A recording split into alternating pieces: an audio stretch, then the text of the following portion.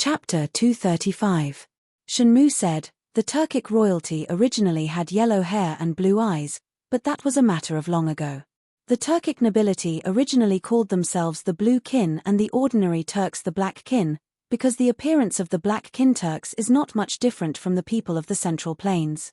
For several hundred years, the Turkic nobility had many marriages with the Black Kin and other races. Moreover, many of the Turkic nobility had gathered foreign beauties to serve them, causing the appearance of their descendants to be very different from their ancestors. Although there are still some who maintain the characteristics of their ancestors, there are also many descendants of the royal family who look no different from us. Look at Wujile, he is also a descendant of the Turkic nobility, but now he has black hair and black eyes. How is he different from the people of the Central Plains? Wujile nodded. Correct. My grandmother is a Han, and my wife is also a Han. Some of my sons are tall and burly like me, but some of them are very scholarly and weak. When they put on your robes, it's impossible to tell that they are children who grew up on the prairies.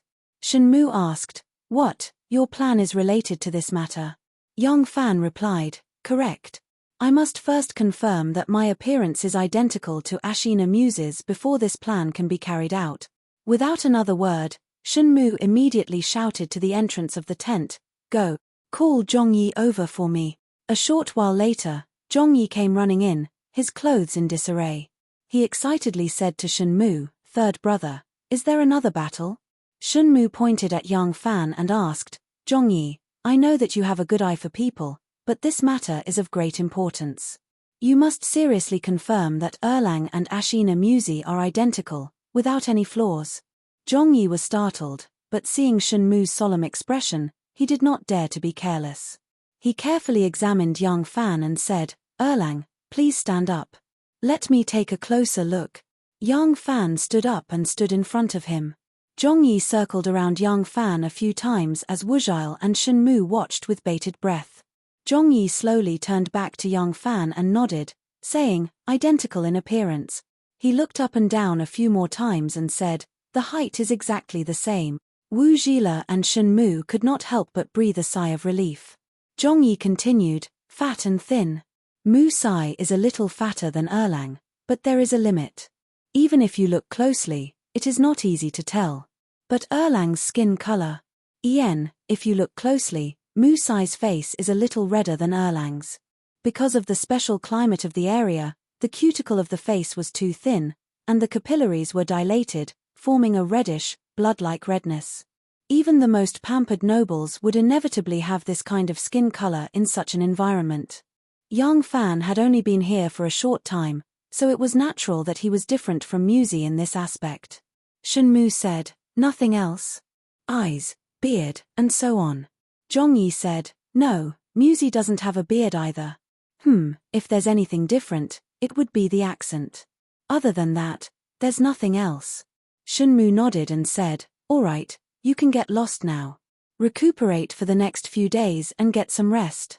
I need you to do something, so don't fool around all day. Zhongyi agreed with a cheeky grin and quickly retreated. Shenmu turned to young Fan and said, if it's just adding a little redness to the face, it's very easy. But I wonder what Erlang's plan is. On the banks of the Jitsu River, cattle and sheep were breeding, forming herds along the road. There were also some places where barley and other crops and vegetables were planted. When Princess Wencheng married, she brought over the advanced technology of the Central Plains, such as textiles and medicine, including farming, which greatly improved the agriculture here. A caravan of camels from afar entered the Tubo kingdom with the melodious sound of camel bells. The city was very prosperous. With the Jokang Temple as the center, the circular streets were bustling with activity. On the streets, there were stalls selling all kinds of fruits and pastries, such as steamed cakes, wontons, soft sheep noodles, and white meat.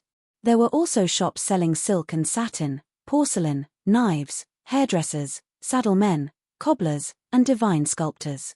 The believers shaking the prayer tubes, the rich people in loose robes, and the refugees begging on the streets formed a very complicated picture. In front of them, a few warriors in red walked with their heads held high. Tubo worshipped red, and the warriors always tried their best to make their armors, flags, and helmets red, which was very eye-catching. At this time, more than a dozen tall horses galloped over. The riders on the horses scratched each other, and both sides began to quarrel. A moment later, a fight broke out. One by one, they unsheathed their swords and began to fight fiercely. The passers-by quickly moved away, but there was not much panic on their faces. It seemed like they were already used to this kind of scene. Over the years, Tubo had annexed many other tribes, such as Supi, Yangtong, and Tuyuhun, so there were often conflicts between them, and a small conflict would lead to a big fight. And Tubo's original internal tribes, the royal family and the eunuchs, the Buddhists who quickly became the mainstream religion of Tubo, and the local believers of Tubo's old religion, the rising nobles and the declining nobles, could be said to be full of contradictions. Street fights like this were common, even wars between two tribes were common. Therefore, since the time of Songtsen Gampo, Zampu, and the ministers who were actually the leaders of the big and small tribes would hold a small alliance every year, a big alliance every 3 years, and now it had even developed into 2 alliances every year. This kind of alliance meeting was where everyone sat in rows, complained about their grievances, vented their anger, and then shook hands and made up. At the end of each alliance meeting, Zampu would preside over the ceremony. In the small alliance, sheep and dogs would be killed, their feet broken, and then their stomachs and intestines would be cut open. The shaman would offer a sacrifice to the gods of heaven and earth, and everyone would swear together, if anyone has a change of heart, conspires against each other, and kills each other, the gods will know, and will punish them like animals. When there was a big alliance every 3 years, dogs, horses, cows, and donkeys would be killed as animals. Sometimes, in order to show the grandeur, they would even use humans as animals. Zampu would personally offer a sacrifice to the gods, asking the ministers to work together to protect Zampu, and whoever broke the alliance would be slaughtered like those animals. This kind of alliance meeting could not be said to be completely useless, but there were still contradictions, and naturally, it could not completely solve the problem. The camel team that had just entered the city saw the 2 groups of warriors fighting in a mess in front of them, and stopped for a moment. Then, with the guide leading them, they turned into another road. Yang Fan was wearing a Tubo robe, and his hair was also Tubo style. He was riding on the back of a camel, watching the scenery on the street with great interest. On both sides of the street were residential houses. Most of the residential houses here were relatively simple and rough houses, and those with better family backgrounds mostly had stone masonry buildings, and the outer walls were painted milky white or beige. Soon, they stopped in front of a masonry building with a white outer wall. Standing at the door waiting for them was a man and a woman, and they seemed to be a couple. The man wore a khaki-colored robe diagonally, with one sleeve hanging casually at his side. He was tall and strong, with a broad forehead, and his dark face glowing with oil, appearing quite dignified. The woman was about the same age as him, also in her 30s. She had a strong body, with a thin braid wrapped around her head, and many coral bone beads and other similar ornaments hanging down. Seeing Yang Fan's group of camels, the couple immediately came up to greet them. The woman was more talkative, talking to the guide of the camel team with a smile, and greeting everyone. The man just bowed, and then led the camel, silently leading everyone to the backyard. The backyard was very wide, overgrown with weeds. It seemed that after it was enclosed into a courtyard, it had not been used for much. The camels were not tied up, and they were directly released to graze freely in the yard. Yang Fan and the others were led into the building and arranged rooms for them. The guide was a Tubo man who had lived in the Han area since childhood. Today, his name was Yu Qingshan, and he had been doing business on the Sichuan to Tubo route. Of course, he was also Shen Mu's man, and this time he was Yang Fan's guide, and also the person responsible for arranging this task for him. After Yu Qingshan put down the luggage, he went to Yang Fan's room. Yang Fan was standing in front of the stone window, looking out at the street with the curtains.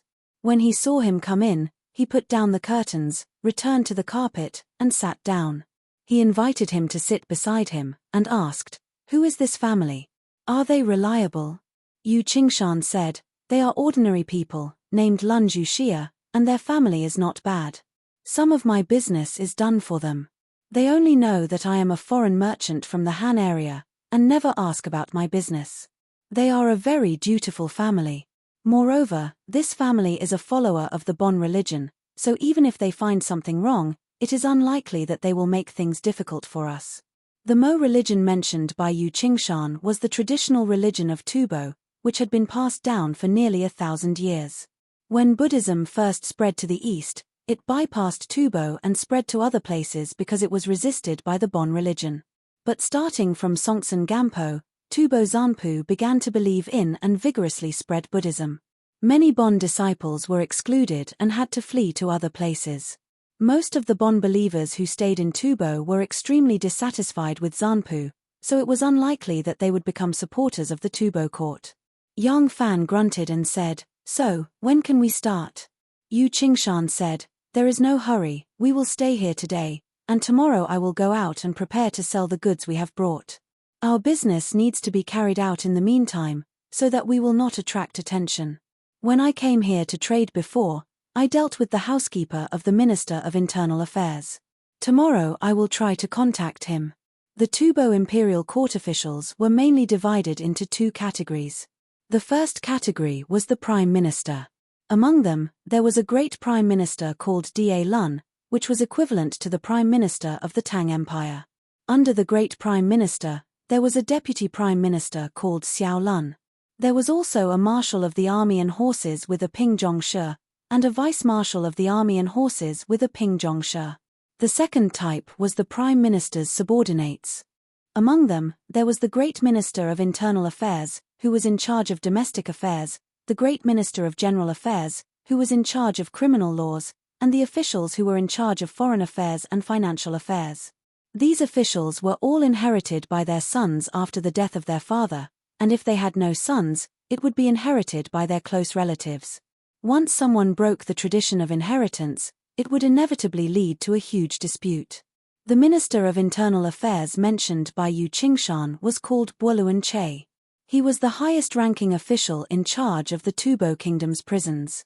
Moreover, he was extremely loyal to Zanpu and opposed Lun Trinling's dictatorship. He was a representative of the royalist. Chapter 236. Tubo's internal affairs were internal affairs. He had just reached 40 years old this year. He was a strong and vigorous man, in the prime of his life. He was wearing a black robe, his hair was tied into a bun on his forehead, his mustache was thick and black, he looked very dignified. He scrutinized the Persian man kneeling in front of him and asked, "You said you are from Uzheil?" "Yes, Xiao Ren was only in charge of guarding the horses and camels, but in the end our messengers were seized by Great Minister Trinling and sent to the palace. Xiao Ren did not know what happened, I could only run away in panic. After enduring for these past few days, I finally found out the reason. Xiao Ren really had no other choice but to come and complain to Daren that we are wronged." Speaking to this point, Big Bear's tears and snot flowed down his face. His situation was unspeakably miserable. They were able to become scouts, they were good at disguise, they knew how to act, these were their greatest strengths. Bo Chue picked up a wooden bowl inlaid with red coral beads, he blew on the surface and drank a mouthful of horse milk wine. With a cold laugh he said, "Wronged? What are you wronged about?" Big Bear said, "Our Tulshi cavalry division was driven into a corner, we really had the intention to seek refuge with Tubo, we absolutely did not have any intention of pretending to surrender." Bo Chue put down the bowl and looked at him with a smile. He said, "If you had the intention to surrender, why didn't you surrender to Zanpu, but to the Great Minister's mansion?"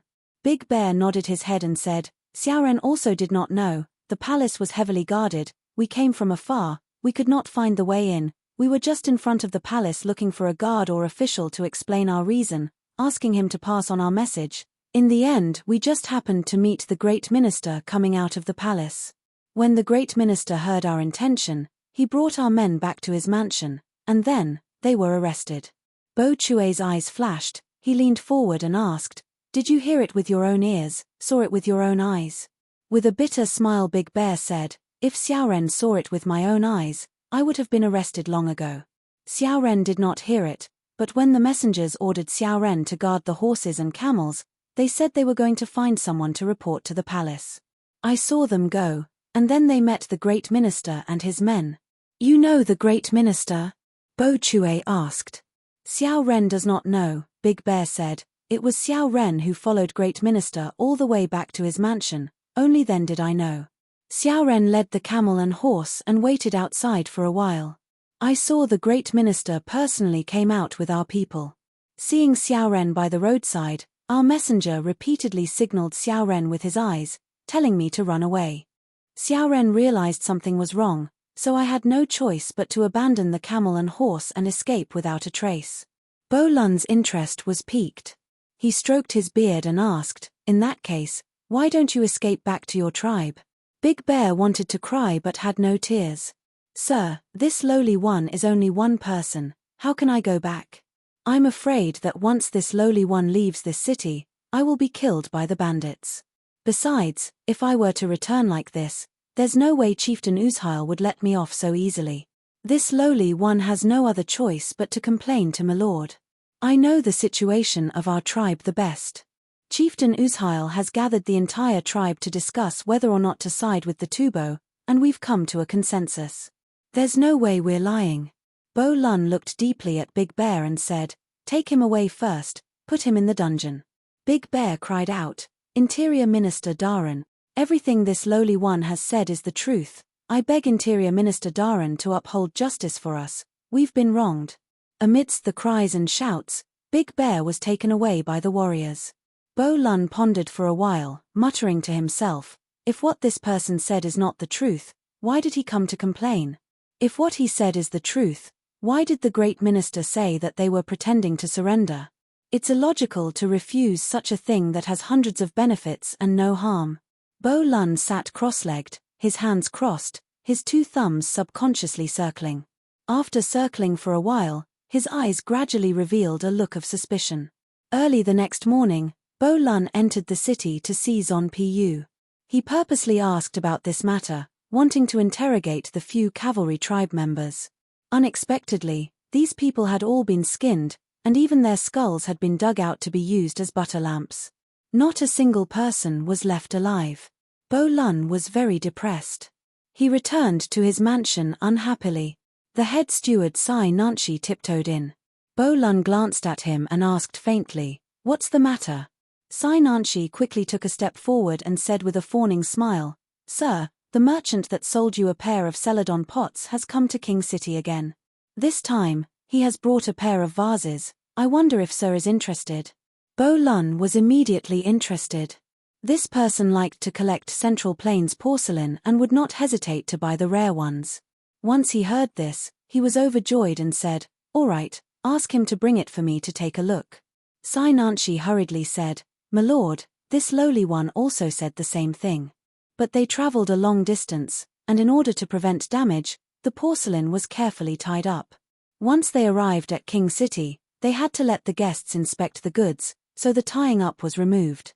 This pair of vases is too large and needs to be tied up again before they can be transported. It is truly inconvenient, and the slightest carelessness can lead to damage, so my lord must personally take a look. It was not easy to make large porcelain, and coupled with the inconvenience of traveling, especially on long journeys, porcelain was easily damaged. Thus, it was very rare to see large porcelain from the Central Plains. When Bo Lun heard that this pair of vases was extremely large and difficult to move, he became even more excited and said, "Very large porcelain? Let's go and take a look." Shen Mu had made many preparations for this operation. Using his vast intelligence network, he had learned which Tibetan minister had been on a diplomatic mission to the Eastern Turks and had met Ashina Musi. This was not difficult. The Tibetans and the Eastern Turks had worked together to deal with the Western Turks, driving them away from their homeland, which had been the primary nomadic territory of the four garrisons of Anshi. At the same time, they had also defeated the garrison of the Tang dynasty there. In this process, the two sides had to frequently communicate with each other in order to unite their forces and divide the spoils.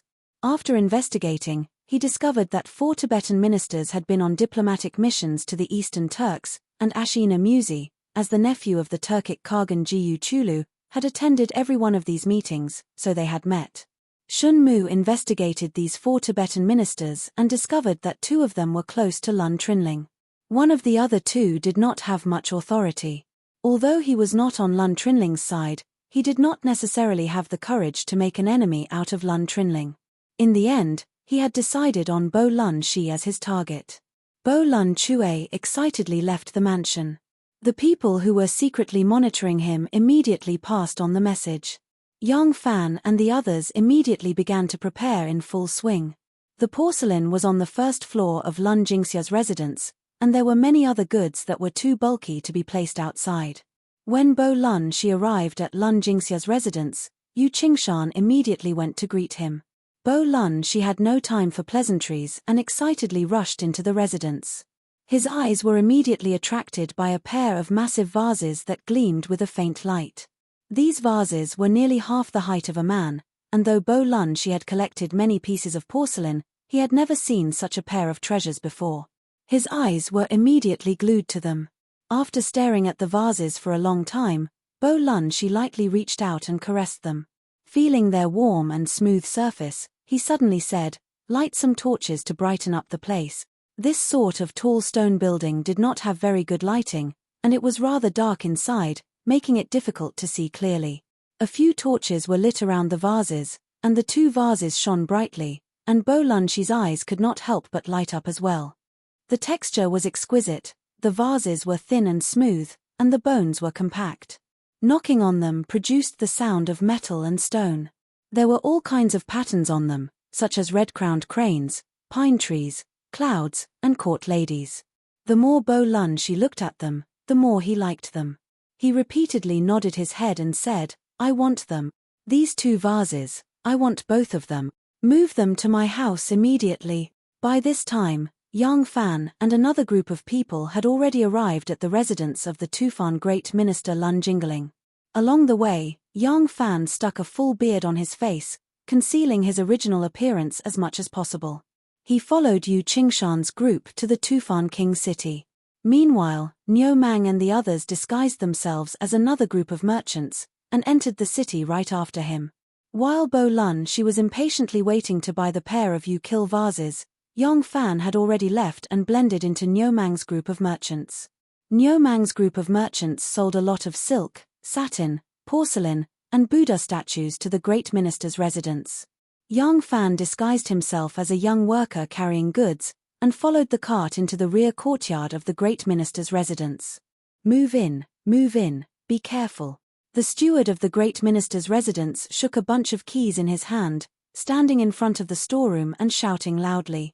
Yang Fan carried a bundle of satin on his shoulder, and with the brim of his hat pressed low, he looked around vigilantly. He slowly walked into the storeroom, and placed the goods according to the steward's instructions. In the distance, Yu Qingshan, with a dozen of his workers, carefully carried two huge vases, and slowly walked over. The warriors of the great minister's residence protected them, and along the way, they chased away the common people, for fear that someone would recklessly barge in and damage the beloved treasures of the great minister. Along the way, there were people disguised as all kinds of travelers and peddlers. Every few dozen steps, there would be one person to pass the message back. In front of the great minister's residence, the cart driver sat on the shaft of the cart, staring at the hand signals coming from afar. He secretly signaled to the people carrying goods in the courtyard, and adjusted the speed of their movement. Bo Lun Shi was worried about the two rare vases, and personally escorted them back to the residence.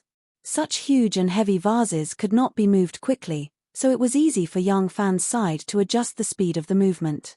When the signal came from the other side, indicating that Bo Lun Shi was approaching, they had just moved the last few goods into the storeroom and placed them properly. Get out, get ready to go back." Niu Mang waved his hand to chase them away, and Yang Fan and the other workers left the backyard. Returning to the door, Niu Mang bowed and said to the steward of the great minister's residence, "Head steward, the goods are all here." The head steward nodded arrogantly, and placed a heavy bag of gold in his hand, and said, "Count it. In the future, if there are goods of such quality, feel free to come again. In this imperial city, other than our great minister's residence, there are really not many who can afford it." Niu Mang smiled. Of course, there is no need to count, head steward. Do you think I don't trust you?" As he said this, he took out a few golden beans from the bag and stuffed them into the steward's hand, and said with a smile, "You have worked hard. The head steward smiled with satisfaction, and wiped his abdomen with his hand. The few golden beans disappeared, and no one knew where he had stuffed them. At this moment, Bo Lun Shi was leading the way on horseback, and behind him, a dozen strong men were carrying 2 large vases with wooden poles. They were protected by Tubo warriors, and they swayed with each step. Walking out of the residence, Yang Fan's back was facing the great minister's residence, and he quickly tore off his full beard. A person beside him nodded to him, and lightly patted his stomach, and said in a low voice, "I have also succeeded." Chapter 237. Tubo's Minister of Internal Affairs Bo Lun Qian was leisurely riding on a tall and majestic foreign horse. When he reached the great minister's Trinling residence, he unconsciously glanced at the entrance. There was a group of people and a carriage parked at the entrance. Even without these people, when he passed by the great minister's residence, he would have subconsciously glanced at it. He saw the steward of the great minister's residence escorting the group of people to the entrance and closing the door. These people escorted the empty carriage and walked towards him. In the middle of this group stood a man wearing a round hat. His warriors came forward to urge them to move to the side. This man walked to the side of the road and raised his head to look at his entourage. With this raised face, Bo Lun Qian could clearly see Yang Fan's appearance from his high vantage point. Bo Lun Qian's gaze had already swept past that man's face and suddenly flashed back, his eyes widening. What a familiar face! Bo Lun Qian felt that he had seen him somewhere before, but he could not recall it. He only had a vague feeling that he had not seen him in the capital. That was even stranger. He had not been to many places, and this person, Bo Lun Qian, suddenly pulled on the reins. He remembered that person's appearance. He had seen him in the tent of the Eastern Turkic Khagan Gu Dulu. This person was a Turkic, the nephew of the Turkic Khagan. He could not remember his name, but when he remembered where he had seen him, he remembered his identity. Bo Lun Qian's suspicions rose. The Turks and Tubo were also at war, but they were working together to deal with their strongest enemy, Tang. A descendant of the Turkic royal family coming to Tubo should be a very grand event. Why did Zon Piyu not know about it? Why was this Turkic prince dressed as a commoner? Why did he sneak out of the great minister's residence? The more Bo Lun Qian thought about it, the more uneasy he became. Because he pulled on the reins of his horse, the entire entourage stopped. His attendant did not know what the Minister of Internal Affairs had instructed and hurriedly ran to his side. Bo Lun Qian bent down and whispered, "Did you see that group of people leaving the great minister's residence with an empty carriage?" The attendant hurriedly nodded and said, "Take 2 smart ones and follow them. See where they are going to land. Be careful not to let them find out. After confirming the location, leave someone to guard it. Come and report to me immediately." Seeing his serious expression, the steward did not dare to be negligent and hurriedly brought 2 people back. Bo Lun Chue brought some people to escort the 2 vases back to the mansion. After the vases were properly placed, the steward ran back. He had already followed the people to their resting place. Bo Lun sent Yu Qingshan and the rest away and immediately changed into a set of casual clothes. He also ordered the dozens of warriors to change into casual clothes and hide their sharp blades before following him out of the mansion. Bo Lun Chue rushed to where Niu Mang and the others were staying, then hid in a nearby shop and waited patiently. In the evening, Bo Lun Chue saw these people leave the inn they were staying at and went to a nearby restaurant to eat. Bo Lun Chue confirmed their identities again and left most of the warriors in the mansion to keep a close watch on them. He immediately rushed to King City. The Tufan Kingdom received the Minister of Internal Affairs in the magnificent imperial palace built with huge stones. This huge and magnificent castle stood on the peak of the Red Mountain, looking extremely majestic. The Tufan King was only 20 years old this year. He looked somewhat weak with a fair complexion and a somewhat melancholic temperament. The Interior Minister Bo Lun Chue recounted everything he saw to the Tufan King from beginning to end. He also told the Tufan King about what Big Bear, who was still locked up in the dungeon, said. Hearing this, the Tufan King's expression immediately changed and he muttered to himself, "What is Trinling doing?" Bo Lun Chue bowed slightly and did not speak. The more the Tufan King thought about it, the more uneasy he became. Since he was a child, it was Lu Dongzan and Trinling, father and son, who were the regents of the state. Now he was an adult, but Lu Dongzan was a famous minister and Trinling was even better than his father.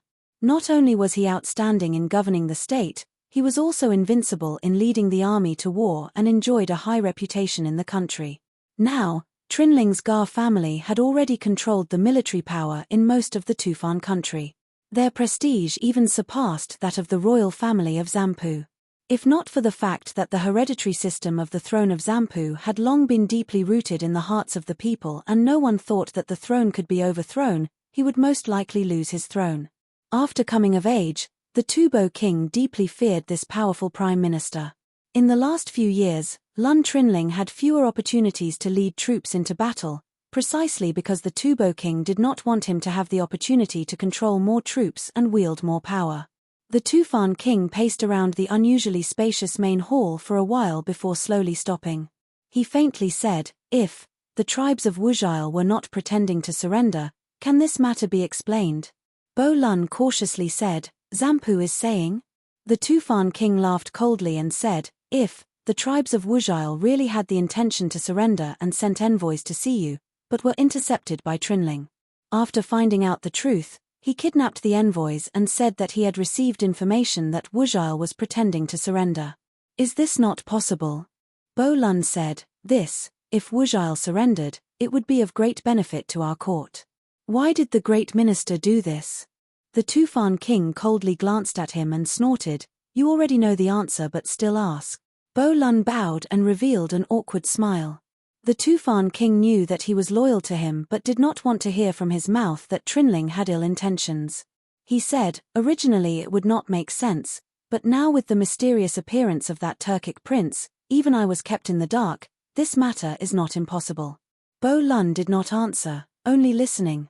The Tufan king gloomily said, "Trinling has always had ill intentions, but although he holds military power, it is not very possible for him to make them rebel against me." Bo Lun said, "Yes.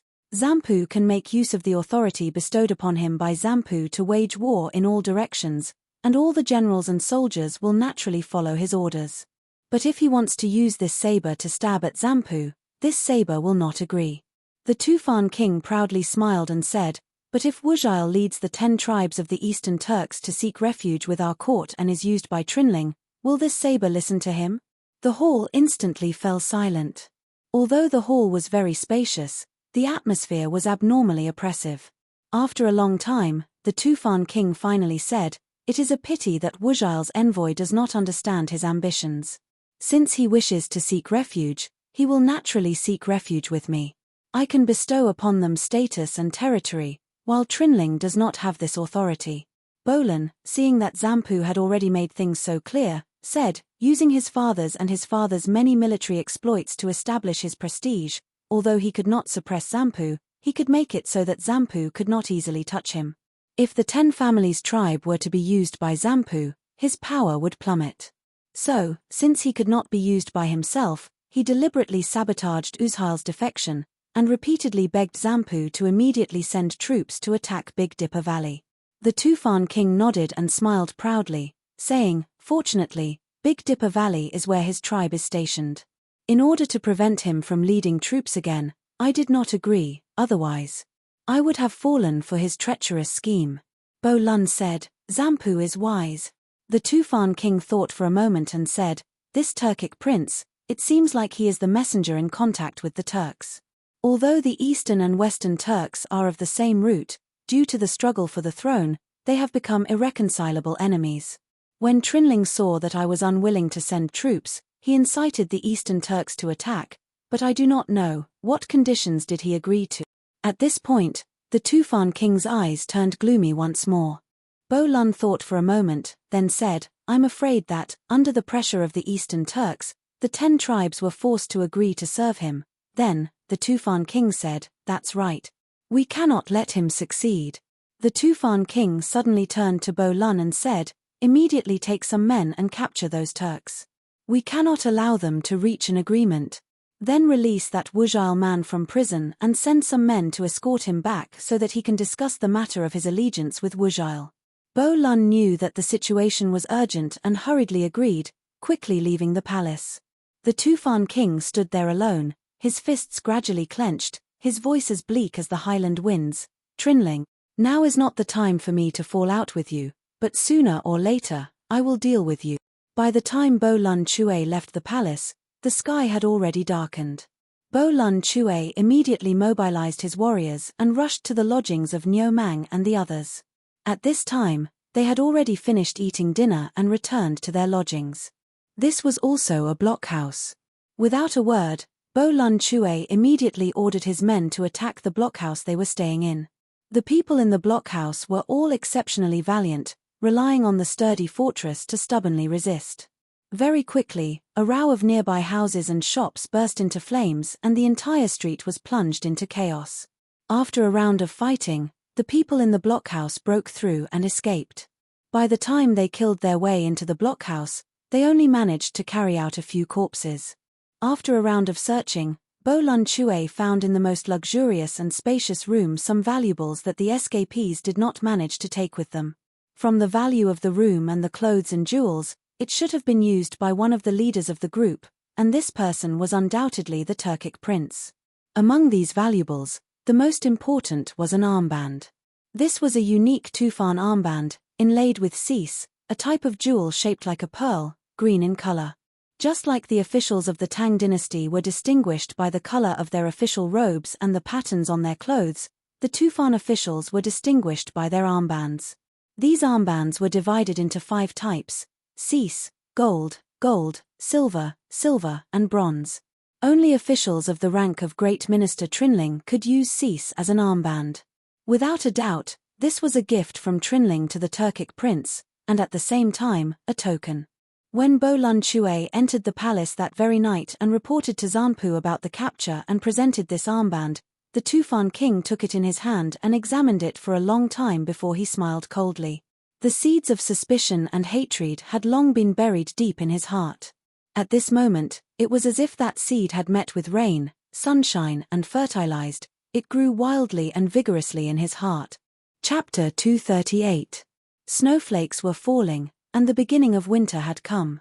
The snowflakes were falling in spirals, and when there was no wind, they looked especially gentle and beautiful. On the court next to the observation platform, the palace maids were still kicking the ball excitedly, but the 3 main players of the imperial court team were not on the court. Nowadays, Princess Taiping only occasionally came to relax. Her favorite was no longer the court, and her mind was no longer on those things. Xiao Man was standing on the side of the court, but she just watched and did not join in. Xiao Man was not on duty today. She was wearing a man's shirt, a soft-legged wig, a round-collared, narrow-sleeved robe, a leather belt around her waist, and a pair of black sheepskin boots. There was a valiant feeling in her graceful and pretty appearance, but her eyes did not have the excitement and joy that they had when she saw the court in the past. Jiao Ying, Lan Yiqing, and other close friends who were good friends with her all felt that the once cheerful and lively Xiao Man had changed. She became sad and sad. The snowflakes today somehow touched her feelings. She had originally agreed to go to the court, but when she walked to the court and saw the snowflakes falling from the sky, she suddenly lost interest. Xiao Man was thinking about her elder brother. She remembered that winter, when it occasionally snowed, she and her elder brother hugged each other and hid in the broken temple to avoid the cold. In the end, the people sent to Guangzhou Prefecture didn't find her brother. Xiao Man didn't want to believe it, but she was really close to despair. She stared blankly at the figure running on the field, and foolishly thought, maybe, brother has already left the mortal world, and went to another world like mother.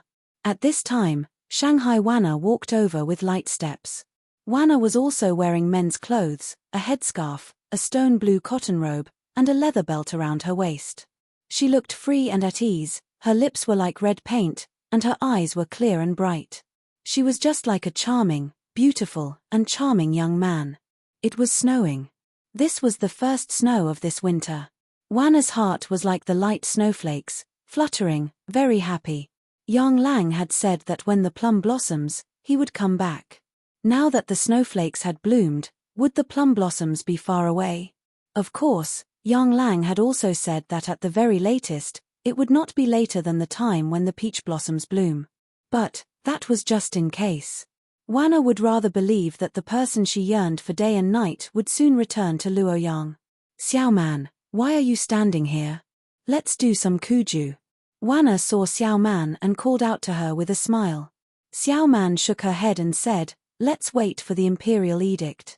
I'm not feeling well. Wana was originally eager to try, but seeing her lonely face, she couldn't help but pull her hand and pull her to the side of the field. She picked up 2 praying mats, brushed away the snow on them, and placed them on the stone bench. She said to Xiao Man softly, come, sit down. The 2 of them sat on the praying mats. The new praying mats were soft and dry. At first, they felt slightly cold, but after a while, they warmed up. Wana looked at Xiao Man and asked, for a long time, I always felt that you were very unhappy. Is there something on your mind? Xiao Man shook her head, but her eyes suddenly turned red, and tears almost fell down. She hurriedly turned her head away. Wana said, if you have something on your mind, why don't you tell me? It's not good to keep it to yourself. I'm a few years older than you. Maybe I can help you make a decision. Xiao Man sniffed and sadly said, there are some things that no one can help with. Wana gazed at her, her eyes like water. Xiao Man was silent for a long time. Finally, she told Wana what was on her mind bit by bit. From the first time she met her elder brother, to the 2 of them relying on each other for survival, until they parted on the street, until she never forgot the promise from back then. She searched again and again, was disappointed again and again, and hoped again and again. Wana listened to her story, and her eyes turned red. After Xiao Man finished speaking, she said to Wana, wait for the imperial edict. Do you think, my elder brother is no longer in this world? Wana did not directly answer her question. In Wana's view, this person was very likely to be no longer in this world. A beggar did not need to travel a long distance to beg for food elsewhere. In her view, this was not necessarily a bad thing for Xiao Man. A youth who was as pure as water in his childhood might grow up to be a dirty person with a heart full of filth. A beggar, a man who grew up in a beggar's den, how noble could you expect him to be? If such a person had long forgotten the purity of his youth, but used a pure girl like Xiao Man, from then on attached to her like a leech, using the warmth and friendship of childhood to extract everything from her, how unfortunate would that be for Xiao Man? Xiao Man saw that Wana did not answer, and her eyes turned red again. Wana said softly, everyone has loved and cared for them, but no matter how great the sorrow and nostalgia, it will always gradually fade with the passage of time. Why do you always keep thinking about him? I feel your nostalgia for him even exceeds that of your mother. Xiao Man said in a daze, it's not like that, it's just because. I know mother has passed away, but elder brother is still alive. Wana sighed. She always felt that there was something wrong with Xiao Man's excessive obsession, but she could not tell what was wrong. The 2 of them sat quietly, and for a moment, they were a bit speechless. Only the quiet snowflakes fell silently, sprinkling on their eyebrows, their shoulders. There was something called love in this world, but everyone's love had a different taste, and it happened differently. There was love at first sight, and there was love after a long time. There was passion, and there was calmness. For Xiao Man, it was the accumulation of little by little. Bit by bit, it was treasured in her heart, and slowly fermented in the bottom of her heart. As she grew up, that stubborn, persistent, gentle, loving, and protective boy had actually been growing with her in the bottom of her heart. That boy had always been her support, her only support. When she was young, it was only her elder brother. When she grew up, the image of that boy was also constantly repaired and perfected in her heart. Now, in the bottom of her heart, whether that image was family or love, in fact, she did not know. At this time, Princess Taiping came, walking in high spirits. She was wearing a scarlet feather cloak that was like blood, reflecting the graceful snowflakes in the sky, shimmering, revealing a valiant charm that made people's hearts beat faster. Wana sighed in the bottom of her heart, and gently stood up. She found that these days, not only had Xiao Man's temperament changed, but Princess Taiping had also changed. She became strange to her, and she did not want to get close to her. But she did not realize that in fact, it was not only the 2 of them who had changed, she had changed no less than the 2 of them. In the west of the river, heavy snow was swirling. Thousands of miles of mountains and precipitous ridges were covered with white snow. In the valley where the snow was 3 feet deep, the stream that usually flowed had long been frozen into a dead snake. There was a hot spring here, but the temperature of the water was not high, and it could not play a role in such a raging cold. Under the ice, there was faint spring water flowing, but above it was a 3-foot thick layer of ice. In the valley, the biting cold wind whistled, and the whistling sound was like the mournful howling of a wolf on the top of the mountain. There was snow, and there was wind. The wind rolled up the snow, and the face was like a knife. Originally, the wind was invisible, but at this moment, the wind wrapped in snowflakes seemed to make people see its shape.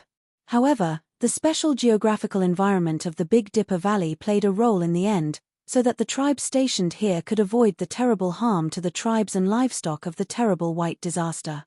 On the north and south sides were high mountains and precipitous ridges, which blocked the cold wind. On the east and west sides, there were high ice walls. The tribes of the steppe had invented this method long before the Han dynasty. In the cold weather, they could use the frozen snow to quickly build high walls to block the wind, thus providing a certain protection against the cold. The yurts surrounded by the 2 sides of the mountains and the 2 sides of the ice walls were grayish-white to begin with. Now that they were covered in a layer of snow, it was almost the same color as the ground. If one did not get close, they would not be able to tell that these were yurts. The thick layer of snow was in danger of collapsing the yurts, but it was not without its benefits. There was a certain amount of snow at the corners and roofs of the yurts, which could also seal all the gaps and keep the yurts as warm as possible. The herdsmen in the tribe had cut down a large amount of wood from the mountains long before the cold winter came. They kept a fire in their tents from morning to night, keeping the tents warm and protected from the snowstorm outside. Although they had done their best to protect the livestock sheds, some of the animals had still frozen to death. However, in such a large blizzard, this small amount of damage was negligible to them. In Wu Jila's tent, Yang Fan, Shen Mu, Wu Jila, and the others were eating hot pot around the fire. In this era, hot pot was called antique soup. It was named after the sound of food being thrown into boiling water. The cooking utensil they used was a 3-legged dipper. This dipper was originally a tool used by the army. During the day, it could be used for cooking, and at night, it could be used for night watch. The sound of the dipper referred to this item. Within the dipper were thin slices of frozen cattle and sheep, as well as wild vegetables picked and dried in the summer and autumn, giving off a rich aroma. In front of each of them was a small plate with some seasonings. As they cooked the mutton and beef, they drank wine at the same time. It was a completely different world from the commotion outside the tent. Since ancient times, it had been the best strategy for military strategists to employ. Yang Fan had revealed himself to the Tibetan Minister of Internal Affairs in order to arouse his suspicions. Originally, Yang Fan had been worried that this move would not be enough to arouse the Tibetan king's wariness, so he had prepared a backup plan. Unexpectedly, this backup plan was no longer needed. The Tibetan king and Trinling had long been suspicious of each other. The sudden appearance of this Turkic prince in the great minister's residence, coupled with Big Bear's complaint on behalf of the Tukishi tribe, had caused the Tibetan king to completely suspect Trinling's intentions. Trinling's spy was no longer useful. No matter what kind of information was sent, Trinling could not convince the Tibetan king.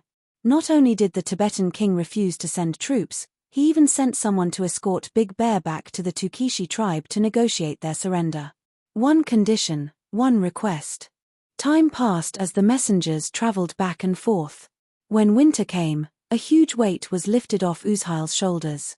In this season, even if the Tibetan king saw through his delaying tactic, he would not be able to launch a large-scale attack. After confirming that their plan had succeeded, Yang Fan and the rest left the Tibetan capital. First, they headed in the direction of Sichuan. After making a detour, they found the little flying General Zhong Yi's reinforcements.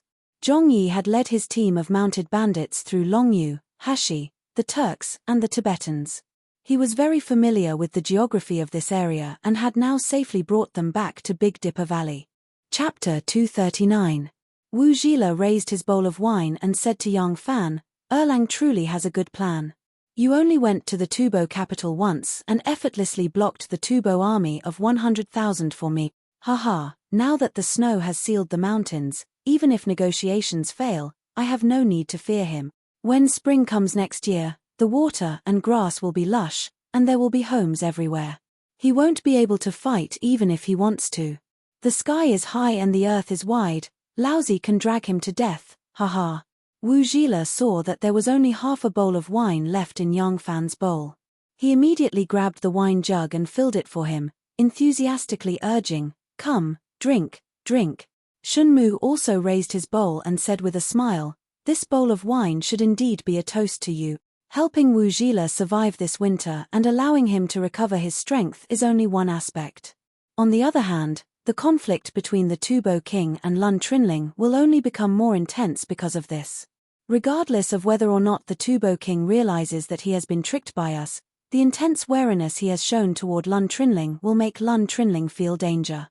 If he wants to avoid this danger, he can only continue to hold on to his military power. Only then will he feel at ease. But the more he holds on to his military power, the more the Tubo king will be afraid of him. At this point, Shun Mu cheerfully said, "It can be predicted that there will be a battle between the Tubo king and Lun Trinling, and in this battle, no matter who wins, our Tang dynasty will be the biggest winner. Erlang's plan will be meritorious to the country and beneficial to the world. We should drink to the fullest." Yang Fan repeatedly said that he did not dare. He raised his bowl and clinked it against theirs, and the three of them drank the wine together. Leaning against the fire, eating hot pot and drinking strong wine, Yang Fan felt as if his body was on fire. He pulled his collar back a little and asked, "What do we plan to do after this?" Shun Mu said, "The Tufan King and Lun Trinling are both wary of each other, but if they truly want to develop to the point where they are irreconcilable enemies, they still need time. We do not need to interfere on this side, we only need to quietly observe the changes. If they discover that someone is deliberately trying to sow discord, I'm afraid it will instead backfire on us. Wuzhile's tribe has already been able to survive this winter. That's enough. When spring comes next year, there will be no place in the world that they can't go. In a year's time, they should be able to find and establish a new pasture. I think it's time for us to go back." Yang Fan asked curiously, "Go back? Then the information I need. Did you think that I didn't do anything while I was waiting for you here?" Shun Mu smiled. "Hehe, I've already gathered all the information you need." Wu Zhila said, "The snow is so heavy. Why don't you all stay in my tribe for the time being, and then leave when we migrate in spring?" Shun Mu said, "Forget it. Although the snow is heavy, we are light and few in number, so this won't be a problem. I still have people waiting by the Huang River, and I trust that Erlang will also have to return as soon as possible. Otherwise, if there is no news for a long time, the imperial court might mistakenly believe that he has died outside. That would be very inconvenient." Hearing this, Yang Fan also felt that it was very reasonable.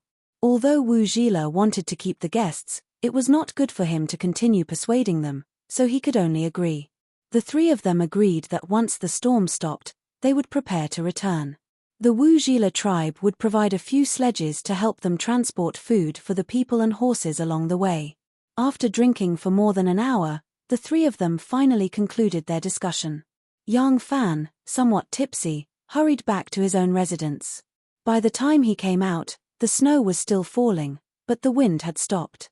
His body was hot from eating the hot pot, so he only wrapped himself in his leather robe and rushed back through the snow. After passing through several large white mushroom-like yurts, Yang Fan finally recognized his own yurt. Just as he was about to walk over, a person suddenly appeared from one of the snowy mushroom-like yurts. His clothes were disheveled, and he was in the middle of fastening his belt. Behind him was a Turkic girl with a face full of spring. When she saw someone outside, she playfully stuck out her tongue and then shrank back. When Zhongyi saw that it was Yang Fan, he laughed and said, "Erlang, are you done drinking?"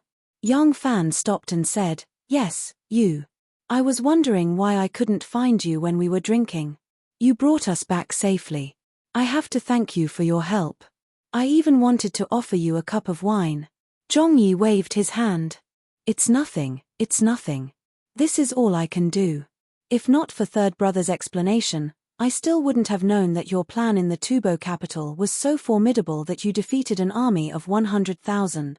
The Tubo king and the Tubo great minister both fell for your trap, ha. Third brother said that in the blink of an eye, you trapped the king and killed the minister. Although I don't really understand, I know that this is an excellent plan. With a smile that was not a smile, Yang Fan said, Brother Zhong overpraises me. This little brother's plan only worked on 2 people. But Brother Zhong. Yang Fan waved his hand at the countless yurts in the snow and sighed with deep reverence. 1,000 years from now, Brother Zhong, you will be able to create a nation. Even after Yang Fan had walked far away, Zhong Yi was still standing there in a daze. He rubbed his chin and blinked his eyes, muttering to himself in bewilderment, 1,000 years from now, I will be able to create a nation? How will I be able to create a nation? Will I be able to live that long?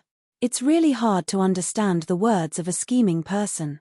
Northeast of Huangshui City, 2 military horses galloped with all their might in the heavy snow. The 2 of them, each on a horse, trudged through the heavy snow that made it impossible to tell whether it was a field or a road.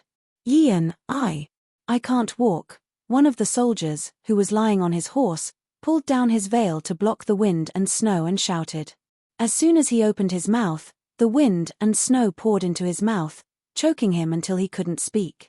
This man was actually speaking Turkic. The other man pulled on the reins, turned his head, and pulled down his mask. Diansai, hold on. It's not easy for us to travel, and it's even harder for them to catch up. This man also spoke Turkic. He glanced at the end of the white road and laughed coldly. In such a heavy snowstorm, we can't see any footprints. Even the hounds they raise can't smell us. It's impossible for them to find us. He patted his bosom and chuckled. We've obtained such important intelligence from the Tang. When we return, the Kargan will definitely reward us handsomely. Perhaps we'll even be conferred the title of Dargan, Turkic official position, a relatively high-ranking military officer. Do you still remember our tribe's great beauty, Morchi Qingyuan? If you become a Dargan, she'll definitely be willing to be your woman. Diansai's spirits rose at Yian's words. He pressed down on his ribs. There had originally been a knife wound there, but it had been wrapped tightly with a long belt. The blood that had seeped out had already frozen into ice. His body felt cold, and he really couldn't hold on much longer. He didn't know if he could survive until he returned to the Turkic tribe, but when he thought of that enchanting and graceful woman, Diansai felt his heart heat up and his body fill with strength. Higher. The 2 of them whipped their horses and sped up again. Diansai and Yian were cousins, and both of them were Turkic scouts. In fact, it wasn't only the Tubo scouts who ambushed the 100 cavalry. When they ambushed the 100 cavalry, one of their companions died. Because this person was perfectly fine the day before, it would be suspicious if they said that he died of a sudden illness. Therefore, they claimed to the public that this person was killed by horse bandits, but this time, he was also arrested by the government. Because stolen goods were found in their house, they couldn't explain and had been detained in the military camp. Today, they were originally brought in for interrogation by Qiu Shinji. In the end, because they had already been interrogated several times, the security was too lax. After Qiu Shinji had something to do and left, only 2 people were left to guard the tent. They were attacked by them, and then they changed into the clothes of the guards, stole the war horses, and sneaked out of the military camp. They had the token on them, so they were able to leave calmly.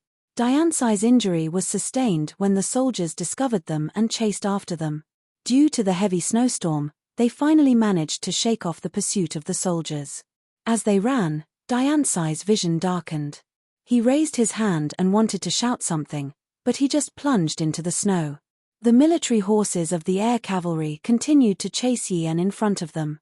Yian didn't notice that Diansai had fallen off the horse. He lowered his head, and his face was covered with frost and snow. He only left a small gap in his eyes, staring at the direction in front of him. The wind and snow became stronger and stronger. A man and 2 horses gradually disappeared in the vast snow. In Qiu Shinji's tent, Lu Shida, Qiu Shinji, and Wang Xiajie stood there with ugly expressions. On the ground were 2 corpses whose uniforms had been stripped, and at the entrance of the tent were the corpses of 2 guards. The ground was dyed red with blood. On the side, a brazier that had been kicked over during the fight was still burning, and it was still emitting a faint red light. Qiu Shenji's face was livid. He said in a deep voice, "The 2 people at the entrance of the tent had their throats slit and were assassinated from behind. The 2 people in the tent had many scuffling scars on their bodies. Obviously, the reinforcements and the 2 scouts who were being interrogated worked together and killed them." When Qiu Shenji said this, his 2 weed-like thick eyebrows emitted a cold murderous aura. He stared at Lu Shida and said, "Are there spies in your army?" Lu Shida ignored Qiu Shenji's question. His eyes were constantly moving between the 4 corpses in the tent and at the entrance of the tent. He had a contemplative expression on his face. Wang Xiajie couldn't help saying, "This is Lord Lu's main tent. The possibility of Tufan spies sneaking in is not high." Qiu Shenji sneered, "But how do you explain these 4 corpses? You can't possibly think that 2 bound criminals can kill 4 people so easily, right?" Wang Xiajie said, "General Qiu only placed 2 guards at the entrance of the tent." Qiu Shenji raised his eyebrows and said, "Isn't this enough? They are just 2 prisoners who have been held captive for many days and don't even have enough to eat. In such a heavy snow and such a cold day, and they are in General Lu's main army, do you want me to place all the guards outside as if facing a great enemy?" Wang Xiajie was speechless after hearing this. Lu Shida slowly raised his head and looked at the empty tables. Then he looked at the snowflakes that were blown into the tent by the whistling wind. He said worriedly, "The 2 escaped criminals are not important. What is important is how many military secrets they stole." General Qiu, which pass intelligence did you read today? Chapter 240. On the vast snowy plains, there were no birds and few beasts. In this snowy weather, there was a group of people trudging with difficulty.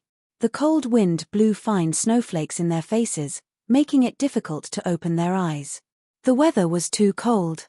After walking for a while, their leather robes would be frozen stiff.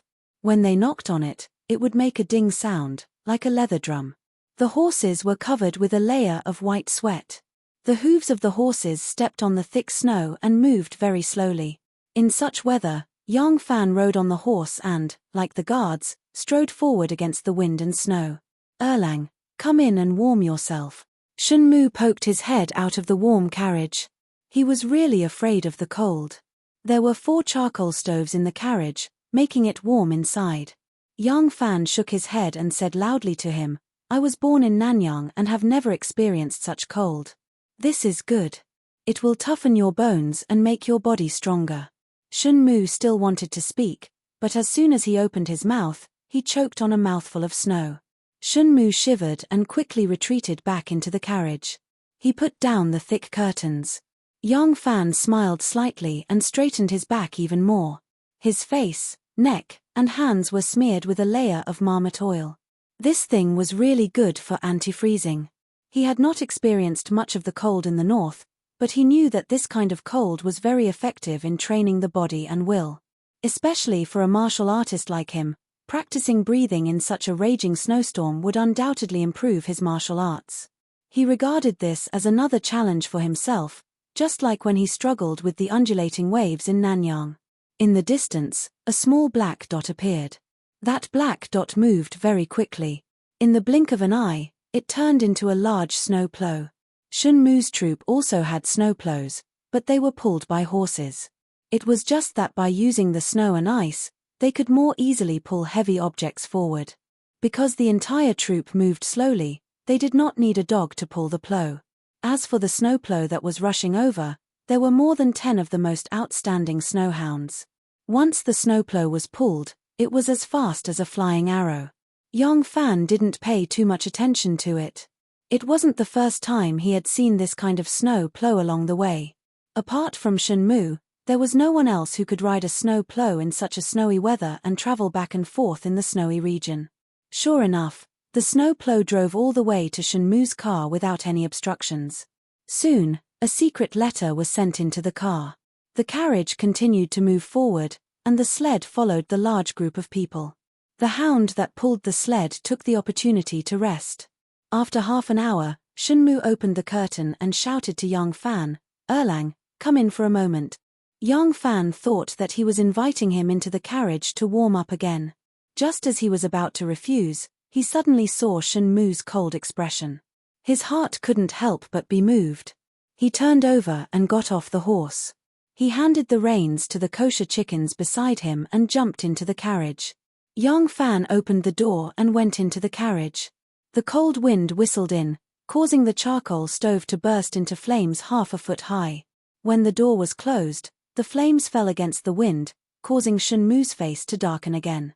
When there was wind, the thick curtains were put down, so the carriage was very dark. Now there was a light on. The light was placed on the table, and the bottom was firmly fixed to the chopping board to prevent the carriage from bumping. Shunmu gently pushed a letter in front of young Fan and said in a deep voice, "Something happened." After reading the letter, young Fan gently put it back on the table. Shunmu took it and threw it into the charcoal stove. The fire lit up, illuminating their faces. Young Fan asked, "Is the situation serious?" Shunmu said, "Chiu Shinji went to Longyu this time with the mission of understanding the geography, military, people situation, etc. That day, he happened to read the information of a few important border cities, and these information were taken away by the 2 Turkic scouts who escaped." Young Fan frowned. "So what?" Shunmu did not answer. Instead, he turned around and gently pulled at the corner of the wall. With a crack, a wooden board fell and landed on the soft carpet like a guillotine. A map appeared on the wall. Young Fan took a few glances and recognized that it was a map of the North, Longyu, and Hushi regions. Here, and here, Shunmu pointed to 5 to 6 locations along the way and said, "These few locations are crucial to our defense against the Turkic Khaganate. Relying on the dangerous terrain, the Turkic Khaganate can only attack from these locations if they wish to attack Hushi and Longyu. If any of these locations were to fall into their hands, it would be equivalent to opening a door for them and our country would be forced into a passive position." Young Fan looked at the places that Shunmu pointed at. Amidst the rolling deserts and high mountains, the few cities that can communicate with the Turks and Hushi and Longyu are scattered in the 3 military districts. Shunmu said, "In such weather, it is not easy to mobilize the troops. Moreover, before we can determine the direction of the enemy's attack, we will not be able to replenish the troops in these places. Once the Turks grasp the situation of these places, they can choose a place to attack and occupy, and their troops will be able to charge through these openings." Young Fan slightly frowned and said, "If the garrison here needs to divide some troops to defend against the Turks, we will have to transfer troops from the court." Shunmu agreed, "That's right. But it will take a long time to transfer troops from the Central Plains and most of them are foot soldiers. In this kind of weather, who knows how long it will take for them to arrive. By the time they arrive, these places will already be in ruins. We may be able to drive them back and retake these places, but this will cause many problems." Young Fan said, "Firstly, it will naturally be the destruction of these areas and the expense of the expedition." Shunmu nodded and said, "Secondly, Wu Mai has just ascended to the throne. If she wants to send troops, she will definitely place great importance on the generals under the Wu clan. The military power will probably fall into the hands of Wu Sansi or Wu Chengxi. For the time being, it is not important whose hands the military power falls into. As long as the generals are good at fighting and dare to fight, it will be fine as long as they can drive the Turks back. But in the long run, it will be detrimental to the fate of our court." Young Fan nodded. He naturally understood the meaning behind Shunmu's words. If Wu Chengxi or the generals under Wu Sansi's tutelage were in control of the military, they would also spare no effort to repel the Turks. However, this military power was in their hands. While the wolf outside had been chased away, the family had raised a tiger, causing endless troubles in the future. Young Fan thought for a while and said, "There must be a third reason." Shunmu nodded lightly and worriedly said, "I am afraid that the Turks will not miss this golden opportunity. Once this opening is opened, when the Central Plains soldiers are transferred over, the Turks will be driven back and the situation here will be settled. This is not something that can be achieved in 2 to 3 months. By that time, it will be spring and the flowers will be blooming. When the Turks receive the news, whether it is because they fell into Wujil's trap or because of the chaos in the West River of Longyu, they will not miss this golden opportunity. If they interfere, this war will not end within a year and the conflict between the king and prime minister of the Turks will inevitably be stirred up. In this process, if either the Tubo king or great minister Trinling managed to seize control of the expeditionary army and win a major victory, they would have enough capital to suppress the other side, and thus they would be able to easily overwhelm the other side. Alternatively, the prime minister Trinling will turn the king into a puppet, or the king will completely strip Trinling of his military power and use peaceful means to resolve the internal conflict. If they can unify the power of the king and prime minister without any losses, it will be even more difficult to deal with them in the future. Hearing this, Yang Fan could not help but feel a headache coming on. He could not help but ask, "Brother Shun, do you have any good ideas?" Shun Mu was silent for a while and faintly said, "Do you think I am the current emperor of Great Jew? Even if I am the emperor of Great Jew, I will not be able to do anything unless I am given a troop that can fall from the sky." Yang Fan could not help but fall silent after hearing this. Shun Mu sighed and said, "Lu Shida is indeed a veteran general who has been guarding the borders. He has already done his best to make up for it. First, inform the key passes to use ice and snow to strengthen the city's defenses. Second, inform the garrison generals of Hashi and Shuorfang to transfer as much troops as possible to the front passes. Third, send someone back to Luojing and report this matter to the Empress. If the Empress can make early preparations, she will be able to transfer troops faster if a war breaks out here. Other than this, he has no other method. These things cannot be left unprepared, and once they are prepared, they cannot be hidden from the eyes of those who are observant. Thus, it is impossible for him to play the empty city stratagem to mislead us." Dispirited, Shun Mu leaned back against the couch and whispered, "When we return to Luoyang, we should first submit the secret military report on Longyu. As for supporting the 10 Western Turkic Khaganate, we can also talk to the Empress about it. There is always a benefit and a drawback, so there is even more need to support them. However, don't mention sending troops to recapture the 4 garrisons of Anshi. If we delay this matter, who knows how many more years it will take, and the longer it takes, the more difficult it will be." As he rode on his horse, Yang Fan felt like there was a fire burning in his heart. This series of unforeseen events had filled him with an indescribable anger, but he did not know who he should vent this anger on. The wind and snow blew against his face, but he could no longer feel the cold. He only hoped that the wind and snow would get stronger so that the anger weighing down on his heart could be somewhat alleviated. After Shun Mu finished writing the letter, the man in the leather robe received the letter and was about to board the dog sled to leave. Suddenly, Yang Fan thought of something and shouted, "Stop right there." The man turned his head in surprise. His head was also wrapped up, revealing only his eyes. Yang Fan dismounted and said to the man, "Wait a moment, I still have something to say to your master." Yang Fan boarded the carriage and opened the door, allowing the frigid wind to pour into the carriage. Yang Fan did not close the door. Standing in front of the 4 charcoal stoves that were still spitting flames, Yang Fan loudly said to Shun Mu, "The result of this contest of strength might not be something we can decide, but can we add a variable to it?" Chapter 241. To the south of He Li Mountain was Lan Province, to the north was the desert. The geographical environment was very different. However, the desert was not completely uninhabited. There were hundreds of lakes of various sizes scattered in the desert. Some lakes were freshwater lakes, some were saltwater lakes, and some were saltwater lakes. Although some were saltwater lakes, there were still many springs in the saltwater lakes, spewing fresh water day and night. Because of this strange landscape, there were many tribes living around the lake in this desert area. The Shoba tribe was one of them. Late at night, the weather was very cold.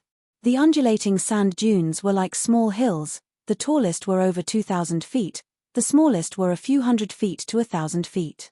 Behind these sand dunes, there was a group of people stealthily moving along the sand ridge towards the Shoba tribe. The Shoba tribe lived beside the lake.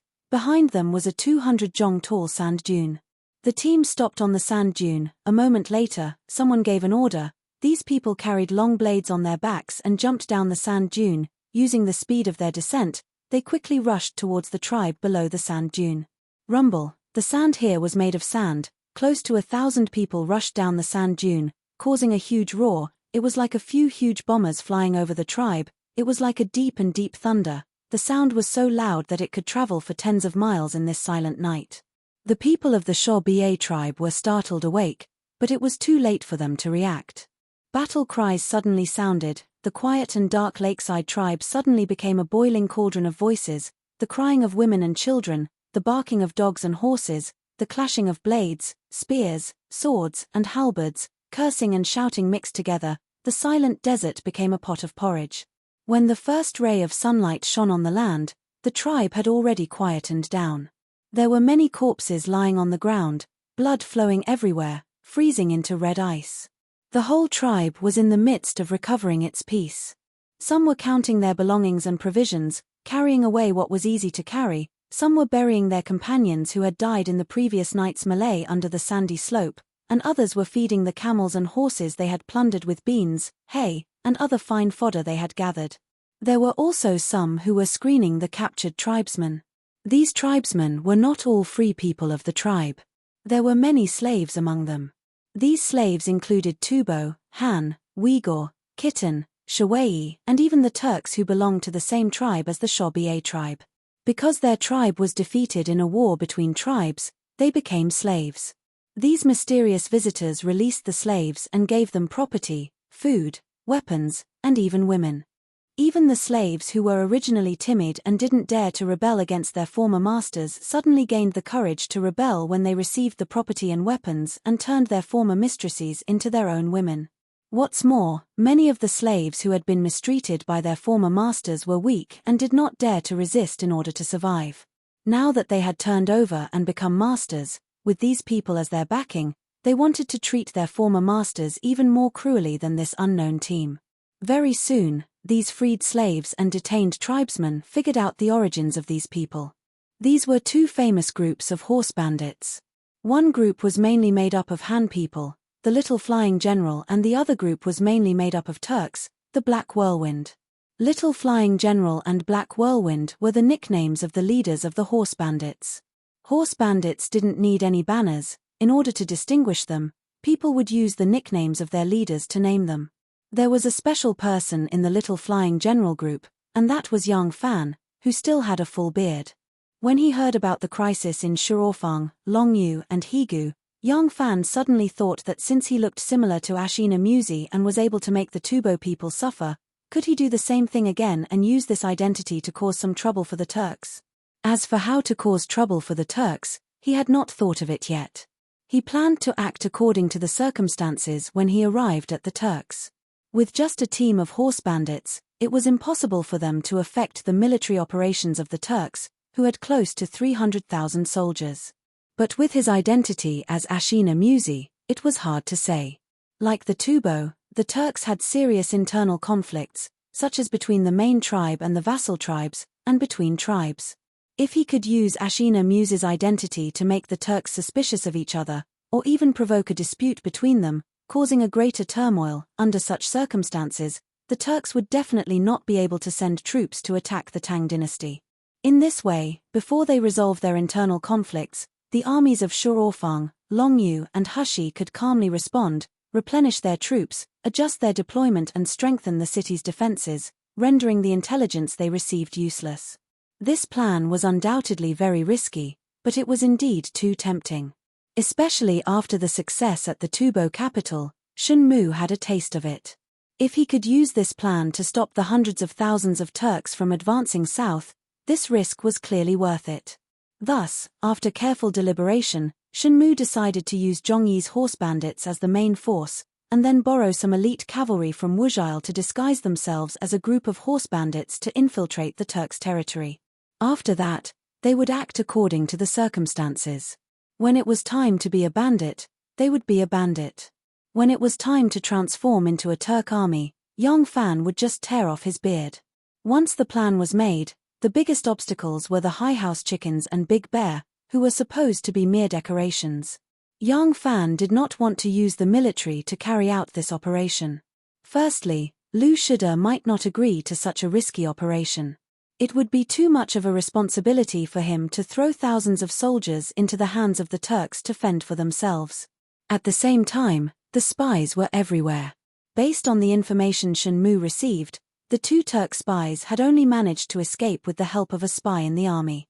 From the looks of it, Wu Zhao's tribe and Zhong Yi's horse bandits were purer. But how was he supposed to explain this to the High House chickens and Big Bear? Zhong Yi provided the simplest solution: kill them all. This method was truly without any repercussions, but Yang Fan could not bring himself to do it. In order to save the lives of hundreds of thousands of people, sacrificing two innocents seemed worth the price, but Yang Fan could not bring himself to do it. He wanted to convince these two to join his plan. As they passed by an oasis town, Yang Fan called them to his residence. He told them that through the court's secret reporting system, he had learned that a Turk spy had escaped back to the Turks with important military intelligence. In order to prevent a possible Turk attack, he wanted to use his resemblance to Ashina Musi to infiltrate the Turks and cause chaos. Besides the damage that would be caused if the Turks invaded, Yang Fan spared no effort in explaining how great his future would be once he succeeded. The High House chickens and Big Bear were no fools. From the fact that he had rushed to the Turkic cavalry division and then brought his men to Tubo to gather enough intelligence, they knew that he had another source of information and that he had the help of another faction. The two of them were just decorations. Their many years as scouts had trained them to be cautious and meticulous. They did not want to pry into Yang Fan's secrets, nor did they fear death. Their home was in Longyu, and Yang Fan's actions were beneficial to their family and elders. That was enough. Moreover, they knew what it meant if they succeeded in this venture. As a result, the two soldiers, who had always been adventurers, agreed to work with him. After that, Shen Mu stopped at the small town and sent his trusted aides back to the Turkic cavalry division to ask for more men from Wu Zhao. Even if there were spies in the Turkic cavalry division, they could not form a powerful intelligence network. With just one or two eyes and ears, they could not possibly send out any information on such a snowy day. Unless he defected and never returned. Even so, Shen Mu kept this important mission a secret. He sent his trusted aides to meet with Shen Mu to discuss the matter. To the outside world, he only said that they had been attacked by bandits on the way and needed the protection of the Turkic cavalry division. Wu Zhao had personally selected the bravest and most trustworthy 1,500 of his trusted aides. Only the leader of the team knew the details. Only when the 1,500 warriors arrived at the small town did he officially announce the mission to them. In the meantime, Shen Mu had also notified the Huang River to send someone to pick him up. His men had arrived a little earlier than the 1,500 cavalry from the Turkic cavalry division. After all the arrangements were made, Zhong Yi and Yang Fan led the bandits and the Turkic cavalry division to change their route to the Turks, while Shen Mu returned to the Huang River. Yang Fan and Zhong Yi led 2,000 men across the Heli Mountains and into the desert. Zhong Yi had spent the last few years roaming the lands.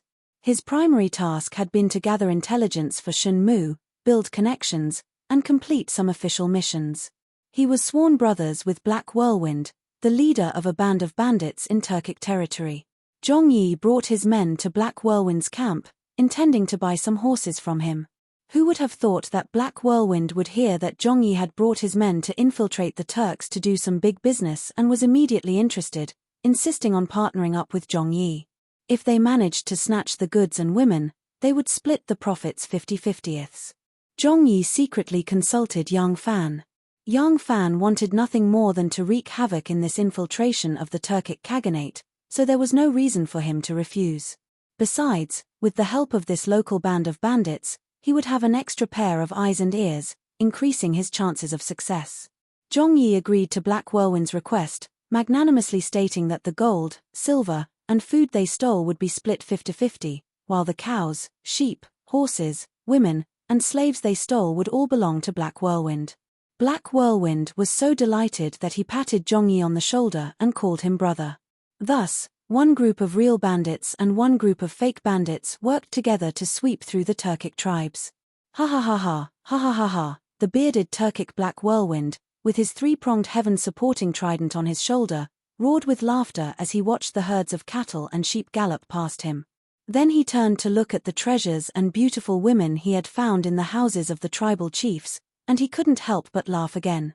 Zhong Yi and Yang Fan, whose beard was almost as big as Black Whirlwind, stood not far away, whispering in each other's ears. Yang Fan said, "Brother Zhong, we need to fight to sustain ourselves, so we still have to pretend to be bandits. However, sweeping through the small tribes on the borders of the Turkic Khaganate isn't very useful. We've already stolen enough horses, so we can move on." Zhong Yi glanced at Black Whirlwind, who was giggling foolishly, and asked, "What about him?" Yang Fan replied, "He has quite a few men with him, and they are still useful for the time being. At the same time, they can help us confuse the Turkic Khaganate. Let's bring them along for now. When they sense danger, he will retreat on his own. At that time, we can shake him off and do it ourselves." Zhong Yi nodded and walked toward Black Whirlwind. Not long later, Black Whirlwind's men escorted the captured cows, sheep, and women, and led the newly recruited highwaymen back to their base. Together with Zhong Yi, Black Whirlwind led the other highwaymen into the depths of the desert. Like a catfish diving into a school of sardines, they began their journey of stirring things up. Chapter 242. The Bathumi tribe was the first large tribe that Yang Fan encountered after entering the Turkic region. Their leader was the great arrowhead Xiao Mu Mu. The Turkic Khaganate divided the tribes in the country into 10 divisions. Each division was given an arrow of command. The leader of the division divided the tribes under his jurisdiction into the left and right divisions. Each division had 5 tribes and each tribe was given an arrow of command. Therefore, a large tribe was also called an arrow. The Great Arrowhead was the leader. His official title was Urjin. He was the chief of the tribe who held great military and political power. Zhong Yi carried his arrowhead flag and rushed towards the Great Arrowhead Xiao Mu Mu's tribe. Although Black Whirlwind was a Turkic, his bandits were even more ruthless than the flying General Zhong Yi's men. Originally, Black Whirlwind was much more powerful than it was now. If they had not suffered heavy losses under the encirclement of the Turkic army, he would not have been unable to gather 2,000 horses when the flying general came to buy them. It must be known that when he was at his strongest, he would often bring 3 horses with him. Now, he finally had a chance to take revenge. However, Black Whirlwind had never dared to attack a large tribe like the Bathumi. He did not even dare to join forces with the flying general this time. It must be known that the Bathumi tribe had at least 7,000 string control warriors. However, the scouts he sent reported that most of the young warriors of the Bathumi tribe had left. This news immediately alerted Yang Fan. Right now, it was the winter season. There was no nomadic migration. Where could the warriors of a large tribe like Partimi go? Yang Fan immediately thought, could it be that the 2 Turkic scouts that escaped have already reported to the Turkic Khaganate and the Turkic Khaganate was gathering his troops to attack the Great Jew's border fortress? In order to understand this point and understand the military movements of the Turks, he needed to attack this tribe and interrogate their leader. In order to make the warriors of the Baksumi tribe forget about the southern expedition and return to reinforce the tribe, he needed to inflict heavy losses on this tribe. At the same time, with the rank of this tribe's chief, he had the opportunity to meet Ashina Musi. Yang Fan also wanted to show his face here, arouse the tribe's suspicion of Ashina Musi, and incite conflict between them. Zhong Yi had received Yang Fan's instructions and insisted on taking over the Parmi tribe. Black Whirlwind was originally a little apprehensive. However, after careful investigation and confirming that the main battle power of the Parmi tribe had already left, his greed was immediately aroused. Now that he had the assistance of Xiao Fei General's 2,000 power soldiers, this was an extremely rare opportunity. If he missed this opportunity, he was afraid that he would never have the chance to attack such a large tribe again. Thus, the 2 parties hit it off and quietly made their way to the Parsemi tribe. The Parsemi tribe was the largest tribe in this desert region, so there was an extremely large freshwater lake in their pasture. There were also some trees and reeds, as well as pasture grass, sage grass, sea buckthorns, and other weeds. It was just like an oasis in the desert. Because this place was already within the Turkic Khaganate's territory, they did not have to worry about being invaded. The bandits that roamed the plains did not dare to attack this large tribe, so the defenses of the entire tribe were very lax. Yang Fan sent 2 skilled scouts, Gaosha Chicken and Big Bear. In addition, Zhong Yi and Black Whirlwind chose a dozen or so vigilant and nimble warriors to open the way. They stealthily made their way to the Parsami tribe. On the way, they did not encounter a single roaming sentry. Only when they were 2 li away from the yurt settlement of the Parsami tribe did they discover 2 patrolling sentries with hunting dogs. Gaosha Chicken and an archery expert under Black Whirlwind's command assigned their targets. They hid in the grass and observed their targets. At the same time, they drew their bows and shot arrows. They shot 2 arrows in rapid succession, first hitting the person and then the dog. They killed it with 1 arrow. As they continued forward, they did not see a single sentry. Big Bear immediately made his way back to report to Yang Fan. Yang Fan and the others led their horses and approached the tribe on foot. Although the other party did not have strict defenses, the tribe was too large. Their small forces could not take them all. Once they approached on horseback, even if they were at a disadvantage, their movements would definitely be discovered by the livestock and hunting dogs. If the people in the tribe discovered them early, they would not be easy to deal with. After all, even the old, weak, women, and children had the ability to raise bows and fight. After receiving Big Bear's report, they secretly increased their speed. When they arrived in front of the tribe, the sky was already beginning to brighten. A sliver of light seeped through the thick and low clouds, making everything in front of them hazy. There was an endless number of yurts. A rough estimate showed that the entire tribe had more than 40,000 people. Yang Fan, Zhong Yi, and Black Whirlwind hid in the grass and carefully observed. Black Whirlwind's eyes lit up as he looked at the yurts. It was as if he was looking at countless cattle, sheep, treasures, and women. Yang Fan, on the other hand, was estimating how to take down this large tribe with only 4,000 soldiers. Most importantly, he had to capture their leaders and ensure that his plan was carried out. After thinking for a long time, Yang Fan whispered a few words into Zhong Yi's ear. Zhong Yi nodded and moved to the front of Black Whirlwind. He pointed forward and said, "The tribe is too big. We cannot capture them all in one go. In a while, we will charge straight into the main tent of the Big Arrow and capture their leader. The normal herdsmen can only flee in all directions. We do not need to care about them. We just need to capture those rich and powerful families and leave before their reinforcements arrive." This sentence was exactly what Black Whirlwind wanted. After the 2 of them finished their discussion, he raised his hand and waved. The warriors behind him got on their horses one after another and drew their weapons. Woo tilde, woo tilde. The shrill sound of a horn sounded. The sound of hooves sounded like a dull drum. 4,000 wolf cavalry charged out and pierced through the main camp of the Bathumi tribe. They rushed straight into the depths of the tribe. Kill, kill, kill. The sudden battle cries woke up the people of the Bathumi tribe. The cows, goats, and horses neighed uneasily in their pens. The men who woke up were disheveled. They hurriedly picked up their weapons and rushed out of their yurts. Countless horsemen galloped past their yurts and casually swung their sharp sabers, decapitating them. Some of the herdsmen had just climbed onto the backs of their horses when a long spear appeared in front of them and ruthlessly pierced through them. The person holding the spear did not even have time to pull back his spear. He loosened his grip on the spear and pulled out his saber. He continued to charge forward. Only then did the herdsmen who had been pierced by the spear slowly release their grip on the horse's maner. They fell head first and were trampled by the countless horses that continued to charge over. As for the yurts that were not in the path of the horse bandits' charge, the herdsmen who ran out in panic were not spared. Some of them had just opened the tent flap and ran out. Before they could straighten their backs, a quick arrow shot through their chest. There were also a few who had the chance to reflect a few arrows and kill or injure a few horse bandits. This immediately made the other horse bandits even more ferocious. They raised their horses and charged over to kill their entire family. Abandon your weapons and avoid death. You are not allowed to leave your tent. Abandon your weapons and avoid death. You are not allowed to leave your tent. The horse bandits shouted as they charged forward. As long as these herdsmen hid in their own yurts and could not communicate with each other or gather together, there was nothing to fear. As expected, the slaughter caused the herdsmen to be grounded. They hid in their yurts and looked outside through a crack in the corner.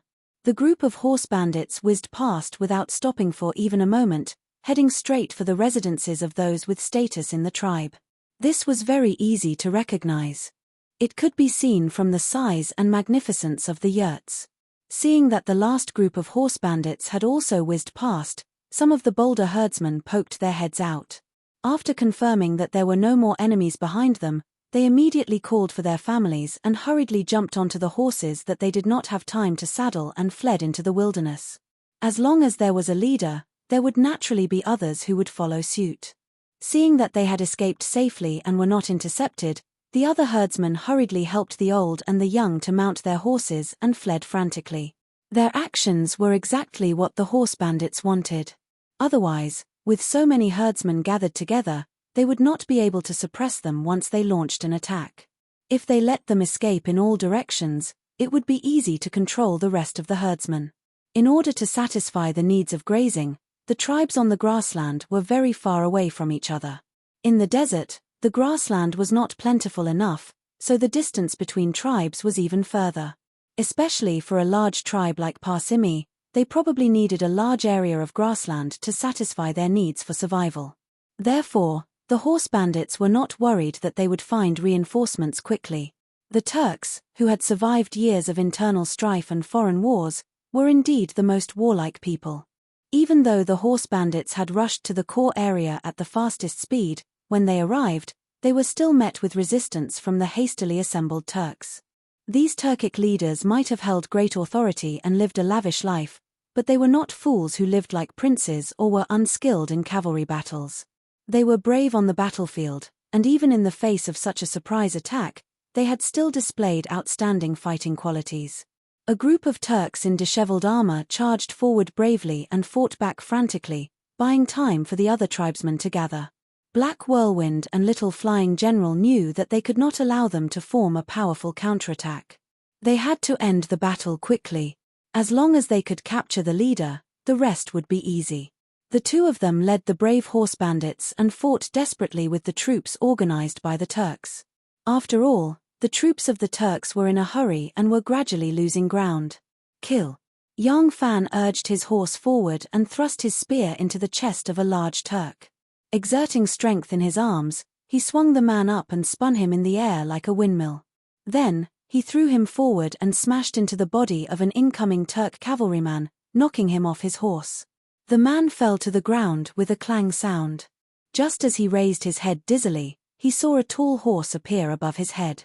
Its two hooves were as big as the mouth of a bowl, and a sharp spear was pointed straight at him. Drip. A drop of blood from the tip of the spear fell into his eyes. He subconsciously closed his eyes, and then he felt a great pain in his chest. That spear had already pierced through his thick chest, nailing his entire body to the ground. Yang Fan held the spear in one hand and the reins in the other. He looked around and saw that the situation in the camp was already under their control. The shepherds of the Parsemi tribe on the outskirts were fleeing while the rich and noble Turks in the core area were already surrounded by them. The battle was nearing its end. Great Urgin, hurry and leave. Someone shouted loudly. On his way here, Yang Fan had swept through the desert and could already understand some of the words they often used. Besides, the pronunciation of the official name of Urgin was Urgin. Yang Fan suddenly looked over and saw a Turk warrior pushing a disheveled man onto the back of a horse. The moment he turned around, he was cleaved in two by a horse bandit. The bearded man riding on the horse turned the horse's head and whipped his whip, wanting to escape far away. Yang Fan waved his arm and the spear in his hand turned into a shadow. He threw it like a javelin. The spear carried a mournful long whistle and pierced the horse's belly with a pu sound. The horse let out a mournful cry and suddenly leaped, throwing the bearded man off its back. Chapter 243. The battle was finally over. Zhong Yi and Black Whirlwind, who were used to working together, had a tacit understanding of how to deal with the aftermath. Some escorted a group of women to get food, while others were responsible for cleaning up the slaves in the tribe, giving them weapons and valuables, and inciting them to rebel. Regardless of whether they were willing to join the horse bandits, as long as they did something subversive, they could create some trouble for these tribes. There were also people responsible for counting the cattle, sheep, valuables, weapons, and valuables in the village. Black Whirlwind could no longer laugh. It was not because he did not manage to steal any valuables, but because he had stolen too many valuables. He could not possibly transport so many cattle, sheep, and valuables back to his nest. Seeing that he had to give up some valuables, he felt a pang in his heart. The horse bandits occupied the best yurts in the Pasumi tribe and ate the best food to replenish their strength. Once they were energetic, they excitedly threw themselves into dividing and collecting the valuables and women. Of course, they did not get carried away. Even though they knew that the escaped herdsmen would not be able to find reinforcements so quickly, they still set up a sentry post 30 miles away. This was to ensure that once the enemy approached, they could immediately escape. The owner of the magnificent yurts in Xiao Miu's tent had changed. Black Whirlwind was walking outside, feeling distressed as he pondered how many valuables he could not take away. Little Flying General Zhong Yi was in the tent interrogating the original owner, Xiao Miu. Arrowhead, as far as I know, your tribe has at least 7,000 bowstring control warriors. How did they all become old, weak, women, and children? Where are the people? Could it be that they're all dead? Zhong Yi leaned against the soft silk bedding. On his knee was a woman with an enchanting body. The tent was very messy. The bedding was not even folded. Arrowhead Xiao Miu had woken up from his sleep and hurriedly ran to fight. The woman on Zhong Yi's knee was one of Xiao Miu's beloved concubines. Her name was Tuoba Ruoran, and she was from Dang Xiongqiong. She was a very beautiful woman, but now she had become a plaything on Zhong Yi's knee. As Zhong Yi asked Xiao Miu, he patted the woman's round buttocks lightly. He even hit a spot. Yang Fan casually sat down at a table in the side room. Listening carefully, Zhong Yi was actually filming the general's order. Xiao Mu glared at Zhong Yi with a venomous gaze and did not say a word. Zhong Yi chuckled and waved his hand indifferently. Drag one of his sons out and kill him. Wait. Suppressing his anger, Xiao Miu said in a low voice, the Khan has ordered all the warriors to gather at Shui Yentuor tribe. Zhong Yi leaned forward and asked, what is Jiu Gulu gathering his troops for in this heavy snow and cold winter? Xiao Mu said, it is said that they have received important information from the Tang people. They want to send troops to capture the Tang people's cities and seize their wealth and women. This time, all the tribes that participate in the war will keep whatever they seize. There is no need to hand it over, so, all the tribes have sent a large number of troops. Oh! Zhong Yi straightened his back and pinched the plump buttocks of the beauty. He pretended not to care and said, I heard that Jiu Gulu is bedridden. He actually still has the mind to attack the Tang dynasty. Could it be that his illness is fake? Xiao Miu swallowed his anger and said, the Khan is indeed ill. Now the one in charge of the military is Mok Yabgu. Zhong Yi grunted and continued to ask for information. Xiao Miu was under someone else's roof and did not dare to not lower his head.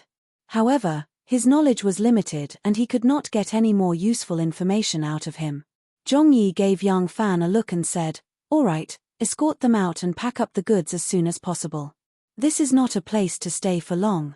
Yang Fan agreed and brought a few people to escort Xiao Miu and his family out. As soon as they left, Zhong Yi ordered his men, go, guard outside the tent. If anyone comes, tell him to wait for a moment. With that said, he reached out and tore the clothes of the beauty on his knees. With the sound of ripping silk, a pink and curvy but leaped into view. Tuoba Ruoran exclaimed in surprise and Zhong Yi pounced on it with a smile. Yang Fan escorted Xiao Miu and his family out of the tent and walked towards an even larger tent nearby. That was where Xiao Miu usually gathered to discuss matters. It was very spacious and there was not much furniture inside. Currently, some of the tribe's chief stewards and their families were all locked up here. As Yang Fan escorted them back, his beard gradually fell off due to the wind. Of course, this falling of his beard was done by him, but no one else knew. Half of Yang Fan's beard had already fallen off, but he was still unaware. He swaggered in front of everyone and entered the tent where the nobles were locked up. Looking at the nobles, he arrogantly said, all of you stay here. We are the people of the little flying general. We only seek wealth, not to kill. As long as you are well behaved, you won't lose your life. When the nobles in the tent saw that half of his beard had fallen off, their gazes at him suddenly became a little strange. A child was surprised and wanted to shout. Fortunately, his mother discovered it and hurriedly pulled him into her arms. Her hand that was hidden under her big sleeve gently covered his mouth. After young Fan gave the order, Xiao Miu and his family were also escorted in. Young Fan walked out again. As soon as he turned around, the beardless side of his face suddenly reflected in Xiao Miu's eyes. When Xiao Miu saw his appearance, he was shocked and almost tripped on the carpet. Yang Fan went out, the curtain was lowered, and the guards with knives were guarding outside. The nobles in the tent suddenly surrounded Xiao Miu. Someone whispered, "Big Arrowhead, that person is disguise." Another person said, "Do horse bandits need to hide their head and show their tail? Will there be any problems with these people?" One of the tribal elders stared at Xiao Miu and asked in a trembling voice, "Big Arrowhead, last year on the 8th of May, when worshipping the gods, the Mozi Yabgu brought his sons with him. Do you still remember what his sons looked like?" Xiao Miu couldn't believe what he saw. When he heard the question, his face suddenly changed and said, "You also saw it? Is it really him?" The elder said, "If my old eyes are not blurry, this person must be him." The other nobles looked at each other and asked, "Big Arrowhead, who are you talking about?" The two largest Turkic tribes were the Ashina tribe and the Ashina tribe. Later on in the Khitan kingdom, the Yelu clan and the Xiao clan were connected by marriage. In order to resolve the conflicts within the tribes and bind the two tribes together, the Ashina clan of the Turkic royal clan and the Ashina clan, the largest tribe outside the Khitan clan, were also connected by marriage. The Ashina tribe worshipped the sun, and the Ashina tribe worshipped the gods. In order to unite the two forces, the Turkic people combined the sun and the sun, using the sun as the god and the heaven as the name, forming the custom of worshipping the sun. Every year on the 8th of May, the leaders of the Turkic tribes would gather together and build a high platform on the open grassland to worship the gods. Almost every noble would attend this grand festival. Xiao Miu and the elder were the representatives of their tribes who had participated in the worship last year, and both of them had seen Ashina Musi. The other nobles began to ask the two about it, and when they were certain that the person they saw was Ashina Musi, the entire tent was in an uproar. Why would Ashina Musi do this? Our Ashina tribe has been connected by marriage with the Ashina tribe for generations. I say, could it be because of that bloody battle 80 years ago when our two tribes fought over the Chigar Plains? That can't be, it's been so long since that war. Even though the two tribes had been connected by marriage for generations, it was inevitable that there would be many wars. For a moment, some people even remembered the grudges that had been sown between the two tribes decades ago. Xiao Miu lightly shook his head. That's impossible. Our tribe has had a rather good relationship with them over the last few decades. There's no reason for them to pretend to be bandits just to take revenge on us because of an old grudge from decades ago. Besides, if it was because of this, then he should have killed all of us. Why would he spare our lives? The elder thought for a moment, and then his expression suddenly changed. Arrowhead, I heard that the Kagan's illness is very serious this time. The great shamans of the various tribes have all been invited, but none of them can do anything. Xiao Miu did not know why he was suddenly mentioning this matter. He nodded. That's right, I also heard that the Kagan's illness this time. Why are you bringing this up? The elder said with a gloomy face, the Khan has a son, but Mos Yabu holds great power. If anything happens to the Khan, it is very likely that the one to inherit the Khan's throne will not be the Khan's son, but the older brother, Mos Yabu, will be the next Khan. Xiao Miu thought for a moment, then slowly nodded. That's right, this possibility is very high. However, this is the matter of the Ashina tribe. The throne has always been produced in their tribe. What does it have to do with our Ashina tribe? The elder said, I am afraid that the Khan's sons are not willing to see the Khan's throne fall into their uncle's hands. Ever since the reign of Chamin Khan, our imperial court has established the system of establishing the heir to the throne. If there is no heir to the throne, the descendants are superior to the younger brothers. Although Mokisha Yabu holds great power, he is, after all, not legitimate. If he wants to buy the tribes to support him, he has to pay a price, and to pay a price, he needs money. Xiao Miumiu's face changed when he heard this. The elder's words were clearly saying that Mokisha Yabu saw that his elder brother was dying. In order to seize the throne, he sent people to pretend to be bandits, plunder the wealth of the tribes, and then buy the hearts of the tribes. This reason was undoubtedly more convincing than the bloody war between the two tribes 80 years ago. Even if the people of this era often traveled far and wide, it was not as common as the movies, television, newspapers, and the internet in the future. In this era, very few people knew that there could be people who looked exactly the same in this world. From the start, they never thought that the person who looked exactly like Ashina Musi could be someone else in disguise. We have to pretend that we don't know anything about this matter. We can't let him see any flaws, or we will all die. Xiao Miumiu's expression was solemn as he exhorted the nobles. He gritted his teeth and said fiercely, "If we can escape with our lives, I will personally see the great Yabu of my tribe and report this matter to him." Chapter 244. Yang Fan left the tent where the dignitaries of the Palmi tribe were imprisoned. He fixed his beard and immediately went to see Zhongyi. When he reached the tent, Zhongyi's guards stretched out their hands to stop him. Yang Fan was unwilling to pay attention to him and barged in with a push. Zhongyi was lying on the bed and was working hard to drill the crude oil. Seeing Yang Fan barge in, Tuoba Ruoran exclaimed and quickly covered her face. Zhongyi pulled the blanket over his body in a sorry state and said with some vexation, "Second. You can't even wait for a while." Yang Fan saw the situation in the tent and didn't know whether to laugh or cry. In front of this woman, he couldn't even talk about official matters. Yang Fan hurriedly retreated out and answered, "Yes, big chieftain, this subordinate has something to report." Zhongyi said, "Wait a moment, I'll go out after I put on my clothes." The moment the curtain fell, Zhongyi's drilling for crude oil action immediately turned into tamping. The sounds of thumping were fast and urgent, as though the ground beneath him was trembling.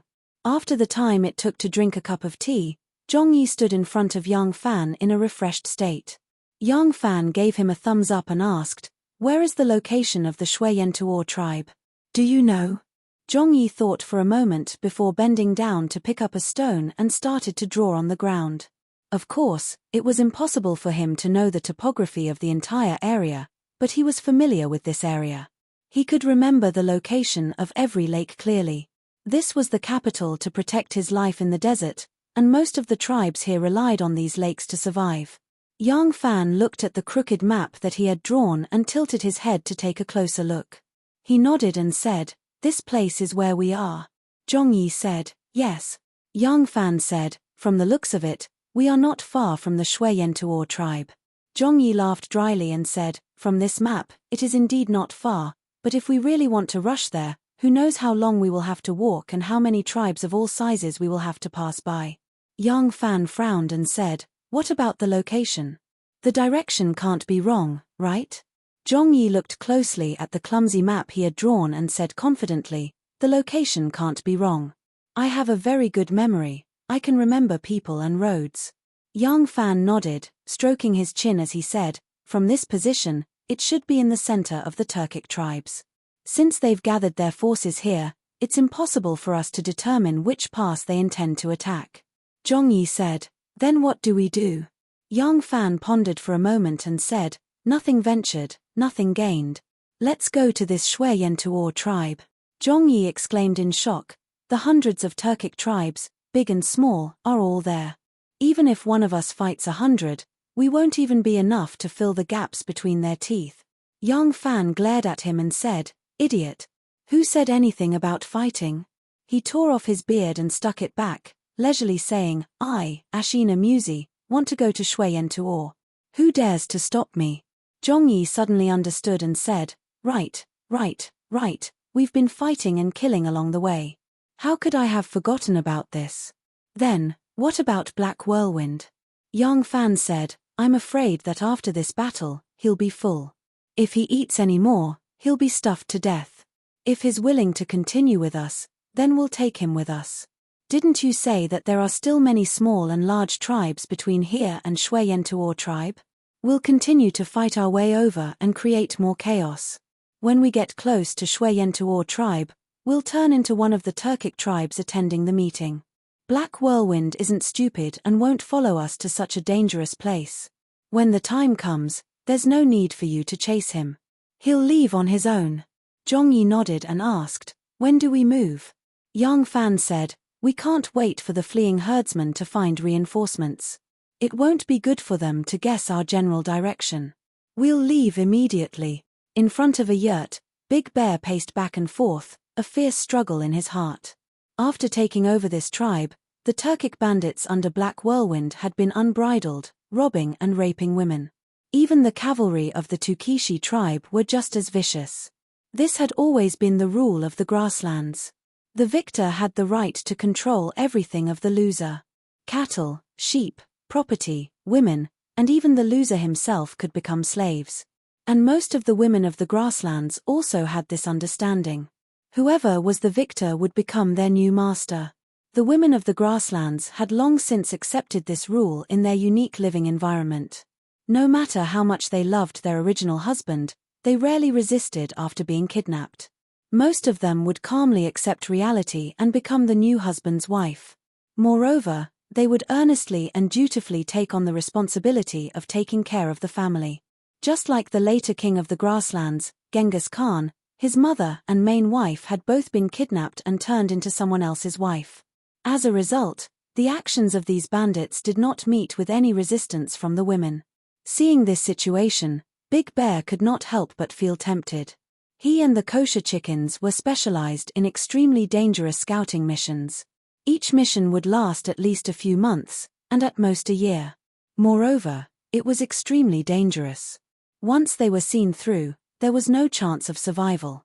The reason why they had not married at this age was not because they were too taciturn during blind dates, but because their identities were too dangerous. Who would be willing to become a widow at any time? Their taciturn behavior during blind dates was precisely a habit developed after many failed blind dates. Big Bear was still a virgin. Seeing how others could do whatever they wanted and how the women did not resist, Big Bear could not help but feel tempted.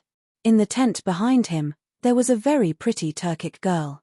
When the bandits under Black Whirlwind had charged into this household to rob their belongings, they had been stopped by the owner of the household and had wanted to draw their sabers to kill him.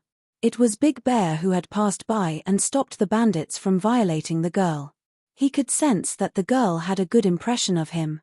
Moreover, these bandits were like wolves and tigers roaming around, looking for anything that could be taken away. The people in the tribe were all scared witless. The girl even had a fawning attitude towards him, as if she wanted to rely on him for protection. If he wanted to sleep with this girl, she should not object, right? Big Bear struggled in his heart. One moment he was beaming, the next he was crestfallen, and the next he seemed to think of something. His face turned red. After struggling for a long time, he finally made up his mind. Stamping his foot, he turned and rushed into the tent. The beautiful Turkic girl timidly rose to her feet. Seeing his strange expression and burning gaze, she suddenly understood and shyly lowered her head, shooting a quick glance at him. Big Bear gathered his courage. Just as he was about to speak, he heard Zhongyi's shout from outside, "Is the camel ready? Let's go, let's leave immediately." Big Bear wanted to vent his anger like a pig. Lowering his head, he sullenly walked out. On the top of a sand dune across the wide freshwater lake from the Basumi tribe, a person quietly stood. Her entire body was wrapped in a yellow robe and a headscarf. Her face was also covered with a cloth of the same color, revealing only a pair of curved brows and a pair of delicate eyes. Those curved brows were like the crescent moon reflected in the water of the lake at night. Those bright eyes were like the twinkling stars in the moonless sky. Her hand was outstretched, and the camel's head was lowered, licking the salt from her palm. That small and thin hand was a little thin. Tin Ano had been following Shenmu for a long time, all the way until Shenmu entered Big Dipper Valley and took up residence in the Tukishi tribe. This entire winter, she had been keeping watch at a small tribe that Shenmu had to pass through on his return journey. But on the return journey, she had finally lost track of Shenmu. When Shen Mu returned, it was snowing heavily. This sort of weather was especially dangerous for a lone traveler like her, and her horse had diarrhea. When she finally arrived at the oasis town where Shen Mu had stopped, Shen Mu had already been escorted east by the people from the Huang River. She saw young Fan, Zhong Yi, and all the other people that Shen Mu had left behind. These people had sneakily crossed Mount Heli and entered the Turkic territory. Tin Ano had thought that Shen Mu was among them, so she chased them all the way to the Turkic territory. This girl had a bit of perseverance. Even now, she still thought that Shen Mu had arrived at Longyu. Tin Ano did not understand what Shen Mu and the horse bandits were doing in Longyu. But she only needed to follow him all the way and know all his whereabouts. Her young master would analyze these matters, and she did not need to worry. Her young master never needed anyone to worry about him. Tin Ano stood there quietly, blending into the yellow sand. The people on the other side could not see her at all.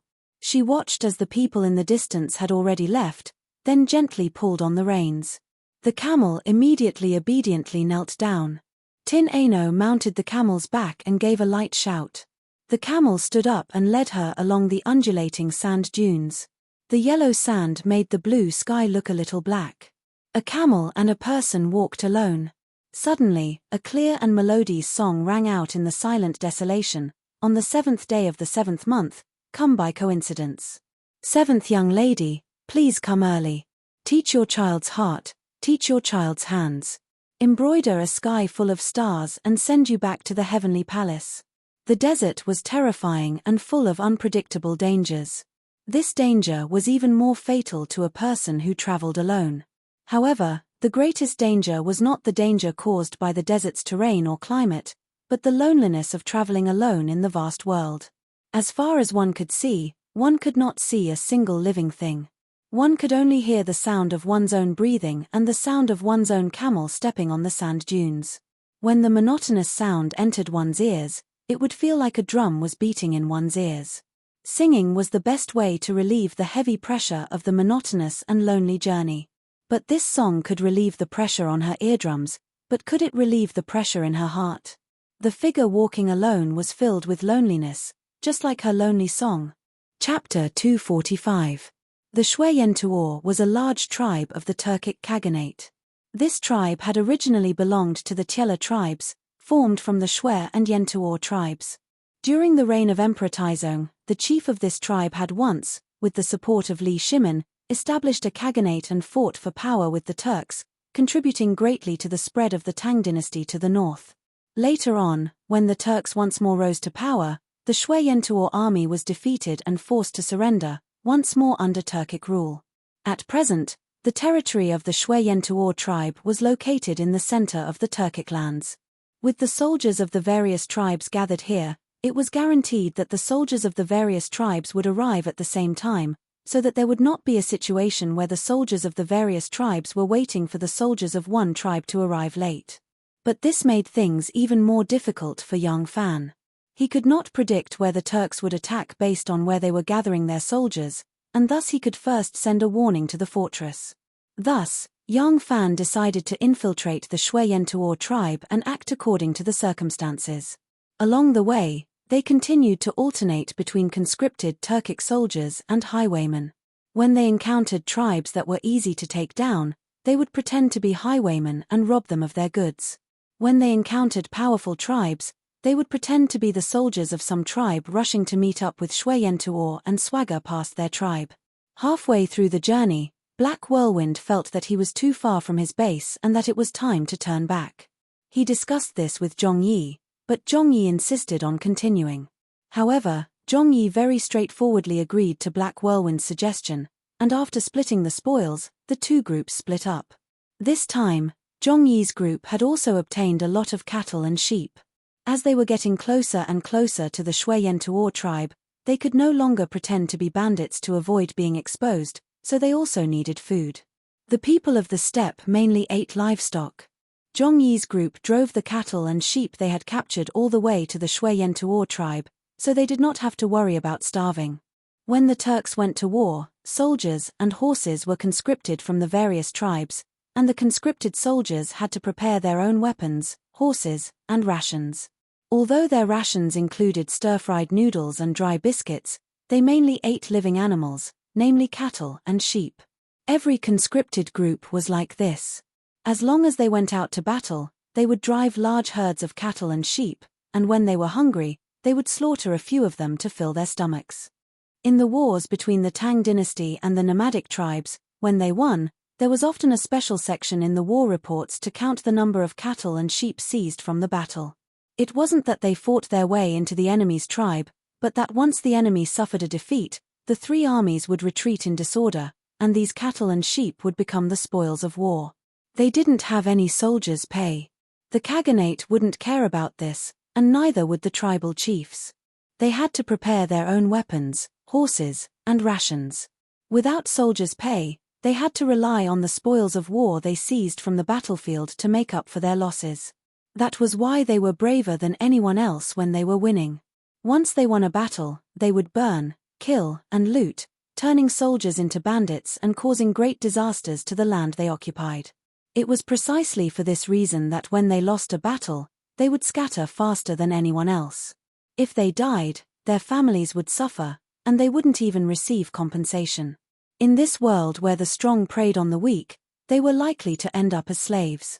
Thus, when they lost a battle, they would often see the strange sight of the great Khan only having a few people left to protect him. This was because their parents had died and their parents were married off, leaving them to fend for themselves. Groups from other tribes gradually appeared on the road. Just like Yang Fan's group, they were also dressed in disarray, their armor and weapons all different. They were herding a herd of cattle and sheep, and those who didn't know them wouldn't even think that they were soldiers. They would think that they were a group of armed livestock peddlers. Yang Fan's group easily blended into this group and headed for the Shui Yentuo tribe. At noon, they finally arrived at the Shui Yentuo tribe. Worried that they would be interrogated, Yang Fan's group had intentionally stayed at the back, only sending a few Turks to follow the group to scout out the situation.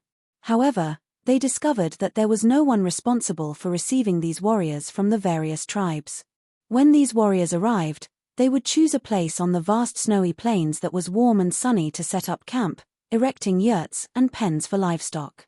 Only then would the leader lead a few people into the territory of the Shui Yentuo tribe to pay respects to the commander-in-chief of the three armies. Yang Fan relaxed upon seeing this, and they began to look for a place to set up camp. Since all the tribes had set up their tents in places that were warm and sunny, the tents were not densely packed.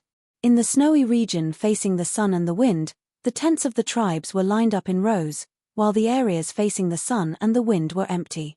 Thus, Yang Fan's group followed suit and set up camp on a slope facing the sun and away from the wind. They had come rather late in the first place, and now that they had deliberately made way, they set up camp on the outermost edge of the continuous line of camps. This way, if any accident occurred, they would be able to escape as quickly as possible. Soon after, Yang Fan, Zhongyi, Gao Sheji, Big Bear, and the others rode toward the Shui Yentuo tribe. As a large tribe located in the center of the Turkic Khaganate and blessed by the heavens with a freshwater lake on its side, some of the residents of the tribe had gradually stopped their nomadic herding and turned to merchants. This stable lifestyle made this place no longer just a complex of yurts. Although it was still called a tribe, it had already begun to take the shape of a city. The tribe was surrounded by yellow mud walls that were more than 1 jong tall. The wind and rain had cracked the walls, making them look like an aged face. The city gate was a tall gate that was unguarded. The Turkic Khaganate still did not have a complete tax system, and if one had to pay a toll to enter the tribe, those fierce shepherds would pull out their sabers and fight to the death. Upon entering the city, one could see that it was a chaotic scene. There were rows of shacks, mud houses, and yurts that were commonly seen on the steppe. The influx of foreigners had caused the peddlers to become more active, and the rows of shacks were covered in smoke as they sold all kinds of snacks and inferior wine. The wine-loving warriors of the steppe were the largest customers here. Many of them did not even buy any appetizers, but instead bought leather bags of inferior wine that they drank with relish. Only the wealthier ones would sit down in the shacks, make a few pancakes, cut up a plate of beef, and drink to their heart's content. Yang Fan, Zhongyi, and the others were all dressed in Turkic robes and had Turkic hairstyles. Coupled with their fierce and dirty beards, they looked no different from ordinary black Turks. Just like everyone else, they had sheathless sabers sheathed on their belts and swaggered around as if no one else was around. Yang Fan was walking forward when the Koshek chicken suddenly pulled him. Yang Fan turned his head and saw that the chicken was listening to a few people talking in a shabby wine shack. After listening for a while, the chicken suddenly turned to Yang Fan, and with a strange glint in his eyes, he whispered in Chinese, "That person is the Turkic spy that escaped from the He army." As he spoke, his eyes swept under the canopy. Yang Fan looked over and saw a dirty sheepskin carpet under the canopy. There was a small round table with a few grassland snacks and large wine bowls on it. 5 or 6 big men with red faces and thick necks were sitting cross-legged there. The person indicated by the kosho chicken was facing the outside of the canopy. He was talking animatedly with his tongue hanging out. Yang Fan vigilantly looked left and right, then lowered his head and said in a low voice, "Let's go. Let's go in and drink." The old Turkic man was overjoyed to see more guests and hurriedly invited them in. Yang Fan and the others sat down on a relatively clean rug in the corner and ordered a few dishes of braised meat, dried tofu, and a jar of inferior wine. They pretended to drink. The one drinking and bragging was Yian.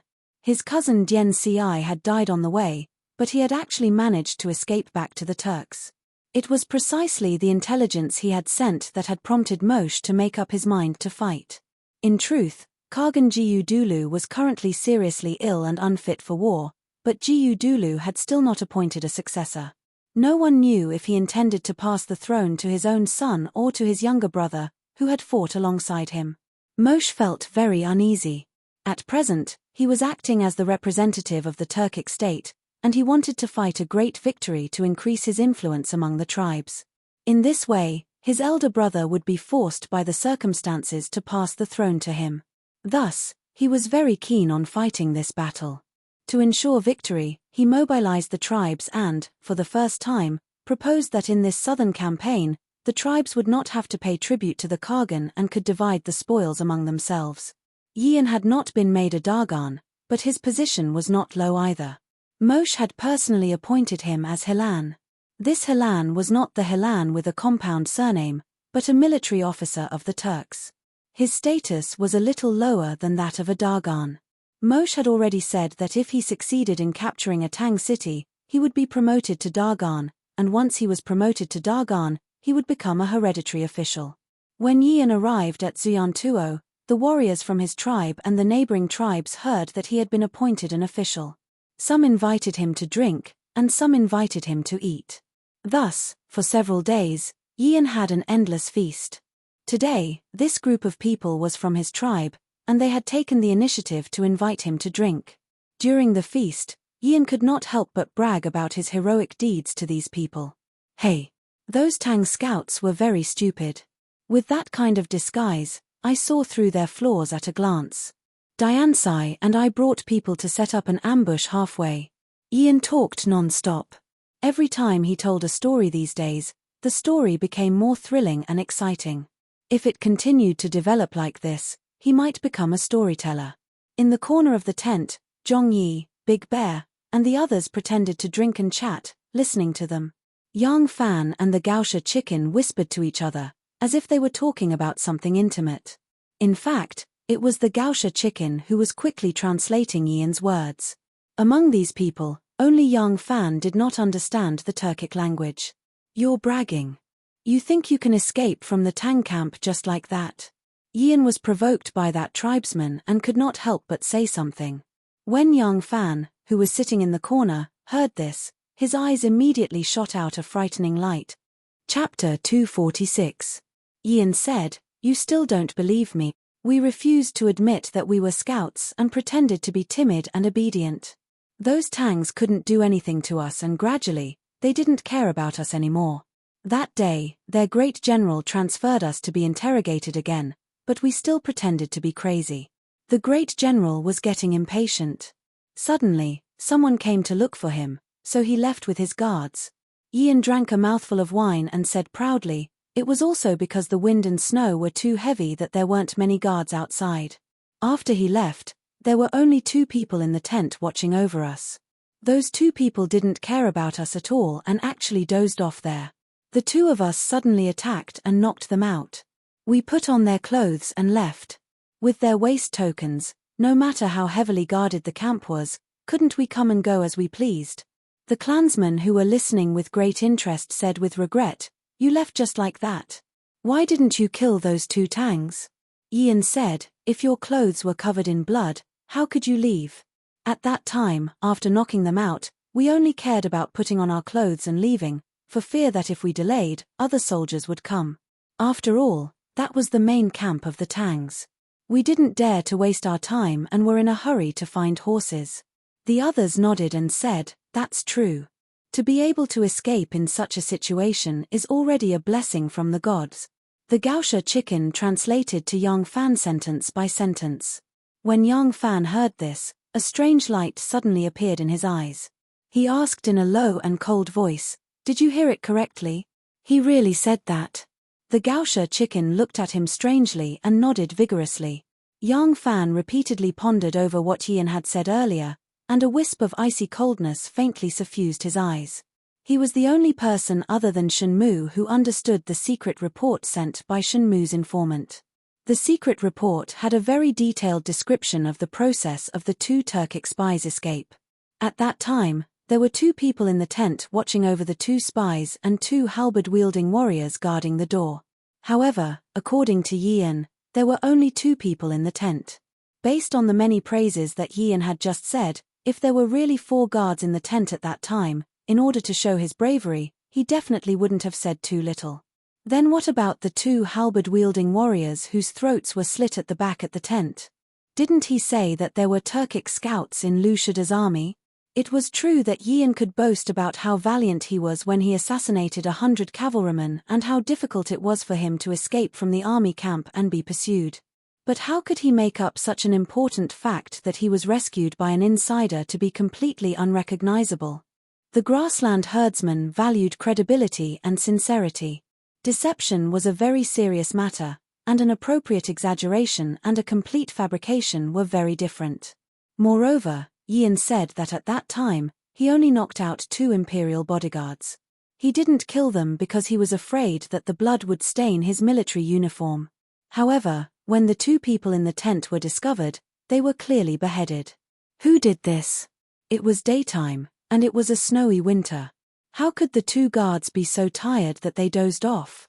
It wasn't like it was summer. Was there a need to sleep so thirsty? Yang Fan had served in the Jinwu Guards and was an imperial guard in the palace. His brother, Ma Qiao, was now the personal guard of a general, so he knew very well how strict the military discipline was for a person chosen by a great general to be a personal guard. Before this, Yang Fan had never doubted Qiu Shenji. Although Qiu Shenji was bloodthirsty, cruel, and unscrupulous to achieve his goals, he was still a general of the Tang dynasty. Would he do such a despicable thing for the sake of his own selfish desires? But at this moment, this person is very important. We have to get our hands on him. We have to keep him alive. Yang Fan lowered his head and said to the Gausha chicken in an inaudible voice. The Gausha chicken looked at him in surprise. Seeing his serious face, it turned its head and said a few words to Zhong Yi.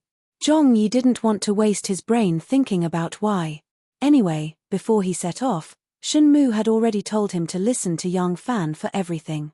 Since Yang Fan said so, he would do it. So he nodded happily. Ian continued talking. He talked about how he and Dian Ci changed into military uniforms and escaped from the barracks. They were found again and chased by the soldiers. He added oil to the fire and talked about how brave he was. Finally, when he talked about his cousin Dian Ci dying on the road, he burst into tears again. Everyone hurried to comfort him. Ian said sadly, Dian Ci liked our tribe's Miss Morchi Qingyuan the most. He even planned to go to her house and marry her after he became an official. Who would have thought that she would die in the vast snow? A clansman beside him comforted, people can't come back to life. Don't be sad. As for Miss Qingyuan, even if Dian Ci came back alive, he wouldn't be able to see her. She's already married. Ah! Ian wiped his tears and asked, she's already married? Who did she marry? That clansman said, She's been married for almost a year. She married a rich man from this Shui Yentuo tribe. He lives in this city. His name is Tiefu Rongji. He's a dead old man. Sigh. What a pity, a flower of our tribe. What a pity. That buttocks that are as firm as a mare's and breasts that are as big as a cow's. Yian said happily, is that so? Then I'll have to buy some gifts to visit her later. A few clansmen immediately revealed a warm expression. Yang Fan and the others waited patiently at the side until these people finished drinking and dispersed. Those clansmen all walked out of the city and back to the barracks. Because Yian wanted to visit the flower of their tribe, he walked in the opposite direction alone. He bought some very gaudy jewelry from a peddler, humming a song as he walked unsteadily. Yang Fan and the others immediately followed behind him. Yian asked around and found Tiefu Rongji's house. Rongji was a Turkic who had already left his nomadic lifestyle and turned into a merchant. He could be considered to have a small fortune in this city. He spent a large sum of money to marry this Miss Morchi from Yian's tribe, whose beauty had spread far and wide. But in the end, he was struck down. His already old and weak body died in less than half a year. His 4 wives divided up his family's property. Morchi Qingyuan obtained a wine shop that was still managed by the same workers. Every day, she would have an income, so she lived a leisurely life. The Shui Yentuo tribe had always been large and had a large population. Coupled with the fact that the warriors from the surrounding tribes would occasionally come to the city for a stroll, the streets were bustling with activity. Yang Fan and the others had no way to make a move, so they could only follow Yian from a distance and watch him walk into a wine shop. The wine shop had a front shop and a back residence. The workers managed the business in the front shop while the lady boss, Morchi Qingyuan, lived in the residence in the back. As one of the wealthier clans in the area, the foundation of her house and the walls that were less than half a person's height were all made of stone, while the top was made of mud mixed with grass. It was more orderly, stylish, and tidier than ordinary clans. At this moment, Morchi Qingyuan was warmly sending off her lover from the back door. Back in her tribe, Morchi Qingyuan had been a playboy by nature. After marrying Rongji, she had only been a bride for less than half a year. Once Rongji died, she reverted to her old ways. In any case, there was no one to care about her now, so she became even more aggressive. As a result, she had many lovers. The person she wanted to send away was called Helian Xiaofei, and he was a small army commander in Shui Yentuo tribe. Under his care, even though Morchi Qingyuan managed a wine shop as a woman, no man dared to bully her. Helian Xiaofei had obviously just obtained his satisfaction. Not only was his smile frivolous, even his steps were a little frivolous. He frivolously pinched Morchi Qingyuan's plump breasts, chuckled and said, "Then I'll go back now. I'll come find you again tonight." Morchi Qingyuan was as sturdy and tall as most of the prairie girls, but her facial features didn't look ugly because of her broad frame. On the contrary, she looked very charming, especially her plump breasts and round buttocks, which made these sturdy men from the prairie even more infatuated with her. Hearing Helian Xiaofei's words, Morchi Qingyuan giggled and said coquettishly, haven't you had enough fun just now?" Helian Xiaofei said, "Hey, we're going to set off soon. This trip will take at least a few months before we return. Of course, we have to feed you first." While the two were teasing each other, a waiter's voice suddenly came from the front yard. Morchi Qingyuan hurriedly said, "All right, I won't send you off. I have something to do in the shop. I'll be waiting for you tonight." Yang Fan and the others led their horses all the way to the wine shop, stopping not far away.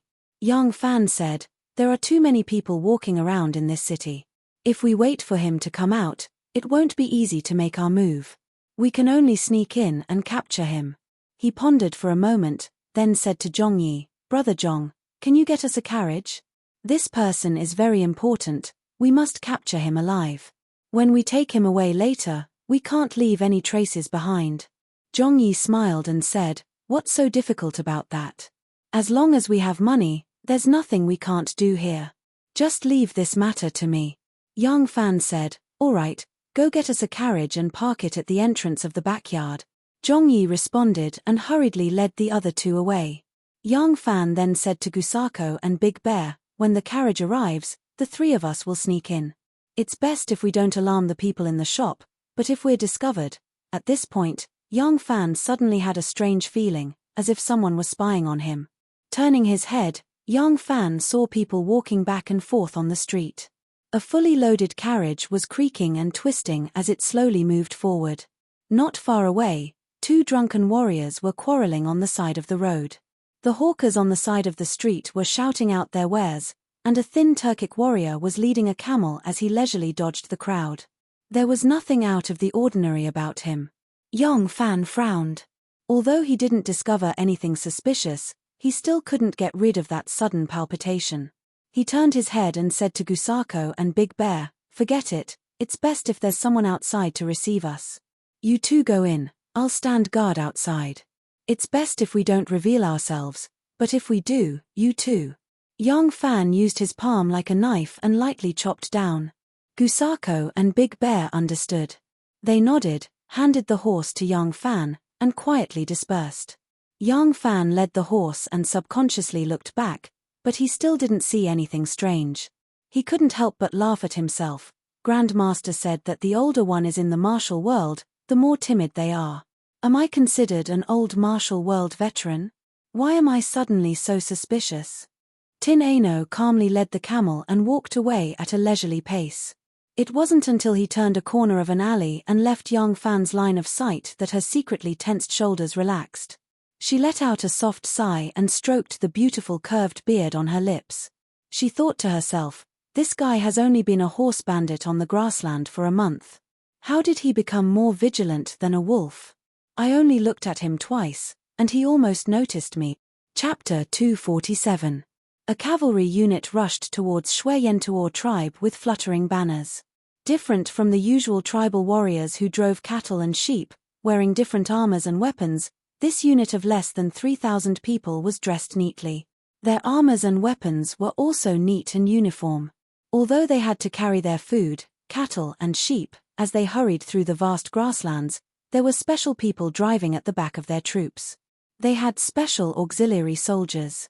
This was Ashina Muse's group.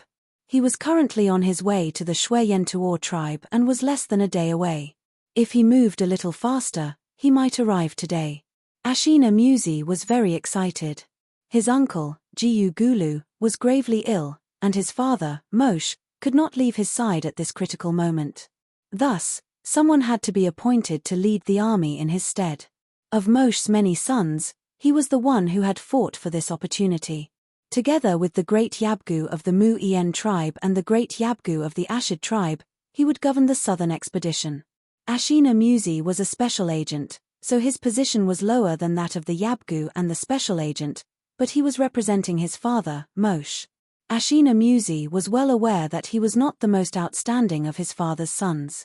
The reason he had obtained this opportunity was that the great Yabgu of the Mu-En tribe, Mu-En, was about to become his father-in-law. Ashina Muse had relied on his handsome appearance to win the favor of the little princess of the Mu-En tribe, Mu-Hayue. The great Yabgu of the Mu-En tribe had many sons, but he only had this one daughter, so he treated her like a pearl in his palm. Moshe believed that by sending this son, the three factions would be able to better cooperate. Mu-En would not treat his only son-in-law unfairly. Ashina Muse walked at the front of the group in high spirits. He believed that this was a test his father had given him. His uncle was gravely ill and all the authority of the Turks was in his father's hands. There was an 80 to 90% chance that his father would inherit the throne. If he could fight this battle well, then the future Turkic Khagan would be, Tumo. Ashina Muse turned his head to speak to his deputy, Tumo. Just as he turned his head, something strange happened. Under the white snow on both sides of the wilderness, dust suddenly rose up, as if many groundhogs were popping out from under the snow. The vines were covered with a layer of white snow. If the snow was not lifted, it would blend in with the snowy plains, making it impossible to notice. At this moment, the cover of the vines was lifted. Countless archers hid half of their bodies in the pit, and sharp arrows rained down on them. One of the marksmen who shot first released an arrow almost at the same time as he leapt up. Without aiming, the arrow shot towards Ashina Muse's throat. Ashina Muse's action of turning his head to speak had saved him.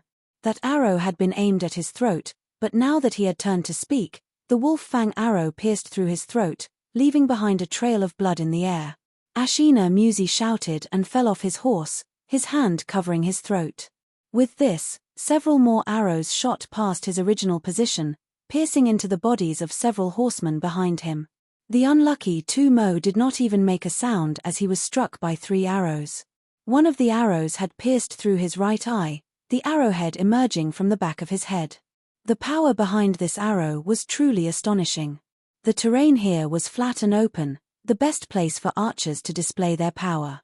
This was the heart of the Turks, and Ashina Muse had come from the Khagan's court in the north. He would not have imagined that someone would dare to ambush him here, nor would he have known about the series of bandit attacks in the south of the Khagan. For a moment, wolf fang arrows were shot from all directions in a frenzy, carrying with them an unparalleled hatred. Like a sickle cutting grass, a large group of people and horses were uniformly cut down. Whoosh, whoosh, whoosh. The sharp arrows pierced through the air, whistling through the air. Every arrow was accompanied by a miserable cry. These archers who were lying in ambush were all skilled archers who could at least fire 2 or 3 shots in a row. Their shooting speed was fast and accurate. Countless knights did not even know what was going on before they were shot through and fell off their horses. Charge out! Charge out!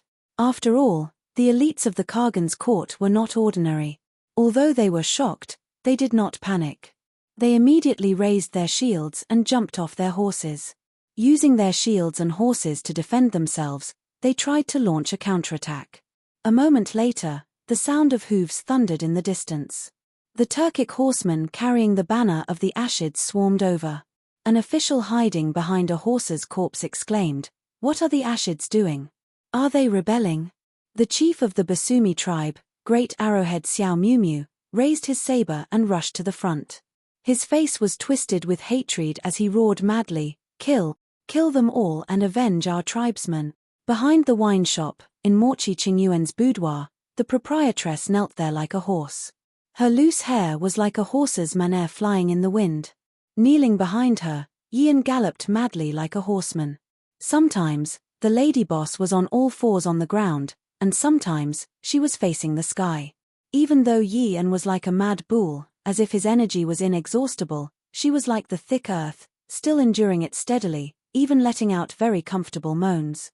There were only cows that worked themselves to death. How could there be fields that were damaged by plowing? Wanjuan Qingyuan was an outstanding beauty in their tribe, and Yian was also one of her pursuers. However, his status was low, his family was poor, and he wasn't handsome. Although he knew that this woman was very dissolute, it was impossible for her to take a fancy to him. As a result, he never dared to have any delusions. In the end, when he came today, he brought some small gifts for Morchi Qingyuan and bragged to her about what official position he had already obtained and what official position he was going to obtain. When the proprietress heard this, she immediately felt that she would have a great future if she were to climb up to this man. Since she had the intention to seduce him, how could Yian still hold himself back? With just a slight signal, the two of them turned into a ball of dry firewood and raging fire. Gao she stealthily snuck to the door and lightly patted Big Bear's shoulder. Big Bear quivered in fright. Gao she said, "What are you doing? The carriage is already here, why aren't you making your move?" Big Bear had a difficult expression as he said, "That bastard is like a raging bull, never stopping. How can we make our move?" Gao she gritted her teeth and said, "We can't wait any longer. Let's charge in, knock him out and take him away." Big Bear said, "What about that woman?" Gao she said, "We can't say anything, we can only do her." Big Bear nodded his head. The two of them made a hand signal to each other and suddenly exploded, pushing the door open and charging in. Yian was in the midst of feeling like an immortal when he suddenly remembered his dead cousin, Dian Ci. Gnashing his teeth in anger, he growled in a low voice, "Dian Ci. Dian Ci. Brother will do it for you. Watch, brother will do it for you." Ooh! The back of Yian's head received a heavy punch and he fainted on Morchi Qingyuan's body. Gao she pulled a robe and wrapped it around his body, tucked it under his ribs, and turned around to leave. When Gaoshi's fist was about to land on the back of Yian's head, Big Bear pounced over.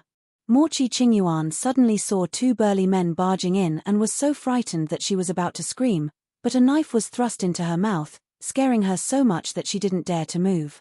When Gaoshi left, Big Bear saw her shining white body, her shining white breasts, and his pair of shining white eyes. He quickly averted his gaze, not daring to take another look. Morchi Qingyuan tried to move her mouth away from the knife's edge and said in a trembling voice, "You. Who are you? What do you want?" I am." Big Bear stammered and couldn't say anything. Remembering Yian's instructions, he suddenly tightened his grip on the knife's hilt. Morchi Qingyuan saw his grip on the knife and panicked. She hurriedly pounced over and hugged his legs, begging, "I beg you, don't kill me. I promise I didn't see anything. I'm just a pitiful widow, I beg you." As she hugged him, her cheeks suddenly pressed against a hard place. It turned out that Big Bear had been watching a live erotic scene outside for a long time, and his body had already reacted. Morchi Qingyuan immediately realized that she still had a way to save her life. She immediately stuck out her proud chest and deliberately showed off her plump breasts and buttocks, saying in a seductive voice, "I'll serve you, okay?" Big Bear blushed to his ears and didn't know what to say. The lady boss didn't say anything and reached out to untie his belt.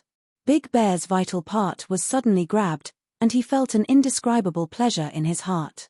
He couldn't help but shiver. Why hasn't he come out yet? Outside, the unconscious Yian had been thrown into the carriage and tied up tightly. His mouth was stuffed with a rag, and his body was covered with pasture grass. After waiting for a long time and not seeing Big Bear come out, Yang Fan couldn't help but frown. "Gaoshi said, I'll go take a look." But a moment later, Gaoshi ran back and said, "He's fine, he is covered in blood and is looking for clothes to change into. You guys go first, leave two horses." Yang Fan was also afraid that the carriage would attract attention if it stayed at the door for too long, so he agreed and left with Zhongyi and the others. Gaoshi walked out of the door and held onto the reins of the two horses. He turned back to look at the half-closed door, and then looked at the carriage in the distance. His face twitched a few times, revealing a very strange expression. In Zhongyi's camp, Yian, who was tied up, knelt there with a face as pale as the ground. He never expected that after overcoming all the difficulties and obstacles along the way, he would be captured by the Tang in a big Turkic city just as he was about to be promoted and make a fortune. He knew that this time, he wouldn't be as lucky as last time. Since he was in their territory, how could these hands not be on guard? Yang Fan asked, "Where are you guys planning to attack?" Yian hung his head dejectedly and said, "I don't know." Seeing Zhongyi walking towards him with a cold smile, Yian hurriedly said, "I really don't know." Yang Fan coldly snorted and said, "Mobilizing so many troops and making such a big scene, they must have already decided where to attack. You were the one who sent the intelligence back, and you have just been appointed an official. How could you not know about this?" Yian scowled and said, "Actually, the place to attack has not been decided yet. With the detailed intelligence, we have great confidence in attacking any place. As for the specific location, it is not good for the great Yabgu of Mosh to act arbitrarily. We will wait for the three great Yabgu to arrive before we can discuss." Seeing that he did not seem to be faking, Yang Fan said, "Take him away first. Later, we will catch someone to verify it." Zhongyi waved his hand and immediately two burly men came forward, lifting Yian and taking him away. Yian had just been taken away when Gaoshi and Big Bear appeared at the entrance of the tent. Yang Fan asked, "Killed? Did you leave any traces?" Big Bear's face turned purple and he stammered, Did not leave any traces." Yang Fan looked at him strangely and asked, "Did you drink too much?" Big Bear embarrassedly moved to the side. Yang Fan looked over and saw that behind Big Bear's tall figure, there was actually another person standing. Compared to Big Bear's burly figure, her figure was really very petite. She wore a man's Turkic-style robe and hat, but her facial features exuded a delicate air unique to women, and her expression was one of fear. Yang Fan looked at this woman and then at Big Bear, his face full of confusion. Big Bear knelt on the ground with a thud. After holding it in for a while, he said in a muffled voice, "Let her stay, I still don't have a wife." Chapter 248. The soldiers of the Khan's court were indeed elites. Even though they were ambushed, they still managed to drag the half-dead Ashina Musi into Shweyentuor city. When these blooded and wounded soldiers fled into Shweyentuor city, they first aroused the ridicule of the warriors of the other tribes. People like them, who were not of the Khan's lineage, had always been looked down upon and despised by the Khan's lineage tribes. Now that the warriors of the Khan's court had ended up like this, they naturally gloated. At this time, they thought that the people of the Khan's court had encountered the horse bandits. They could only think so. Otherwise, what enemy could they have here? In the end, when the red-eyed Xiao Miu led the soldiers of the Ashina tribe and charged into Shweyentuor city, they realized that something was wrong. Some tribes that leaned towards the Ashina tribe and the Ashina tribe, or those that belonged to the two major factions, immediately became nervous. The stragglers who were wandering around returned to their encampments and told their leaders about this matter. After an urgent discussion, the tribes that had close relations with each other immediately pulled out their tents. The various tribes that had been mixed together were now clearly separated. The camps of the Ashids and their vassal tribes occupied one corner of Xuantuo city, while the camps of the Ashina and their vassal tribes occupied the other corner. Fortunately, there were still many neutral tribes that had gathered at a third place outside Xuantuo city, equidistant from both sides to show their neutrality. The camp that Zhongyi had just set up also followed the chaotic tents and chose a new encampment. In this way, he was surrounded by large and small tribes that maintained their neutrality, which made him even less conspicuous. The scuffle spread into Shweyentuor city. Great Chi Bagu of the Shweyentuor tribe and Great Yi Protector Mu Yen of the Muaha tribe, who had already arrived, worked together to stop the riot. They ordered the soldiers of the Ashina tribe to withdraw from the city and set up their encampments. Only then did the matter come to an end. Later, Great Yi Protector Zhu Tu of the Ashina tribe rushed to Shweyentuor city in a threatening manner. When Mu Yen questioned why his tribe had attacked Ashina Musi, Zhu Tu instead pursued the matter of Ashina Musi pretending to be a horse bandit and plundering their tribe. Zhu Tu also brought many witnesses from the victim tribes. These people were not only from the Ashid tribe, but there were also people from other tribes.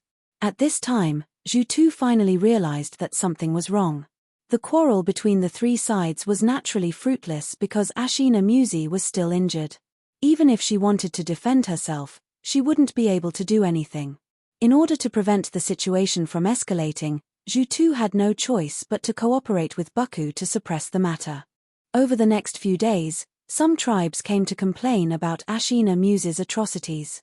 Even though Ashina's own tribes were also attacked by the horse bandits, because these tribes were already close to Shweyentuor tribe, they were not harmed as much. How could Zhu Tu believe their words? He only thought that this was Ashina Musi's craftiness. In order to hide her identity, she was only putting on an act against her own tribe. Seeing that the various tribes were in a heated argument, the Great Leaf Protector of the Mun Kingdom ordered his horse to report to Mu Mo, hoping that the Great Leaf Protector could personally resolve this matter. On the other hand, some tribes that were originally neutral but received news from their tribesmen that they were robbed by Ashina Musi all joined the Ashid tribe's camp. Both sides were at daggers drawn and the situation was on the verge of breaking out. Seeing this situation, Yang Fan felt that if this situation continued to develop, it would cause a huge battle between both sides. This would inevitably cause their southern expedition to become a bubble. Thus, he patiently stayed in the neutral camp. It wasn't that Yang Fan didn't think of taking a risk and launching an attack on one of the camps to incite a war between both sides. However, the tribes were still fine during the day. Once night fell, they would be facing a great enemy. Moreover, the surroundings were boundless plains, especially the snowy plains. No matter how dark the night was, there was a kind of white misty light that made it impossible for people to hide. As long as they made a move, they would immediately attract the attention of the surrounding tribes. Moreover, the strictly guarded Ashina and Ashid tribes had already placed their sentries 30 miles away. It was impossible for a sneak attack to succeed. Not only would their lone army be completely annihilated, but their plan to incite discord would also be seen through. Therefore, it was better not to make a move. Regardless of whether this matter could be resolved peacefully, it could still plant the seeds of suspicion between the two major tribes. As the days passed, the southern expedition plan was delayed indefinitely. Although the cattle and sheep brought by the various tribes were enough to eat, these cattle and sheep were originally estimated to be consumed during the southern expedition. If this continued, it would definitely not be enough. On top of the original quarrel, the various tribes had an additional layer of worry. Many tribes wanted to retreat. At this moment, Mu Mo sent someone over. Mu Mo had his own considerations for insisting on sending troops to the south while his brother was critically ill. Other than building a huge military contribution, he also had the purpose of using external military affairs to reduce internal resistance. This was to make the process of his succession more peaceful. It had to be said that this time, he did not have much of the main force under his command. The main force was made up of the troops from the other tribes. Even if their leaders wanted to support Jiu Dulu's son, they would have to hesitate. Once he offered sacrifices to the gods and formally inherited the throne, everything would be settled. Therefore, he did not want the southern expedition plan to come to a premature end, nor could he leave the Kagan's court at this critical moment. He had sent Arsyantia, an old and highly respected minister of the Turkic Khaganate. Because he had predicted that the delay would cause the various tribes to run out of food, he had also generously sent over tens of thousands of cattle and sheep to be distributed to the various tribes for free to replenish the needs of the three armies. Sai was an official position, second only to the Kagan and Yabgu. Arsyantia was almost 80 years old. He was a fair and gentle man who rarely participated in the disputes of the various tribes. He had a friendly relationship with the various tribes and enjoyed a high reputation among the Turkic tribes. Most importantly, he had just celebrated his 78th birthday. At the time, Mu Mo had sent two nephews to celebrate his birthday, and one of them happened to be Ashina Musi. Although Ashina Musi had not gone to celebrate the birthday at the same time that the southern tribes had been attacked by the bandits, in terms of geography, even if Ashina Musi had traveled day and night, she would not have been able to reach the southern border and pretend to be a bandit to plunder the wealth. Old Arsyan, travel-worn, rushed to Shueyentuor from the northernmost land. He summoned the leaders of all the tribes, big and small, and swore an oath in the name of God, using old Arsyan's lifelong reputation to prove to them that Ashina Musi had gone to congratulate him on his birthday, and told them the time when Ashina Musi left his tribe. It had to be known that the first person to say that he had recognized him was Xiao Miu. Even if he had traveled day and night from old Arsyantia's tribe to Xiao Miu's, he would not have been able to reach the southern border so quickly, and in this era, the fastest means of transportation was the horse. The bitter and hateful Ashid leaders could not deny what they had seen, but old Arsyantia's prestige was simply too high, especially at the age of 80. Someone who had always stood aloof from worldly affairs would not be able to join in and give false testimony. For a moment, the truth was so confusing that no one could make heads or tails of it. Soon after, Mu Mo's envoy issued a strict order that Zhu Tu, Mu Yen, and Ashina Musi would still be the commander-in-chief. The three of them were to formulate a plan for the southern campaign as soon as possible and move out within a time limit. If they had any objections to Ashina Musi pretending to be a bandit, they would have to wait until the southern campaign was over. It wasn't that Mu Mo didn't want to replace his unfortunate son, but he had to act tough at this time. If he replaced Ashina Musi, the Ashid leaders, who had never trusted old Arsyantia's promise, would definitely think that he had a guilty conscience, which would lead to endless trouble in the future. When Yang Fan heard this news, he couldn't help but be disappointed. On the day that he had kidnapped Yian, Shueyentuor city had been thrown into turmoil by the chaotic battle between the two tribes. This had actually provided him with a cover. Yian and the wine shop owner, Morchi Qingyuan, had disappeared for no reason, and no one had the time to pay attention to or search for them. He had mingled in the enemy camp, free and at ease, without the slightest danger. But his goal in coming here had been to stir up conflict among the Turkic tribes, gather intelligence on them, and then send a message to his stronghold on the frontier. Although he had accidentally captured Yian, the witness who could prove that Qiu Shunji was up to no good, he had failed to accomplish these two important tasks.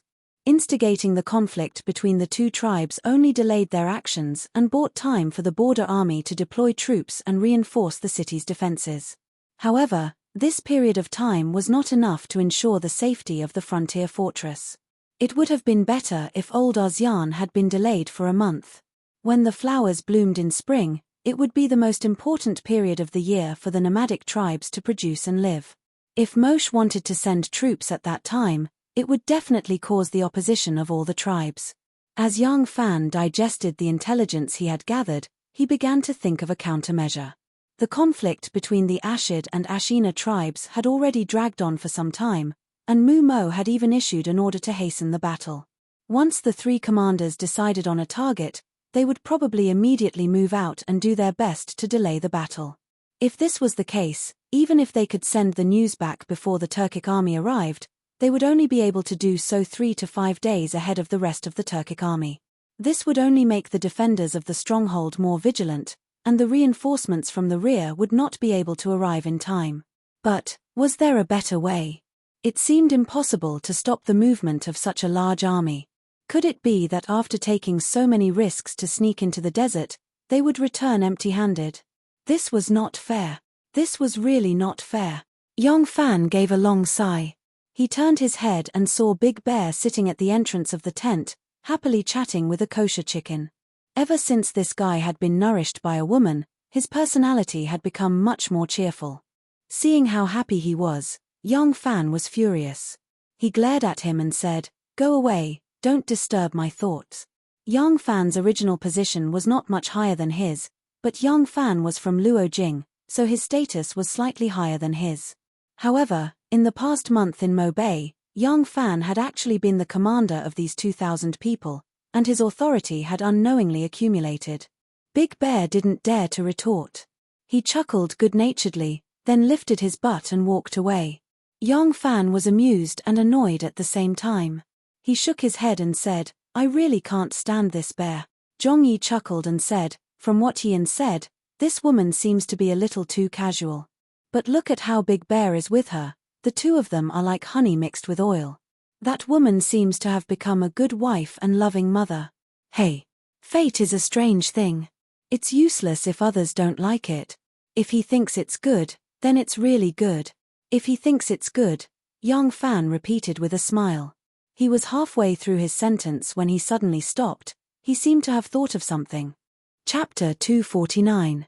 In Zuyantuo City, yurts were set up in an open space. This was Ashina Muse's temporary encampment. Ashina Muse came to Shuiyentuo with 3,000 elite troops, but they were ambushed by Xiao Miu. More than 800 of them died in that battle, and more than 1,500 were either lightly or heavily injured. In order to prevent the Ashide tribe from continuing to seek revenge against him, his men were specially allowed by the Shuiyentuo tribe to station in the city. The outskirts of these tents were where the uninjured soldiers were stationed, and further in was where the injured soldiers were recuperating. The morale of these soldiers was low because some of them were destined to become disabled. On the grasslands, the strong preyed on the weak. The concept of the strong being respected was deeply rooted in every corner and every level of the tribe. There was no protection for the disabled soldiers. Once they were disabled, they would become completely useless.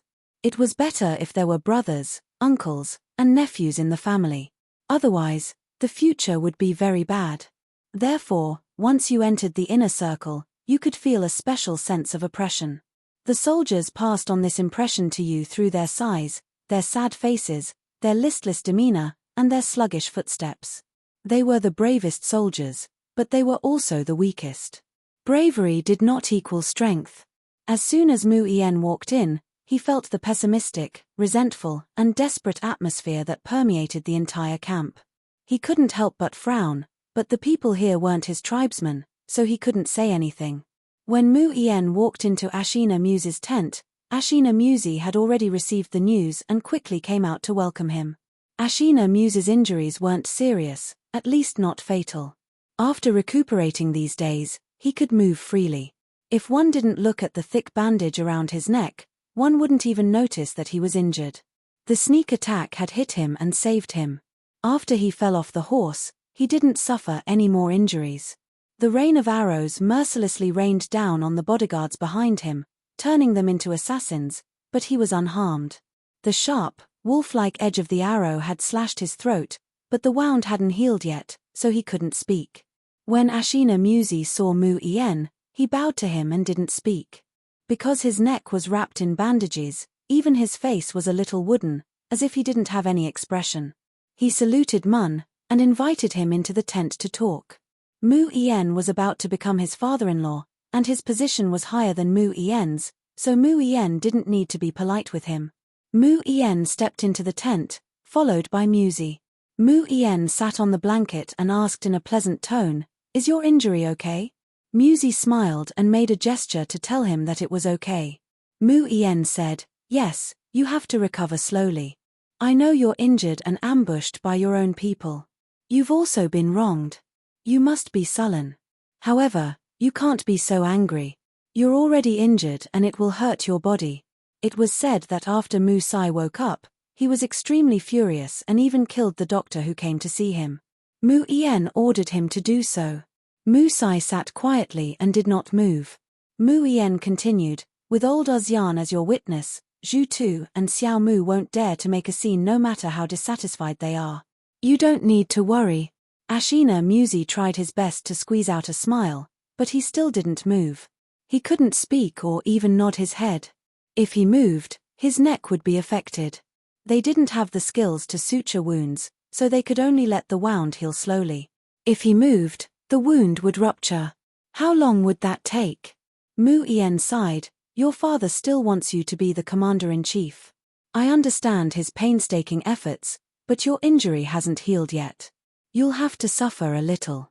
Musi hurriedly waved his hand, indicating that it was fine. Mu Ien nodded, "Yes, it's good that you can't speak now. Zhu Tu is still angry.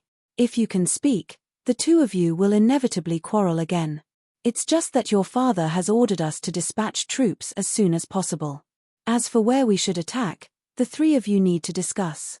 Mu Ien sighed, "After all, you also represent some tribes. If the target you choose isn't what they want, it won't be easy for you to be the commander-in-chief." Musi waved his hand, pointed at Mu Ien, cupped his fists, then pointed at himself, waved his hand, and cupped his fists again. Mu Ien was baffled. He watched Musi gesticulate a few times before trying to figure it out. "You mean, I'll make the decision and you'll act according to the target I choose?" Musi forced a stiff smile on her face and gestured to him that it was as she had said. Mu Ien wanted to say something but hesitated. He sighed, "All right, recuperate well. I'll go back and think about it. Tomorrow, I'll discuss this matter with the other chiefs." Mu Ien stood up and left. Musi hurriedly stood up and sent him out of the tent. When they reached the entrance, Mu Ien said, "All right, we're a family now. There's no need for so many formalities. You're still injured, so don't catch a cold. Go back and rest." Musi placed a hand on his chest and bowed deeply. Mu Ien heaved a sigh of relief and left. Musi stood at the entrance of the tent and watched Mu Ien leave. When Mu Ien's figure turned around a few yurts and disappeared, he suddenly turned around and waved his hand. One of his guards immediately rushed over. All of Muse's personal guards were shot dead in the sneak attack. Now, he could only find a few people from his tribe to protect him. These people suddenly became his personal guards, and they were quite happy. However, Agent Musi had been somewhat temperamental recently, and they were somewhat afraid. Musi gestured to the guard. The guard understood and immediately went to prepare. Musi returned to the tent and put on a fur cloak and a hat. It was strange that even with his status, his fur cloak and hat were only of ordinary quality. Not long after, a few guards came over with an ox cart. Musi boarded the cart and pulled down the curtain. The ox cart quietly left under the protection of a few guards. After Mu Ien left Mu Sai's camp, he mounted his horse and walked a few steps. Suddenly, he saw a red horse galloping towards him like a fiery cloud. It was a rarely seen horse in the area. It was taller and more majestic than the other war horses. The horse was red, and there was a young lady riding on it. She was also wearing a red robe. The horse galloped over and suddenly stopped. She neighed and stood up on its hind legs. Then, it paused heavily. The girl in the red robe called out, "Father, how is Musi?" The girl was about 16 or 17 years old, and she had delicate features. Because it was winter, the Turkic robes she wore were a little loose. However, her slender waist was tightly bound by a wide leather belt, and her pair of tight and slender legs were wrapped in long leather boots. One could still see her slim waist and exceptionally graceful legs. She was wearing a warm hat with a circle of white fox fur around the brim of the hat, which set off her pretty little face, making her look quite beautiful. Although her demeanor was somewhat wild and unruly, because of her delicate little face and the beautiful and soft curves of her pink lips, she appeared somewhat charming. When Mu Yen saw her, his originally gloomy expression immediately turned into a cheerful smile. "Hayue, why are you here?" Mu Hayue replied, "I was in the tribe. I heard that Muzi was injured, so I rushed over." "Is he all right?" Mu Yen replied, "Oh, he's fine. It's just that his throat is injured, so he can't speak for the time being." Before Mu Yen could finish, Mu Hayue said hurriedly, "I'll go see him." With that, she kicked the stirrups and charged into the camp. Mu Yen couldn't summon her in time. He could only shake his head and laugh bitterly. "A grown girl can't be controlled by a man." Yang Fan asked cautiously, "Are you sure?" "I'm sure." Gao Sheji replied with certainty. Disabled soldiers are destined to be abandoned. They were brave in the beginning because they wanted to snatch more things or get promoted through meritorious deeds. Now that there's nothing to talk about, why can't they just take what they want? I was also afraid that the information I got wasn't accurate, so I found 2 wounded soldiers who used to be Muse's personal guards. I promised them a lot of money, but the information I got was the same. Yang Fan pinched his chin and pondered. "So you're saying that his throat was torn, and he can't speak anymore?" Gao Sheji replied, "Yes. That's what the doctor said. That's why he was shocked and angry, and killed the doctor with one strike. You should know that if he became mute, he wouldn't even be able to be a special agent, let alone the Khan's position. How could a person who couldn't even speak rule a tribe?" However, his injury hasn't healed yet, so he still has a glimmer of hope that he can speak after his injury is healed, even if it's a little hoarse. These days, he quietly leaves the camp every day, disguises himself, and hurries to a great shaman in the city. Muzi promised the shaman a lot of money, hoping that he can use witchcraft to heal his injury. Yang Fan paced lightly in the tent. Gao Sheji's gaze followed him for a while, and said, "You plan to take him away when he secretly goes to treat his injury, and then impersonate him?" Yang Fan slowly turned around and said, "His throat is injured, and he can't speak. I look exactly like him, so there's no problem at all for me to pretend to be him. As long as I kill all the guards around him and take him away, I can put on his clothes, pretend to escape, get injured, and be found. I can immediately take his place. Because his temperament has changed after his injury, even if his daily life is different from usual, no one will suspect anything." Who would have thought that Muzi has been replaced by someone who looks exactly like him? In this way, I can use Muse's identity to participate in all their military plans, and even induce them to act according to my intention. "That's right." Gao Sheji clapped his hands in praise, and his eyes shone with excitement. Erlang's plan is wonderful. Although it sounds a little risky, the wonderful thing is that Erlang looks exactly like him. Unless 2 Muzi appear at the same time, even if Erlang does something unusual, no one will think that Erlang is a fake Muzi. "I think this plan is feasible," Yang Fan said with a faint smile. "Is it feasible? Didn't you notice anything wrong?" Chapter 250. The chicken thought for a moment and frowned. "What's the problem?" Yang Fan said, "My goal is not to replace Muzi, but to impersonate her and stay in the Turks as their secret service officer. It's easy for me to sneak in, but how can I leave? Will they allow me to walk around alone and leave at will? Even in the past, I needed someone to accompany me, not to mention now when the Ashina and Ashina tribes hate each other." The chicken was startled and said, "Yes. This is a big problem." Yang Fan said, "Also, if I sneak in alone and get the information, how can I send it out? How can I send a message? Can I let Muse's subordinates send the information to you?" The chicken was stunned again and murmured, "Then what should we do?" Yang Fan said solemnly, "Our plan to divide them is actually quite effective. Not only did it plant the seeds of suspicion between the 2 tribes, but it also delayed their journey. But now it's wishful thinking to stop their army from moving south. The chicken nodded and said, "Then, shall we leave?" Young Fan shook his head and said, "I'm not willing.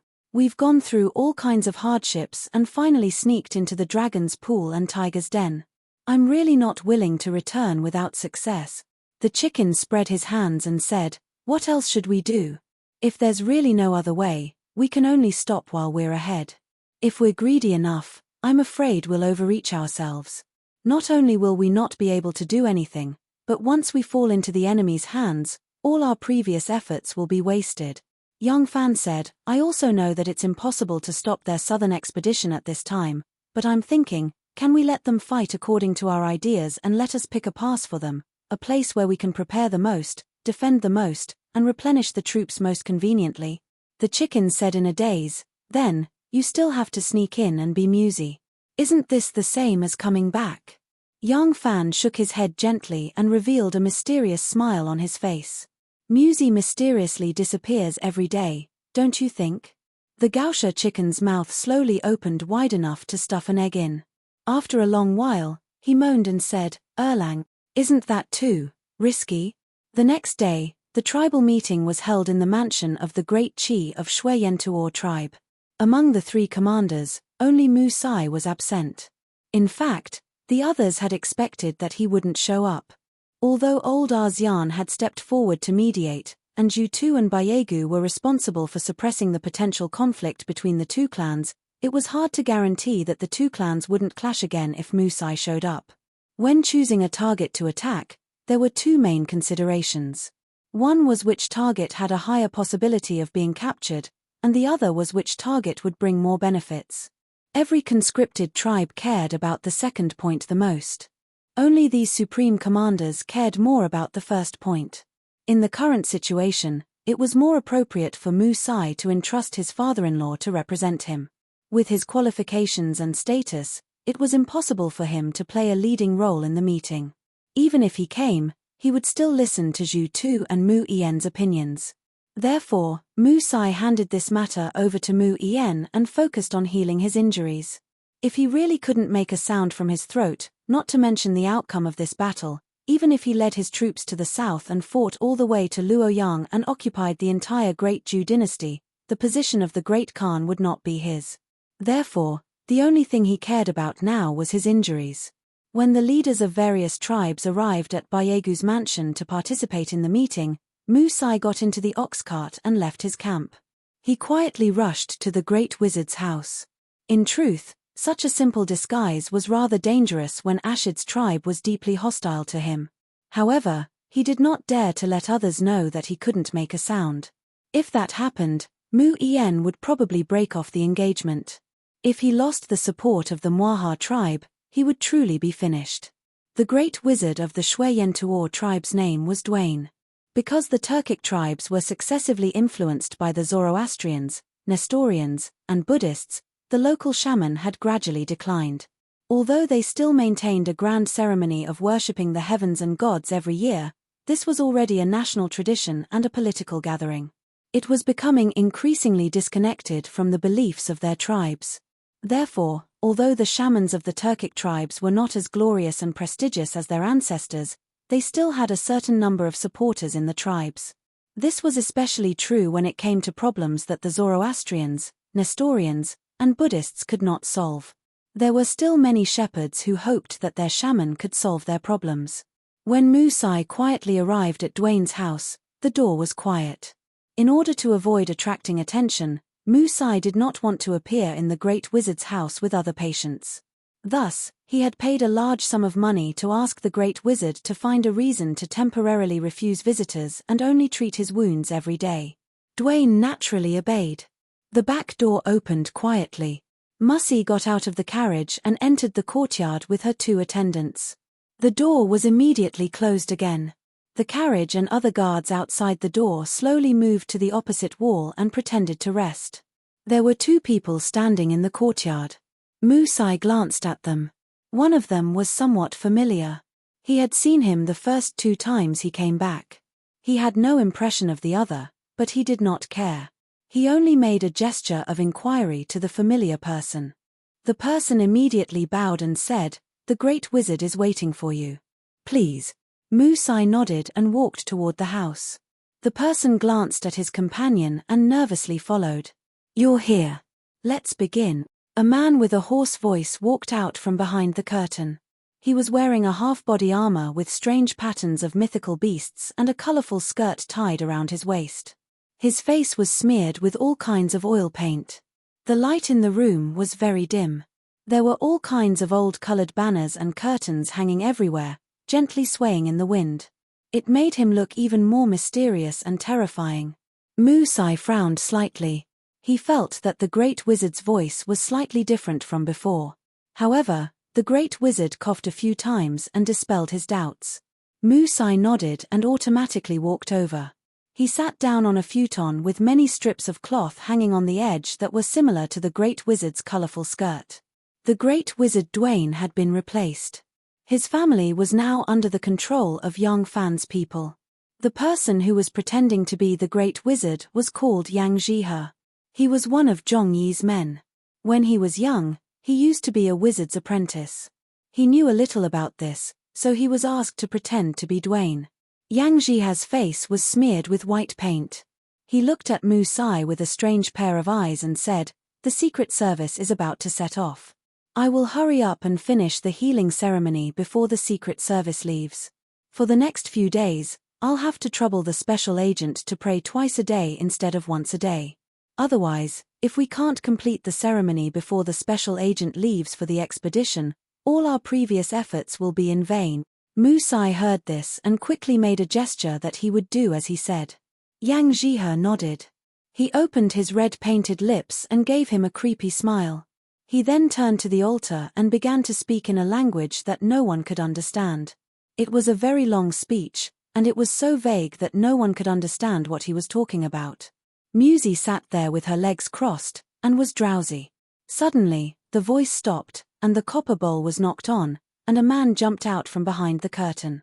Clatter, clatter, clatter, clatter. Musai looked up. This person was dressed like the great wizard. He wore a hat with a lot of pheasant feathers on his head. He wore a leather armor with pictures of mythical beasts on his upper body. He wore a colorful skirt with a bunch of bronze mirrors and bells hanging on it. He also had a colorful flag on his back. He held a sheepskin drum in one hand and a drumstick with many iron rings in the other. He danced and sang. Spirit dancing wasn't just for show. A real spirit dancing ritual required 2 hours of continuous singing and dancing. In modern terms, that was 2 hours. Such a long period of time would be a strenuous task for anyone. Therefore, older wizards wouldn't be able to complete the spirit dancing ritual. Therefore, they would choose one of their apprentices to do the spirit jumping with them. This was the case with the great wizard Dwayne. Musai only looked up and then lowered her head. While the spirit jumping was inviting the god, she silently prayed to the god in her heart, hoping to be saved by the god's power. Big Bear was wearing a set of strange clothes that resembled a barbarian's. He was shaking his head of chicken feathers as he beat the divine drum and sang the divine tune. He was swaying his divine buttocks, and he was very happy. He felt that this matter was very interesting, but he didn't know that it would take at least 2 hours to dance the divine drum. Bayegu's mansion was the most luxurious building in the city. Its scale was similar to that of a landowner's mansion in the countryside of Shaanxi province, but it still had the roughness and crudeness of the grasslands. There were not as many finely crafted places. However, there was no place in the mansion that could accommodate hundreds of chiefs. Therefore, Baku built a circle of yurts in the middle of the spacious open space in front of his mansion to accommodate the chiefs to rest and eat. The spacious open space in the middle was used as a meeting place. Because this meeting was very important, Zhu Tu, Mu Yen, and Bayegu each sent a team of 100 people, led by their trusted generals. They surrounded the meeting place and strictly guarded it. No one was allowed to come close. When the leaders of each tribe arrived, they were only allowed to bring one guard with them. The leaders of the other tribes were still arriving. Bayegu, Zhu Tu, Mu Yen, and the others had already arrived. These leaders each occupied a yurt. Because of the disparity in status, the leaders of the other tribes didn't dare to barge in. At this moment, a few knights in grey robes surrounded an ox cart and stopped beside the yurts. They dismounted from their horses and did not rush over. Instead, they just wandered to the side as if they were looking for someone. After a while, one of them handed the warhorse to his companion and quickly walked up to a patrolling Turkic warrior. He asked in a low voice, "Are you someone from the great Yabgu of the Mun kingdom?" The warrior looked at him and said impatiently, "Yes, who are you? What do you want?"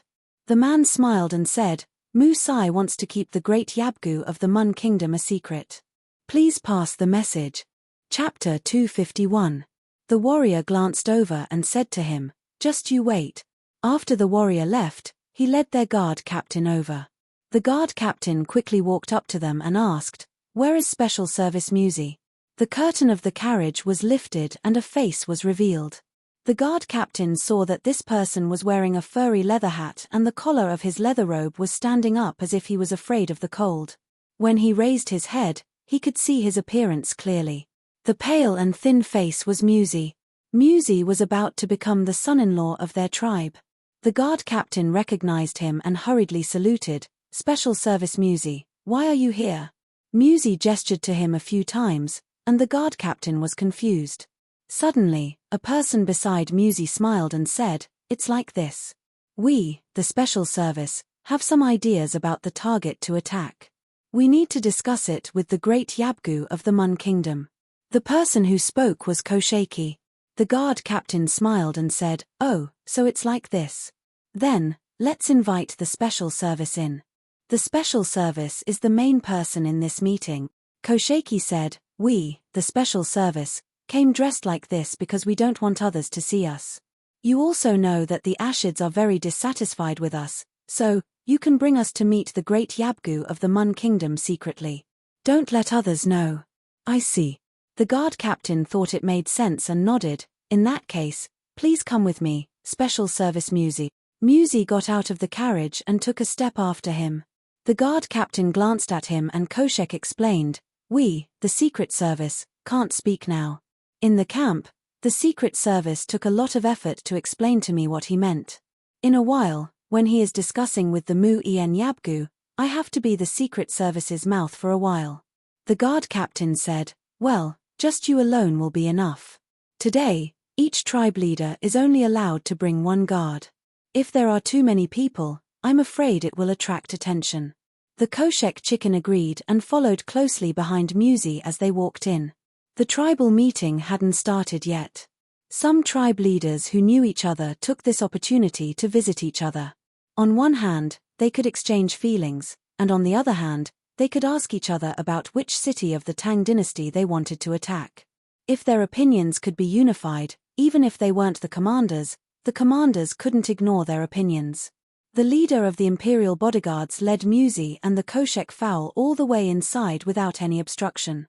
Because he was leading, the guards did not even bother to check. Musy put her hands in her sleeves and lowered her head slightly. She only cared about moving forward steadily and did not look around. In a short while, they arrived in front of a large tent. The Koshek fowl rushed forward and whispered in the ear of the leader of the imperial bodyguards, "Check if there is anyone else in the tent first." The guard captain understood and asked them to wait beside the tent while he entered the tent. Sure enough, there was a tribe leader who came to visit Mu-En. The two of them were holding hands and laughing, chatting happily. When the guard captain walked in, Mu-En glanced at him. The guard captain signaled him with his eyes. Mu-En knew that there must be something important, so he shook the man's arm and said, "Hi, we old brothers haven't seen each other for a long time. How about this? I'll first prepare for today's important discussion. Come over tonight, we old brothers will have a few drinks." The man laughed and said, "All right. You go ahead with your work. I'll go meet the other old brothers. We'll talk tonight." Mu-En sent him to the entrance of the tent. After they cupped their hands, the man left. Mu-En asked the guard captain, "What's the matter?" The guard captain gestured to the side and said in a low voice, "Great Ye Protector, Special Agent Musy is here to see you." When Mu-En turned around, he saw Musy raising his head. Mu-En couldn't help but be surprised. "Why are you here?" As he said this, He quickly turned back to look at the big tent beside him. When he didn't see Zhu Tu at the entrance, he was relieved. He quickly pulled Musi and said, "Come in and talk." Mu Yen pulled Musi into the tent. The Kosho chicken was about to follow. Mu Yen turned his head and frowned unhappily, scolding, "What are you doing in here? Don't you know the rules?" Musi quickly pointed at the Kosho chicken and pointed at his neck. There was a thick bandage wrapped around it, making his neck so stiff that he couldn't bend it. He couldn't even nod his head. Even turning his head required his shoulder to support it. It was like a stiff neck, looking very comical. The guard captain quickly explained, "Great Yi Protector, this person is Special Agent Muse's bodyguard. He understands Special Agent Muse better. Special Agent Muse can't speak, so you need him to talk to you." "Oh." Mu Yen responded and pulled Muse's arm into the big tent. He made a gesture to the guard captain at the entrance. The guard captain immediately put down the tent curtain and stood firmly at the entrance. In the tent, Mu Yen said to Muse, "Why are you here? Did you change your mind? Do you want to participate in the meeting?" Muse waved his hand and gestured to him. Mu Yen looked at the Kosho chicken in confusion. The Kosho chicken coughed and said, "Special Agent Muse said that he thought about it carefully yesterday and has some ideas about our target. He wants to let the Great Yi Protector know." Young Fan's men bribed Muse's crippled bodyguard.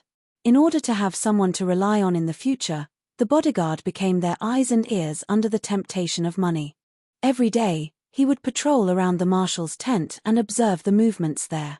However, they only knew that Yabgu Mu went to the tent yesterday, but they didn't know what he said to Muse. In this way, young Fan had to be extra careful in disguising himself as Muse. He had to be as smooth as possible in his speech and not reveal any obvious flaws. In this way, if the two of them had discussed the target to attack yesterday, he wouldn't be suspicious. As expected, Mu Yen didn't show any abnormalities. He only said, "Oh. Then what do you think?" Young Fan made up his mind and pointed to the simple map hanging in the tent. Mu Yen understood and got up and walked over. Young Fan also walked over and pointed at the few passes they could attack. Sometimes he waved his hand, sometimes he frowned, and sometimes he pointed to the Turkic and Tubo territories. Finally, he pointed to the position of White Pavilion and pressed it heavily. Mu Yen was confused and could only look at Young Fan's translator. The Kosho chicken said, "Great Yi Protector, our Special Agent Muse said that the best place to attack is the White Pavilion." Mu Yen turned his head to look at the map and asked while stroking his beard, "What's the reason?" The Kosho chicken said, "Before coming, Special Agent Muse has explained to me for a long time. I have guessed the Special Agent Muse's meaning bit by bit. Now I will tell the Special Agent Muse's meaning to Lord Yabgu. If I am right, Special Agent Muse, please clap your hands. If I am wrong, Special Agent Muse, please wave your hands." Young Fan stood tall and straight like a crane in a flock of chickens. He raised his noble head and gently applauded. The Kosho chicken coughed and moved to the front of the map, explaining with his saliva flying everywhere. "Lord Yabgu, you see, in these Tang passes along the border, the difficulty of attack and defense are about the same. This White Pavilion is the closest to us. We have been delayed here for many days. If we choose a target that is further away, there will be two difficulties. First, when the flowers bloom in spring, the snow will be muddy and it will be too difficult for the army to march. Second, it will be a long journey and it will be easier for the Tang to prepare early." Mu Yen reached out and pointed to the desert area marked on the map, and then to Liangju and several other big hills. The Kosho chicken said blankly, "What does Great Yi Protector Muse mean?" Mu Yen laughed involuntarily. He was so attracted by Muse's pointing that he almost forgot that he could speak. She actually copied him and gestured on the map. Mu Yen said, "If we choose White Pavilion, there are two difficulties. First, we have to cross a section of the desert. Of course, this is not a big problem. We have raided the Tang in the past. The main problem is that this place is very close to the north. Behind us is Liangju. It will be relatively easy for the Tang to replenish their troops and provisions. What if we choose Liaochuan? The area there is the narrowest and it is also very close to the Tubo. If they send troops at the right time, the Tang will be attacked from all sides and it will be difficult to deal with them. Musy gestured on the map for a while and then gestured for the Kosho chicken to speak. The Kosho chicken said, "We have also thought about the problem that Great Yi Protector Musy has thought about. The area around Liaochuan is too poor. Our harvest there is far less than that of White Pavilion. Moreover, although there is Liangju behind White Pavilion and Hashi and the north on the left and right, the Tang army in Hashi has to guard against the Tubo and the garrison in Hashi has to guard against our attack from other places. It is impossible for them to send more troops to White Pavilion. Even if all the Tang army in Liangju were to go to White Pavilion, their strength would still be far from ours. There are a few advantages for us to occupy White Pavilion. First, we can attack Liangju. The Tang army in Liangju may not be able to defend it. Once we occupy Liangju, we can cut off the Tang's main route to Longyu and Hashi. Under the joint attack of us and the Tubo, the Tang who are alone in Hashi and Longyu will have no reinforcements and no rations. This piece of land will definitely be ours. If the Tang have already taken precautions and a large number of reinforcements come in time, we will not be able to take Liangju in time. Then we can go down from White Pavilion and besiege Liangju. We can loot the richest cities around Liangju and then return to the desert safely." Mu Yen was still hesitant. Benefits and risks were proportional. Attacking White Pavilion and then Liangju, raiding the richest cities nearby was indeed a huge benefit. But this was also the easiest place for the Tang to replenish their troops and rations. Especially since this place was too far away from the Tubo army, they could not rely on the strength of their allies. When Yang Fan saw that he was still hesitating, he couldn't help but feel anxious. He quickly made a few gestures and pointed on the map. The Kosho chickens followed the words they had discussed in advance and took out their trump card. "Big Yi Protector, actually, this isn't just the idea of our special service. Last night, Great Yi Protector Musy sent someone again. His idea is also to seize White Pavilion." Oh! Hearing this, Mu Yen was indeed moved. He quickly asked, "What does Musy mean?" The Kosho chicken said, "The Khan is critically ill. It's impossible for the tribes to fight outside for a long time. It's meaningless to occupy. Looting is enough. Moreover, there is a dispute between the Ashid tribe and my tribe, and there are some grudges between us. If each tribe can seize enough wealth and women this time, everyone will be happy, and it will be easy to heal the previous conflict.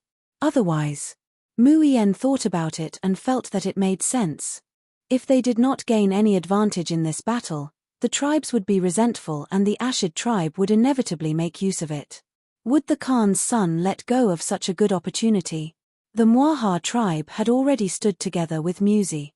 This was the reason why they were connected by marriage. It was most beneficial for the Mwaha tribe if Musy became the Khan. From this point of view, the benefits and harms of this battle did not matter much. What was important was the impact this battle would have on the domestic political situation. Thinking of this, Mu Yen nodded and said, "Yes, I understand. We will do as Musy says." Just as Mu Yen said this, a girl's delicate voice came from the door. "Go away. Why are you so sneaky? Am I not allowed to go in?" Before he could finish his words, Mu Hayua lifted the curtain and barged in. Her pretty face was slightly gloomy, as if she was displeased. But when she saw Yang Fan, she immediately beamed with joy and said, "Ah, Musy, you are here." Chapter 252. Squeak tilde. Squeak tilde. The wheels of the ox cart made a series of squeaking sounds. Yang Fan sat upright in the carriage. His back was straight, his neck was straight, and his eyes were slightly slanted as he looked at the girl beside him. Mu Hayua was sitting right next to him, watching him with a smile. She glanced up and down, finding it very interesting. She had taken off her warm hat, but there was also a circle of white fox fur on the edge of her coat, which made her face look quite beautiful. Mu Hayua gently twisted the shiny black braid on her shoulder, tilted her head and looked at Yang Fan with a smile. The more she looked at him, the brighter the smile in her eyes became. After a long time, she suddenly burst into laughter and said, "You really make me laugh to death." She spoke in Turkic, which Yang Fan couldn't understand at all. Yang Fan, who couldn't understand, kept his neck straight and squinted at Mu Hayue. Anyway, he couldn't speak in the role he was playing. As long as he didn't speak, he wouldn't make a mistake. Mu Hayue looked at his embarrassing look and couldn't help laughing and fell into his arms. Outside the cart, the Gaosho chicken and the other guard heard the bell-like laughter coming from the carriage. They couldn't help but look at each other with a strange expression. Mu Hayue panted and smiled while lying on Yang Fan's lap. She looked at him with a pair of smiling eyes and said, "Looking at your honest look, it's really fun. When I went to see you yesterday, your subordinates said you went to find out who framed you. I waited for you for a long time but you didn't come back. Fortunately, you can still move, which means your injury is not serious. Today I see, it's really so. Fortunately, it's just a scratch, but it's in the wrong place." Mu Hayue talked for a long time, but Yang Fan didn't understand a word. But he couldn't just ignore it, so he rolled his eyes and made a few gestures that even he didn't understand. Mu Hayue frowned and asked, "What do you mean?" Yang Fan made a few more gestures, but Mu Hayue still couldn't understand them. Suddenly, she called out, "Arkham, come in." Akam was the alias of Gaoshi chicken, a very common Turkic name. Confused, Gaoshi chicken hurriedly dismounted and boarded the ox cart. Mu Hayue was still lying on Yang Fan's lap. She didn't avoid him and just asked lazily, "What are you talking about? Even I don't understand. Tell me." Yang Fan hurriedly signaled the Koshek chicken with his eyes and gestured for a while again. The Koshek chicken knew his true identity, after all, and combined with his actions, it guessed his worries and said, "The special agent is saying that in a while, you just send him halfway and don't follow him back to the camp. Also," he looked at Yang Fan's movements and said, "Also, don't go to the camp to look for special agents in the future." Mu Hayue abruptly sat up and asked with a straight face, "Why?" Yang Fan hurriedly gestured to the Koshek chicken again. In fact, the Koshek chicken didn't quite understand what he was trying to express. After all, the words at this time were not rehearsed by the two. He could only explain according to the reason he found. "It's like this. Many of the 3,000 warriors we brought are injured. Before fighting with the Tangs, many of them have become disabled. Their morale is very low." "Oh." Mu Hayue rolled her big black eyes and asked in surprise, "What does that have to do with me going to see Musai?" The Koshek chicken said, "You are the fiancé of the special agent. If you often appear in the camp at this time, what do you think those disabled warriors will think? Just now, the special agent told your father not to visit him and that he would come quietly if something happened. This is to prevent Zhu Tu from thinking that our two families are on the same side." Mu Hayue pouted and reached out to hold Yang Fan's arm. She said, "Our two families are on the same side. What's wrong?" Yang Fan was pressed against his elbow by her plump breasts. He only felt that the place he touched was soft. He was so scared that he did not dare to move again. He could only widen his eyes and look at Gaoshi as if asking for help. The Koshek chicken said awkwardly, "Of course, but now Zhu Tu is angry but has no place to vent. There is no need to provoke him. I don't let you go to the camp because I am worried that the soldiers will gossip." Mu Hayue held Yang Fan's arm hard and said, "I am going to see Musai. How am I bothering them? Whoever dares to gossip, I will cut off his tongue." The Koshek chicken laughed dryly and said, "After all, this is the special agent's first time to be the commander-in-chief. To win the war, we still need these soldiers. After winning the war, when the special agent marries you, it will be especially glorious, won't it?" This sentence moved Mu Hayue. She thought for a moment and turned her head to Yang Fan and smiled gently, saying, "All right, then I will listen to you. But, you have to come to my grandpa's place to see me often. Otherwise, I will go to you." Yang Fan glanced at the Koshek chicken. The Koshek chicken nodded repeatedly. Yang Fan didn't know what Mu Hayue was talking about. Seeing the Koshek chicken nodding, he revealed a smile and patted Mu Hayue's little hand gently. Mu Hayue lay back in Yang Fan's arms. When she turned her head, she saw the Koshek chicken was still standing in the carriage. She immediately glared with her almond-shaped eyes and said angrily, "What are you looking at? Get out." The Koshek chicken obediently turned her buttocks and walked out. As soon as the curtain of the sedan was put down, Mu Heiyue put on a sweet smile and squeezed into Yang Fan's arms. Yang Fan knew this woman was Mu Sai's fiancée. If he didn't show any affection to her, it would inevitably arouse her suspicion. If he wanted to show some affection, he didn't know to what extent the two had developed, so he couldn't help but feel embarrassed. Mu Heiyue twisted her body and found the most comfortable position to lie down. Seeing him sitting stiffly, she couldn't help glaring at him coquettishly and murmured, "Bad guy. You seem to have changed after getting a little injury. You used to be careless with me, but now you are well behaved." As she was saying, the bold and shrewd Mu Heiyue actually pulled up Yang Fan's hand and stuffed it into her arms. Yang Fan was startled, but he didn't dare to resist. He put his hand in along the collar of the loose robe and didn't feel nervous at all. As soon as Yang Fan's big hand went in, he felt a ball of plump, soft and warm tender flesh. Although it wasn't very big, like two jade bowls that could be grasped with one hand, it was unusually elastic. Although Mu Heiyue's action was bold, she was still shy after all. She tyrannically stuffed his hand into her arms and closed her eyes shyly. However, Yang Fan's hand pressed on her chest stiffly and didn't move anymore. Mu Heiyue felt strange and couldn't help opening her eyes again. Seeing her surprised look, Yang Fan quickly put on a lustful expression.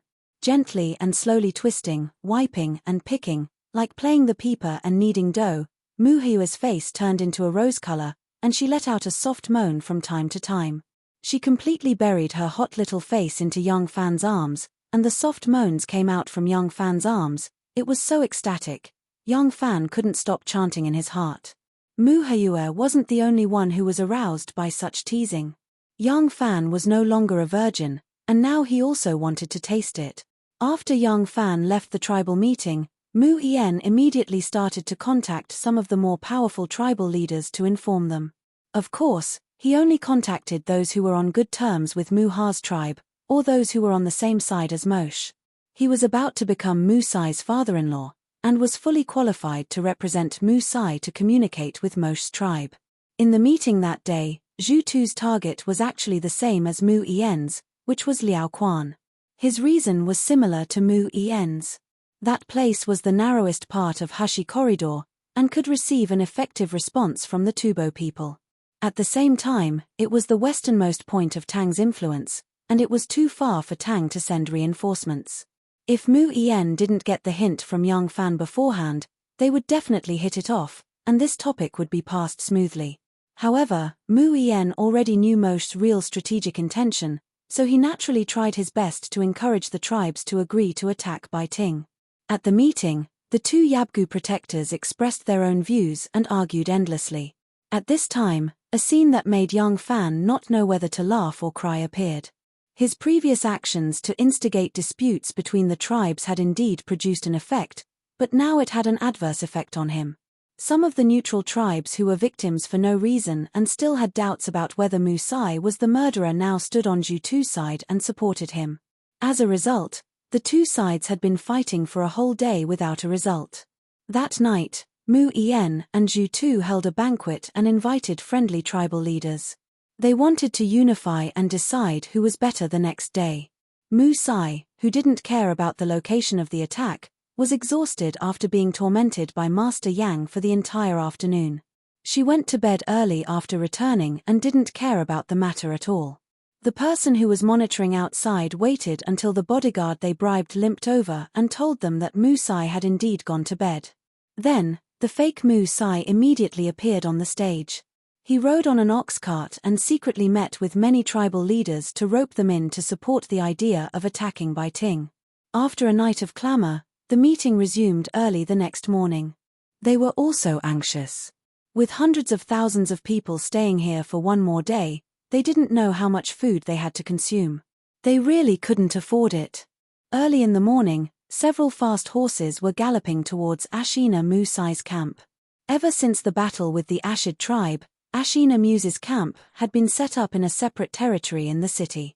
It was quite a distance away from other people's houses and yurts. If someone came close, it would be easy to notice.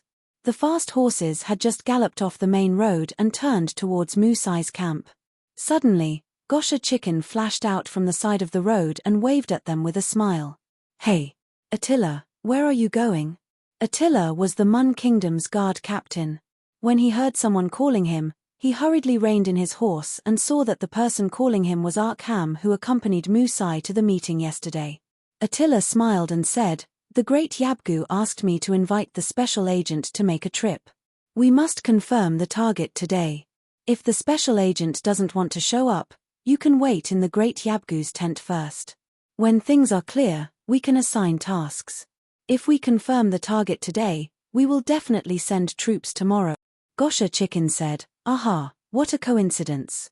The special agent feels bored staying in the tent all day and wants to disguise himself and go out for a walk." Look, Gosha Chicken turned around and saw Musai sitting steadily in an ox cart and smiling at him. Chapter 253. The meeting of the Turkic tribes finally came to an end. The timing of the attack requested by Musi did not allow them to discuss indefinitely. They had to reach a conclusion as soon as possible. As for whether to attack Liaochuan or Beiting, as long as Musi did not show up, Zhu Tu would only consider the war itself. From this point of view, no matter which place they attacked, there would be advantages and disadvantages. Unlike Mu Yen, he did not have a clear political goal. Therefore, he did not insist on his own opinion in this debate. After the meeting, the tribal leaders rushed back to make preparations. Mu Yen briefed several tribal leaders who were on good terms with him and hurried back to his tent. Several guards were standing guard at the entrance of the tent. Mu Yen lifted the curtain and walked in. Seeing her father, Mu Hayue quickly sat up from Muse's arms and gently combed her slightly messy hair. She looked natural and at ease. The children of the grassland were not so bashful and had always been generous in matters of love. The customs of the grassland also encouraged this practice.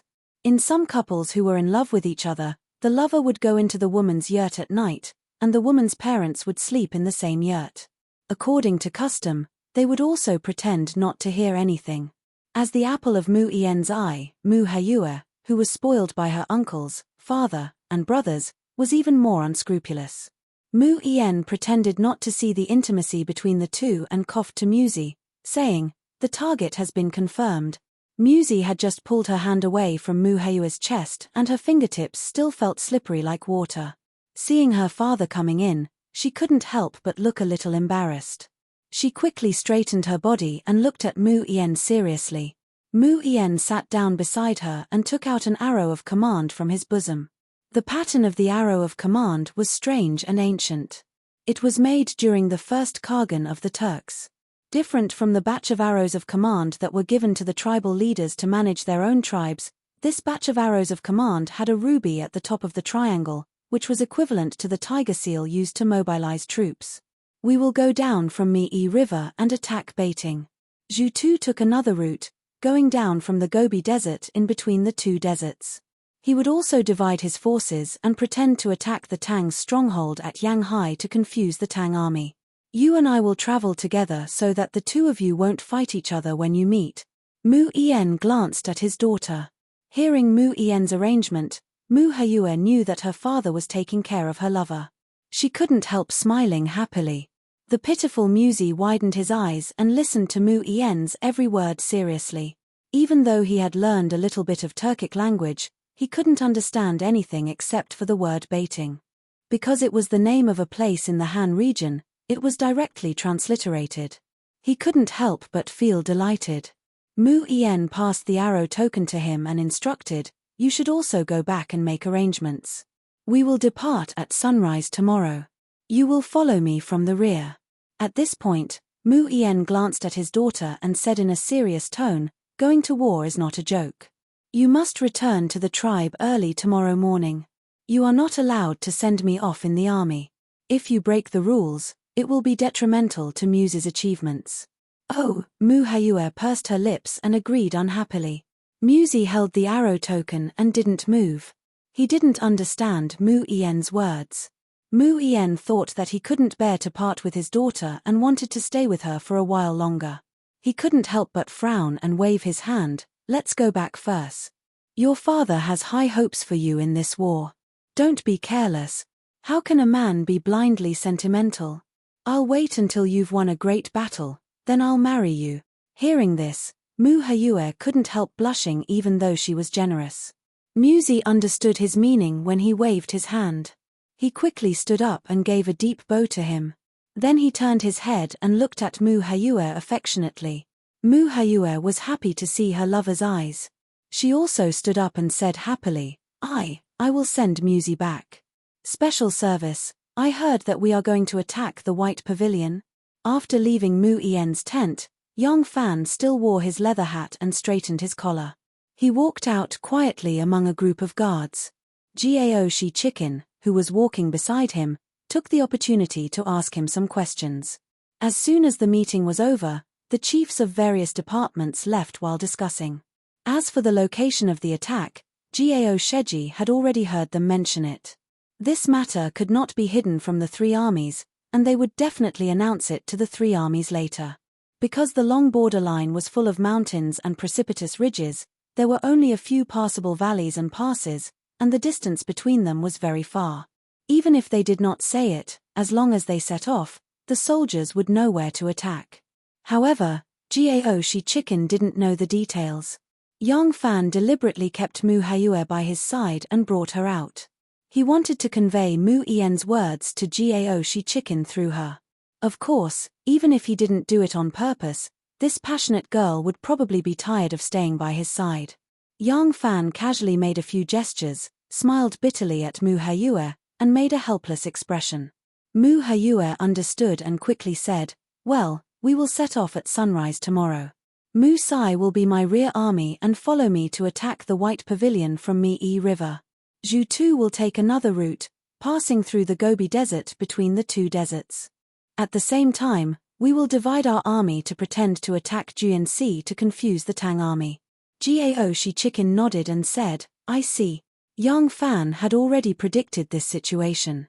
Although he didn't understand what Gao Shi Chicken was saying, he knew what he was asking. At this time, seeing him nodding repeatedly, he knew that he had asked the question. At this moment, the big stone in his heart fell to the ground.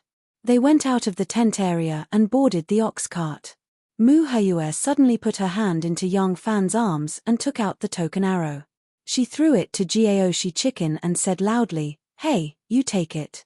Inform the Deputy General of the army to prepare early." After saying that, she hugged Yang Fan's arm and said affectionately, "You will be leaving tomorrow morning. Spend more time with me today."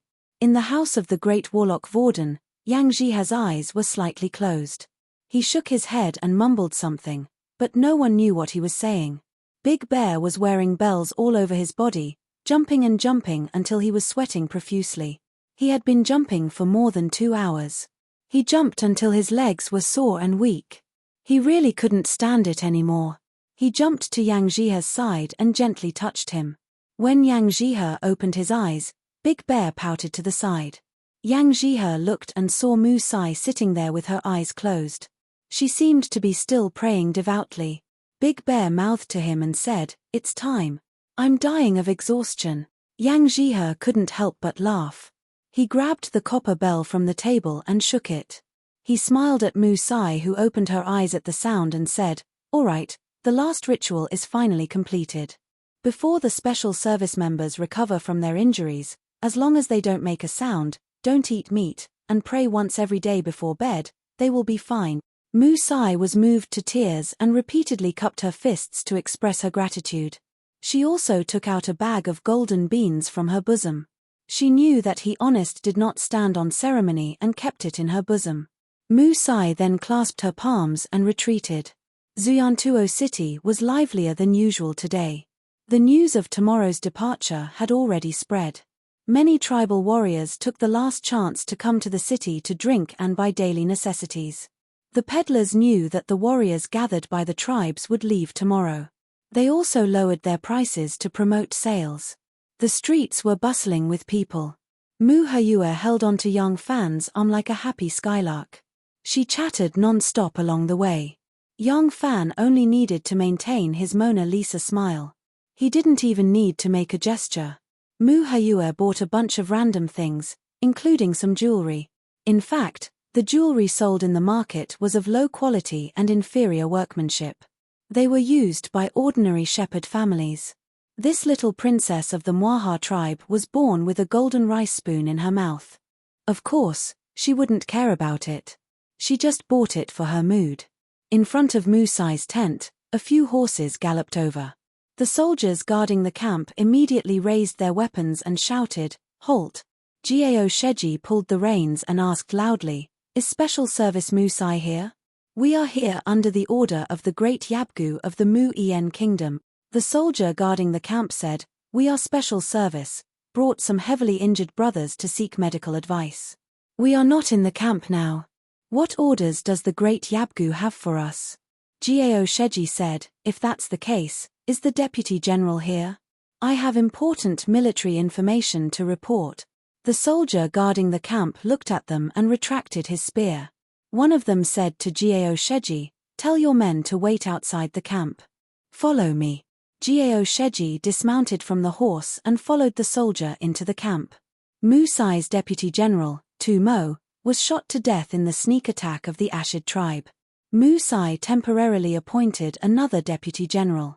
When Gao Sheji saw the deputy general, he took out a golden arrow inlaid with rubies and presented it with both hands. "The great Yabgu has ordered that the army will depart tomorrow at sunrise." Gao Sheji handed the arrow to Musai's deputy general and explained the detailed plan to him. Then he left. The deputy general was very responsible as he was newly appointed. He immediately ordered the three armies to prepare for departure. As for the injured soldiers, he didn't need to ask for Musai's permission. He just left them here and waited for their relatives to come and pick them up. This was the usual practice. On the street, Yang Fan and Mu Hayua walked arm in arm like a couple. Tin Ano followed in the dark and was secretly surprised. She had been tailing Yang Fan and naturally knew that this Musai was the real Yang Fan. In fact, she had never seen Musai's appearance and didn't know that Yang Fan was pretending to be someone else. The grassland girl beside Yang Fan was very sunny and cute. What puzzled Tin Ano was that Yang Fan couldn't have come all the way here just to flirt with a girl from the grassland tribe. Who was this girl? What was his purpose in getting close to this girl? Why was Yang Fan able to enter and exit the Turkic tents freely? What was his current identity? There must be many secrets here. Tin Ano really wanted to understand these secrets. At this time, Musai, who had left the great shaman's house, rode on the ox cart and leisurely drove on this street. Chapter 254. Ah, look. Does this pendant look nice? Muhayu suddenly found a lot of small jewelry in a small stall. Among them was an amber pendant. The sunlight shone on it, making it sparkle. Muhayu immediately picked it up and excitedly said to Yang Fan. Yang Fan showed a Mona Lisa smile as usual. Mu Hayua rolled her eyes at him and said coquettishly, "I want you to buy it for me." Yang Fan kept smiling. One of his men immediately took out money and bought the pendant. Mu Hayua took off her warm hat and put the pendant on. She tilted her head to Yang Fan and said playfully, "Does it look nice?" She had beautiful facial features, wheat-colored skin, big bright eyes, red lips, and a droplet-shaped amber droplet hanging from her forehead. Her already beautiful and moving face became even more charming. Yang Fan had to admit that she was really a very beautiful girl on the prairie. Mu Hayua saw the appreciation and praise in her lover's eyes. She couldn't help but feel happy. She winked at Yang Fan and was about to act coquettishly again. Suddenly, Yang Fan's eyes flashed. He took a step forward and grabbed Mu Hayua's wrist, turning around and walking to the ox cart. Almost at the same time when Yang Fan turned around, Musai, who was sitting in an ox cart, had just moved her eyes away from a fox skin stall and looked over. "What are you doing? I haven't had enough." Mu Hayua was unhappily taken to the ox cart by Yang Fan. Yang Fan made a gesture to his men to hurry up and put down the curtain. Mu Hayua sat next to him and looked at his action. She suddenly realized something and her displeasure turned into shyness and happiness. She covered her mouth and giggled. She said in a very enchanting and charming voice, "What? You suddenly find my appearance very attractive, don't you? Hehe, what a pity, you can't do anything now." Her eyebrows were also curved, and her eyes were also smiling. From her elegant eyes, there was a kind of ambiguous and enchanting look. Clearly, She had tasted the forbidden fruit with Musi long ago. Young Fan suddenly saw Musai and jumped in fright. He had no choice but to quickly help her into the car. Looking at her expression, he knew that she had misunderstood something, so he decided to make the best of it. He smiled and pinched her soft and charming face. Muheu gazed at Young Fan, her soft and charming eyes suddenly became moist, as if water was about to drip out. She glanced at Young Fan with her watery eyes and said in a sweet voice, "It will take you at least 2 or 3 months to come back. Will you miss me during such a long time?"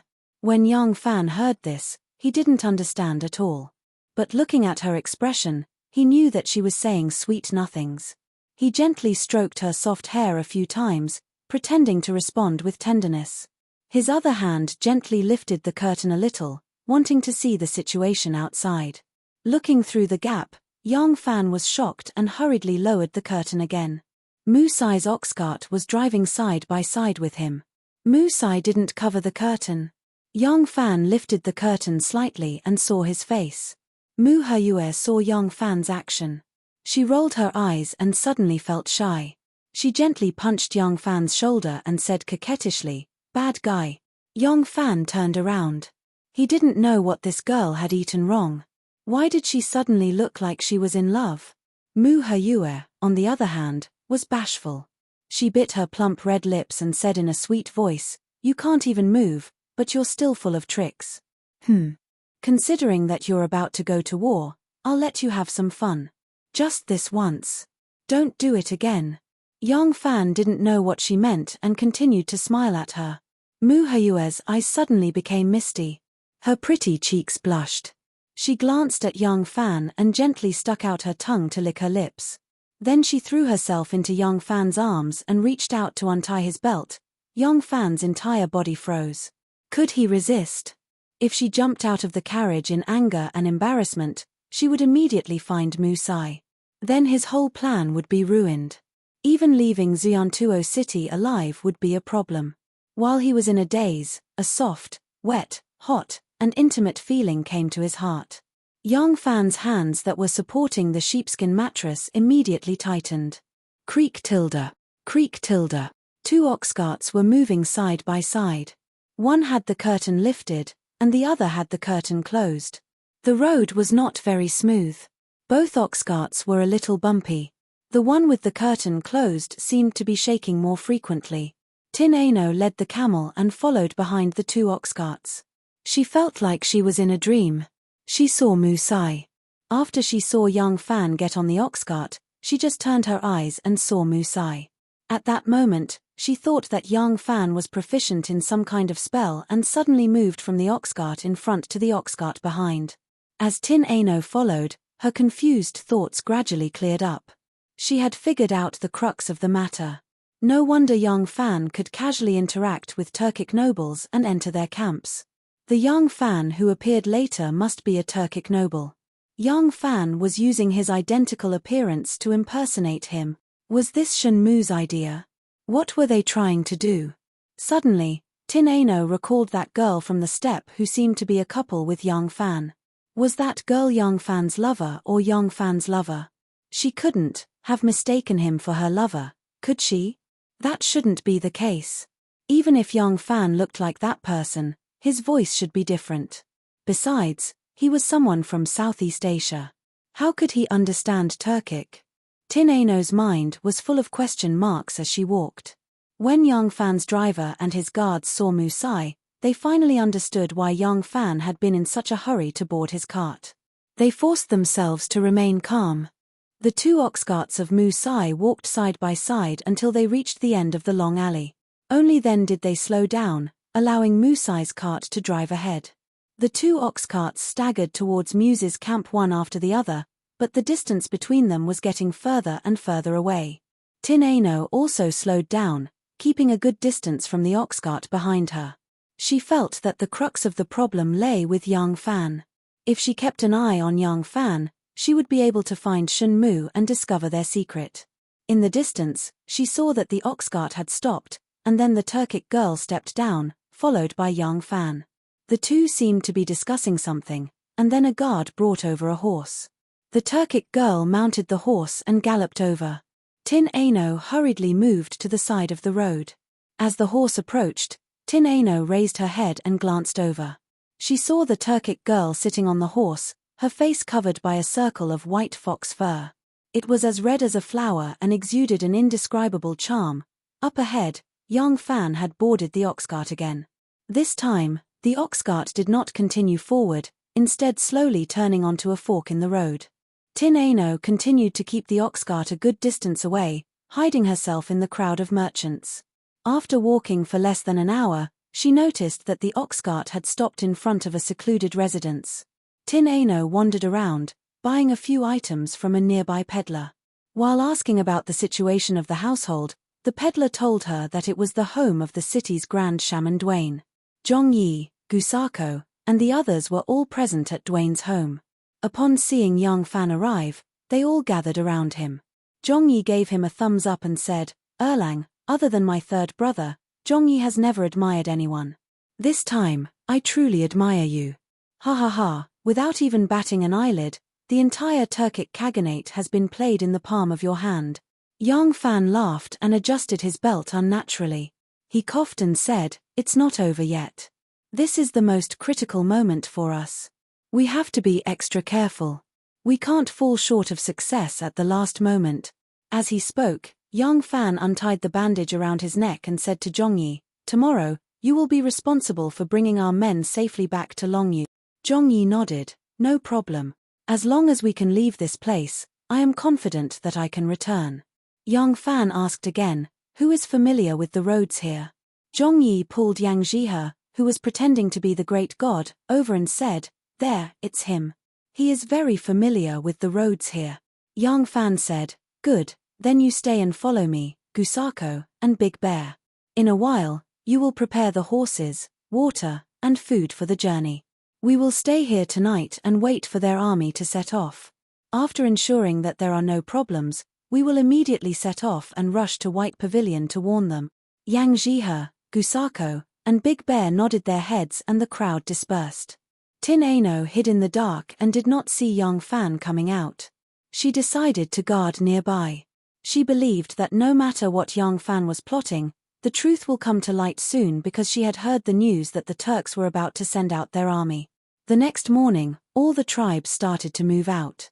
Due to the previous dispute between the Ashina and Ashina tribes, all the tribes were divided into 3 groups. The tribes that were loyal to the Ashina and Ashina tribes camped together with them to express their stand.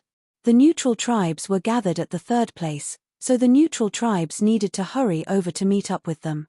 Early in the morning, the Ashina and Ashina tribes started to dismantle their tents and prepare to set off. The tribes that were affiliated to them also dismantled their tents and drove their cattle and sheep to prepare for the inspection and departure. The neutral tribes woke up earlier than them. Some tribes started to move early, dismantling their entire camps, loading their tents into carts and driving their cattle and sheep to meet up with them. These neutral tribes were assigned to Zhu Tu, Mu Yen, and Mu Sai. Inside the city, Mu Sai had also gathered all the soldiers who could still fight. Under the protection of a 1,000-man army sent by the Mu Yen, they left Xuantuo city and rushed toward the Mu Yen camp. The sun rose high in the sky. The endless line of tents in the neutral tribes camp had already disappeared. The snowy plains were a mess, and the majority of the tribes had already left. Several horsemen rode over and saw that there were still 2 or 3 tribes that were dismantling their tents. A horseman rushed over and said in an aggressive tone, "Hey, which tribe are you from? Why are you so slow?" One of Zhongyi's Turkic soldiers went up and said with a smile, "We are from the Kesa tribe. We're almost done, almost done." He mentioned the name of a tribe that had just left not too long ago. "Me. Hurry up. You still have to drive the cattle and sheep over. How long are you going to waste? The Great Yi Protector General is still waiting to summon his troop." The horseman reprimanded them and rushed toward another tribe that was slowly dismantling their tents. Zhongyi's men slowly loaded the carriages, observing the movements of the other tribes. Apart from them, when the last tribe was ready and hurriedly left, they also sped up, packing up their luggage. They also set off, but they weren't heading toward the Ashina or Ashina tribes. They quickly left in the opposite direction. Chapter 255. Inside the city, Yang Fan and his men had already started to make preparations. They had prepared a lei chariot. The tall wheels almost reached a person's shoulder. This kind of grassland tool was fast and durable. The reason why Yang Fan had prepared a lei chariot in addition to the horses was because they wanted to reach the White Pavilion before the Turkic army to warn them.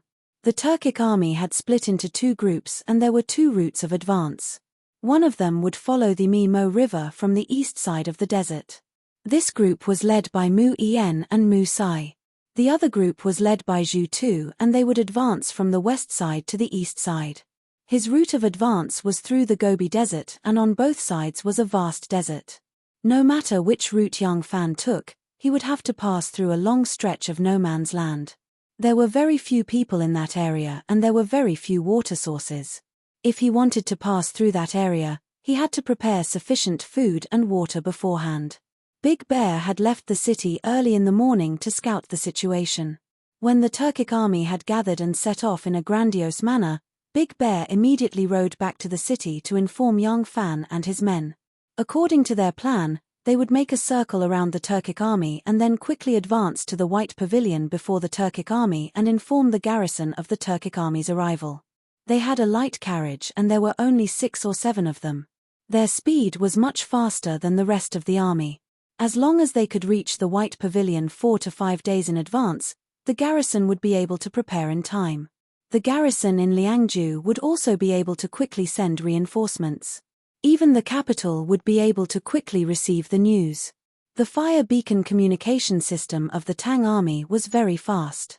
When Yang Fan and his men arrived at the city gates with the lei chariot, the chief of the Shui-Yentuo tribe, Beigu, was leading his men back to the city. Beigu had already gone to send off Zhu Tu, Mu Yen, and Mu Sai. After sending off the 3, Beigu led his men back to the city. Beigu was an old man in his 60s. He had a head full of white hair, but he was full of vigor. His face was dark and rosy, and he had a pair of spirited eyes. His bones were thick, and he was very strong. The morning wind was very cold. Beigu sat upright on the horse's back, but his back was perfectly straight. When he walked into the city gate, Yang Fan and the others consciously retreated to the roadside, wanting to wait for them to pass before going out of the city.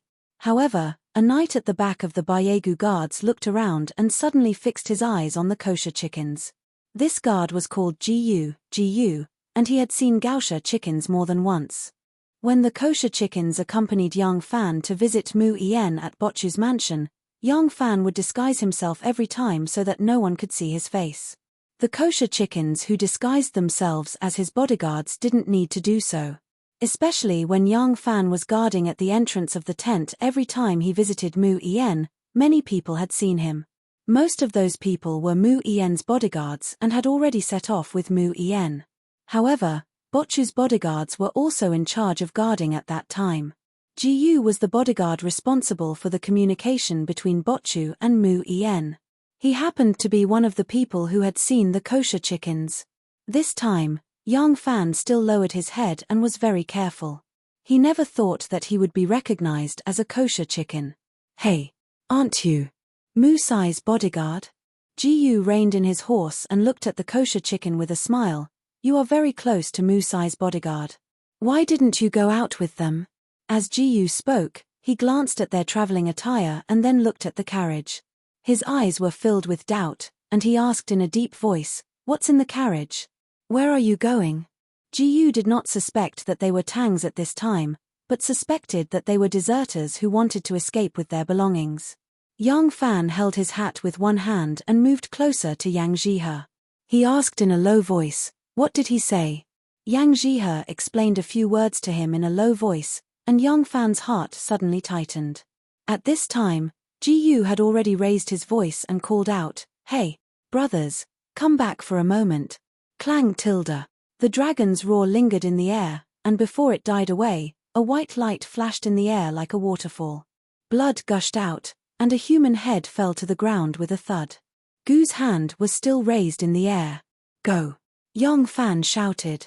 He held the bloody knife in his hand and urged the horse to rush out. As soon as he heard Yang Jiha's words, he knew that things were not good. If the group of bodyguards rushed back to surround them and check the things in their carriage, they would definitely be suspicious. As long as they were a little more careful and called the people Musai left here, they would know that the Gausha chicken was a fake. Moreover, he only pasted a beard on his face, and there was no change in his facial features. If the other party had already noticed them, it was hard to guarantee that they would not recognize his appearance. Therefore, Yang Fan made a prompt decision to immediately kill the Shui Yentuo warrior who discovered the abnormality. Although a fierce battle was inevitable, the other party did not know why they killed, and thus did not know their identity, so the secret would not be exposed. When the bodyguards heard the call of their companions, they all reined in their horses and turned back. As soon as they turned their heads, they saw Gu's head falling to the ground, and the headless body still riding on the horse. A group of murderers protected a carriage and rushed out of the city. The bodyguards were shocked and angry. One by one, they took out their bows and aimed at the group of people. The archery skills of these grassland men had almost become instinctive. Their first reaction was not to urge their horses to chase, but to use bows and arrows to subdue the enemy. At this time, Yang Fan's group had just rushed into the city gate and had nowhere to hide. Tin Ano, who had followed them all the way with a camel, was shocked. Without thinking, he leaped up and shook off the cloth wrapped around his sword in mid-air. The tip of his feet swiftly tapped on the horses. The sword light rustled, the arrows flew, the bowstrings broke, and the fingers were all over the ground. Tin Ano's body spun in mid-air, and he kicked away a bodyguard who was holding his hands and screaming miserably. He floated down onto his horse, kicked the stirrups, and rushed out. Her mission was to find out everything about Shun Mu in the western region and report it truthfully to her master. Everything else had nothing to do with her. But she was not a machine that only knew how to carry out orders. She also had feelings. When she saw the dozens of bows aimed at the city gate, Yang Fan had nowhere to dodge and was likely to be shot to death. She didn't even have time to think and immediately pulled out her sword. Tin Ano cut off the bow and took the horse, galloping out. She was lying on the horse's back. Looking from behind, it seemed that she could only see a horse leaping like a dragon.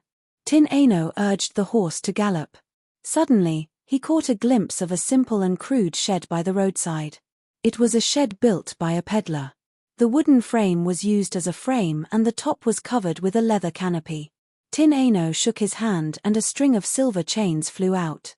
He then pulled his wrist back and the iron claws at the end of the chain clasped the leather canopy. The tribes had already left. The peddler was planning to pack up and leave today. He untied the rope under the canopy and with a whoosh, the entire leather canopy flew up like a dark cloud, following behind Tin Ano towards the city gate.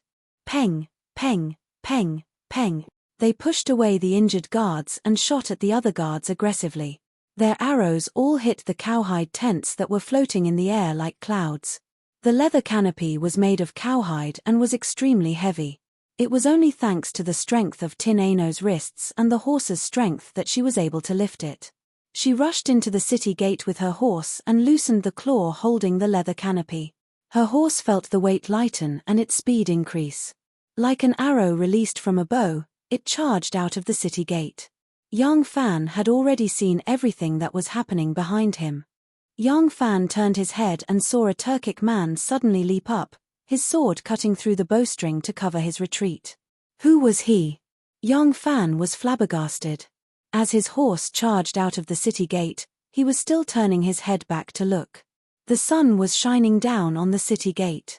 In a flash, that Turkic man with a beautiful beard shot out like an arrow. Who are they? How dare they cause trouble and kill people in my city? Begu was enraged. Although the nomadic tribes were tough and often fought, it was rare to see someone dare to openly challenge the authority of a city lord like him. Begu pulled out his saber and pointed it outwards, shouting aggressively, "Chase! Whether alive or dead, not a single one is allowed to escape." His bodyguards immediately turned their horses and chased after them. Begu shouted to the guards that remained by his side, "Go! Mobilize the troops for me, mobilize the troops to chase after them." Whoosh whoosh whoosh. The arrows fell like rain. Tin Ano, who was left behind, hugged the horse's neck and ran madly. Fortunately, the distance between the two sides was not too far and the arrows were mostly straight shots. She was not worried that the arrows would hit her while she was on the horse's back.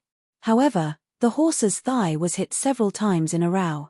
Feeling the pain, the horse ran even faster and quickly pulled away from the pursuers. However, the wolf fang arrows went deep into the horse's thigh. The faster it ran, the more painful it was. After a sudden sprint, the horse felt that it could not hold on any longer. At the right time, another arrow hit the horse's thigh. The horse neighed in sorrow and fell to the ground. Seeing this, Yang Fan said to Big Bear and Yang Ji, who were protecting the carriage, "Keep going. We must deliver the news. Go quickly." Gao Shi Chicken drove the carriage and shouted, "Erlang, where are you going?" Yang Fan turned the horse and raised his saber, shouting, "I'm going to save them." Then, without waiting for their reply, he ran back the way he came. Since childhood, Yang Fan valued the word friendship the most. Back in Luoyang Palace, he was ridiculed by Guan Fuzi just because the little eunuch and the scholar praised him. He did not hesitate to use his status as an imperial guard to seek justice for those who appreciated him, not to mention that this was a life-saving favor. He did not know who this Turk was. He only knew that this person was saving him, and that was enough. Seeing the person in front of him fall off his horse, the Turk pursuer at the very front grinned, put away his longbow, and pulled out his snow-white saber. The person running on the ground looked very thin. He was confident that he could cut this person in half with a single strike. The sharp saber could cut through the skin and flesh, cut through the bones, and easily cut a person in half. What a delightful thing to do. His blood was boiling. Then, he saw Yang Fan turn his horse around and charge back with the saber in his hand. He immediately changed his target. Killing a target that had the ability to resist would obviously give him a greater sense of satisfaction. "This person is mine, no one is allowed to take him," he howled to his companions and kicked his stirrup to welcome Yang Fan. Screech! The two horses crossed, and the Turk cavalryman continued to charge forward. After charging 4 horse lengths, he gradually slowed down. His hand tightly gripped the hilt of his saber, his eyes focused on the saber in his hand. Only a small portion of the saber remained, and the majority of the blade was nowhere to be seen. He turned his eyes in shock. A gust of wind blew by, and the crooked beard on his left lip fluttered in the wind, scattering into strands. Then, a line of blood quickly spread from the right side of his forehead to the left corner of his mouth. He screamed and fell off the horse. Yang Fan, who had crossed paths with him, was already charging towards the Turkic man who was rushing towards him upon seeing that he had returned to help. Chapter 256. Yang Fan's saber wasn't any better than this Turkic soldier's, but even weapons forged from the same furnace could display different might in the hands of different people. Speed, strength, angle of attack, and the choice of where the weapons should be cut could turn a divine weapon into scrap metal, but it could also turn scrap metal into a divine weapon. With a single slash, Yang Fan had severed the Turkic soldier's saber and even split his head in two. Seeing that Yang Fan had boldly returned to reinforce them, the valiant Turkic soldiers put away their bows and unsheathed their sabers. Like a pack of wolves, they charged forward. There were more than 10 of them, and they loved the feeling of tearing someone to shreds. Clang, clang, clang.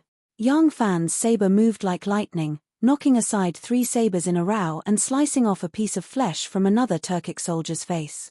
Reaching out, he pulled the Turkic soldier he was trying to save onto his horse. As soon as his hands clenched, Yang Fan felt that the other party's palms were soft and slender, not at all like those of a man's. He couldn't help but be taken aback, but he had no time to think. With a light wave of his saber, he knocked aside 2 more sabers that were stabbing at him. His buttocks left the back of his horse, and with a slash of his saber, he cut off the arm of a Turkic soldier. Flicking the saber-wielding arm behind him, he shouted, "Take it." As soon as he said this, he realized that the person behind him might not understand his words. Unexpectedly, the person behind him didn't say a word, but instead, caught the severed arm and drew his saber. Yang Fan was reassured. The 2 of them rode on the same horse, their sabers flying left and right, and began to fight with the dozen or so Turkic soldiers. In this chaotic battle, with sabers and spears at the same time, Yang Fan couldn't use his godly martial arts techniques like before. The two sides were in a melee, and no moves were of any use. They could only use the most direct slashes and stabs, competing in speed, strength, and agility. The two of them attacked left and right and beheaded 3 more people from their horses. Looking back, they saw that the Gusakis and the others were already far away. They could only see a faint black dot on the horizon. Yang Fan urged his horse and said, "Let's go." The two of them turned their horses around and fought their way out of the encirclement, fleeing into the wilderness. However, they did not flee in the direction of Koshiki and the others. The enemy had not been shaken off yet, so Yang Fan could not lure the enemy there. Seeing the two of them escape, the Turkic soldiers knew of their bravery from the chaotic battle. Not daring to rely on their superior numbers, the Turkic soldiers took out their bows and narked their bowstrings to shoot at them. As the arrows flew past the two, Tien Renu used her saber to protect herself and struck the eagle feathers. Yang Fan saw that the two of them were riding together and the speed of the horses was not fast. Arrows were flying around them, and if they were not careful, the two of them would be pierced by the other party's arrows. He was secretly anxious. Behind him, Tin Ano suddenly shouted, "Go that way, charge into the sand dunes and shake them off." At this time, she did not conceal her voice. When Yang Fan heard the familiar female voice, he could not help but exclaim, "RNU? You are RNU?" Swoosh. Another arrow brushed past him. The Tien Renu nudged him with her elbow and said angrily, "Hurry up and leave." Yang Fan did not have time to ask again and immediately urged his horse to charge into the sand dunes. At this time, a large number of men and horses were also chasing over. Seeing them and their pursuers rushing into the sand dunes one after another, they immediately followed. 7 or 8 Turks chased into the sand dunes. The rolling sand dunes provided excellent concealment. Their bows and arrows were useless in such a terrain. The Turks hung their bows and arrows, pulled out their sabers and looked around. Suddenly, someone pointed forward and shouted, "There!"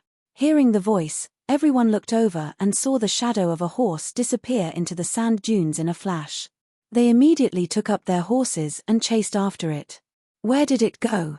A few of the Turkic soldiers were standing on the sand dune, surveying their surroundings. All of a sudden, the sand beside them moved and a huge cloud of sand flew towards them. Behind the cloud of sand were 2 gleaming blades. Yang Fan and the Tien Renu, who had buried themselves in the sand, suddenly attacked together. 2 of the Turkic soldiers who were caught off guard fell off their horses and the 2 of them leaped onto their horses. "Kill!" The 2 of them shouted in unison and urged their horses forward. On the sand dunes, the flashes of sabers and shadows of swords clashed. A Turk's saber was knocked away and he hurriedly fell off his horse. Only then did he escape the danger of having his abdomen sliced open. He rolled down the sand dune and climbed up pathetically. He saw one of his comrades sitting on a horse with a saber in one hand and the other covering his throat. His body swayed a few times and suddenly fell down the sand dune on his back. He slid halfway down the sand dune and stopped, blood gushing out from his throat. The Turk crawled over on all fours and snatched the saber from his dead comrade's hand. Carefully, he climbed up the sand dune and saw a pile of corpses. In the distance, 2 warhorses had just passed through a hilly area. He looked at the corpses on the ground in a daze and turned his head back, only to see a large group of pursuers sweeping up a cloud of dust and charging towards them. "RNU, why are you here?" Under a sand dune, Yang Fan, who stopped to catch her breath, looked in surprise at Tin Ano, who was dressed as a man. Tin Ano was seriously inspecting the contents of the sacks on the back of the horse. After a round of inspection, Tin Ano turned around and said, "There is not much water and food in their sacks. We cannot stay in the desert for long. If there is a storm or a cloudy day, we will easily lose our way. Before we can get out, we will die of hunger or thirst here." Yang Fan pointed at her lips and said, "Your beard."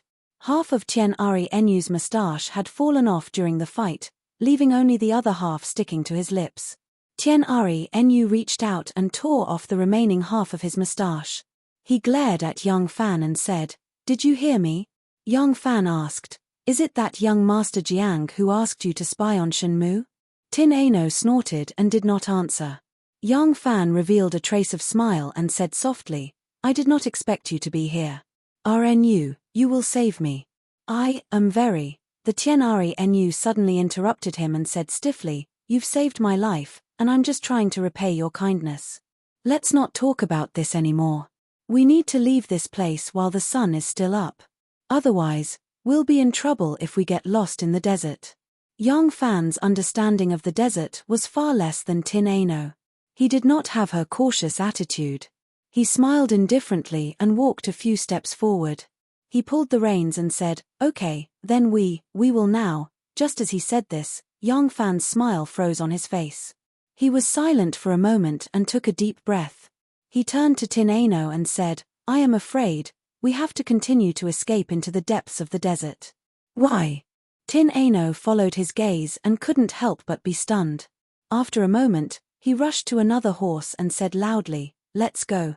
In the distance, a mixed team of knights composed of horses and camels had appeared on several sand ridges. It was not a caravan in the desert. There were no boxes of goods on the backs of the camels. There was only a knight and a knife. They were the warriors sent by Bayegu to search for them. The desert climate was like a child's face. It was changeable. In the evening of the same day, a strong wind blew. The strong wind carried an overwhelming amount of yellow sand, turning the entire world into a chaotic mess. The two of them covered their faces with a sand towel and hurried on their way in the midst of the chaos. The wind and sand helped them. Bayegu's pursuers completely lost their target, but they also lost their direction in the desert. In the desert without stars, moon, and sun, there were similar sand dunes everywhere. It could not be used as a reference. Even if you were familiar with the desert, you could not distinguish north from south with your naked eyes without the help of external objects. It was late at night and the wind was still blowing. Yang Fan and Tin Ano rested under a sand dune. Although Yang Fan had lived in the grassland desert for more than 2 months, he rarely went deep into the desert. Occasionally, he went to the edge of the desert. There was an experienced guide to arrange everything. The team also carried enough water and food. Therefore, he had no idea how terrible the power of heaven and earth in the desert was. The two escaped from the pursuers and fought against the wind and sand. They were exhausted by the time they got here. The 2 horses belonged to Bayegu's bodyguard. Bayegu just went out of the city to give a farewell dinner to the army. Therefore, the bodyguard had nothing in his bag for a long journey.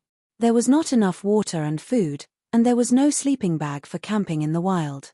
The exhausted Yang Fan really wanted to sleep, but the desert night was too cold. His leather robe was frozen stiff, as if it had become a heavy armor. If he lay on the ground, he was afraid that he would become a frozen corpse before dawn. The sleepy Yang Fan could only hug the horse's neck, snuggle up to it, and doze like a horse. The half-asleep Yang Fan was awakened by the cold. When he woke up, he found that Tin Ano was not asleep. She stood in the sand, looking up at the grey sky that was still windy. Although it was dark and he could not see her face clearly, from her lonely back, Yang Fan could feel her deep worry in her heart. Yang Fan stood up, patted off the thick layer of sand that had fallen on his body, and walked over. He had never seen such a scene before. Sand dunes that were dozens of feet high surrounded him, and the wind raged through the dunes, making wolf-like howls. However, the lower part of the dunes was very quiet, and there was no wind at all. Yang Fan raised his head and could see the grey night sky faintly flowing over his head. In truth, it was not a night sky, but a scene of fierce winds sweeping sand across the dunes. Yang Fan pulled down the cloth covering his face and whispered, "What's wrong?" Tin Ano whispered back, "The weather is terrible. I'm worried that there won't be any sunlight tomorrow morning." Yang Fan could hear the deep worry and fear in her voice. He did not understand why this heroine, who was skilled in martial arts and dared to single-handedly pursue them to the Turks and kill people in Xiantuo City, had suddenly become so timid. He frowned and disapprovingly said, "It's only a day's journey into the desert, right? Even if there's no food or water, we can just go back the way we came. We won't starve to death even if we don't eat or drink for a day. Besides, we still have 2 bags of wine and some dried meat." Tin Ano lightly shook her head and worriedly said, "You don't understand the desert. If the wind doesn't stop, if we don't see the sun or the stars, we might get lost in the desert. Chapter 257. Tin Aino slowly turned around and explained to young Fan, in the desert, the direction of the wind is uncertain. With such a strong wind, some of the sand dunes will change shape, and some will even move. If we don't have something to determine the direction, we won't even be able to find the way we came from. Young Fan thought for a moment, then pointed behind him and said, I remember we came down from this side. Should we go back in this direction tomorrow? Tin Aino said in a low voice, always. That's just in your imagination. You don't even know if you are walking in a straight line. Maybe after walking for a day, when you are exhausted, you will come back here again.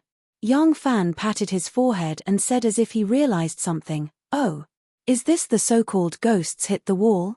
Tin Aino did not speak, but silently turned around and said faintly, my camel originally carried a lot of food.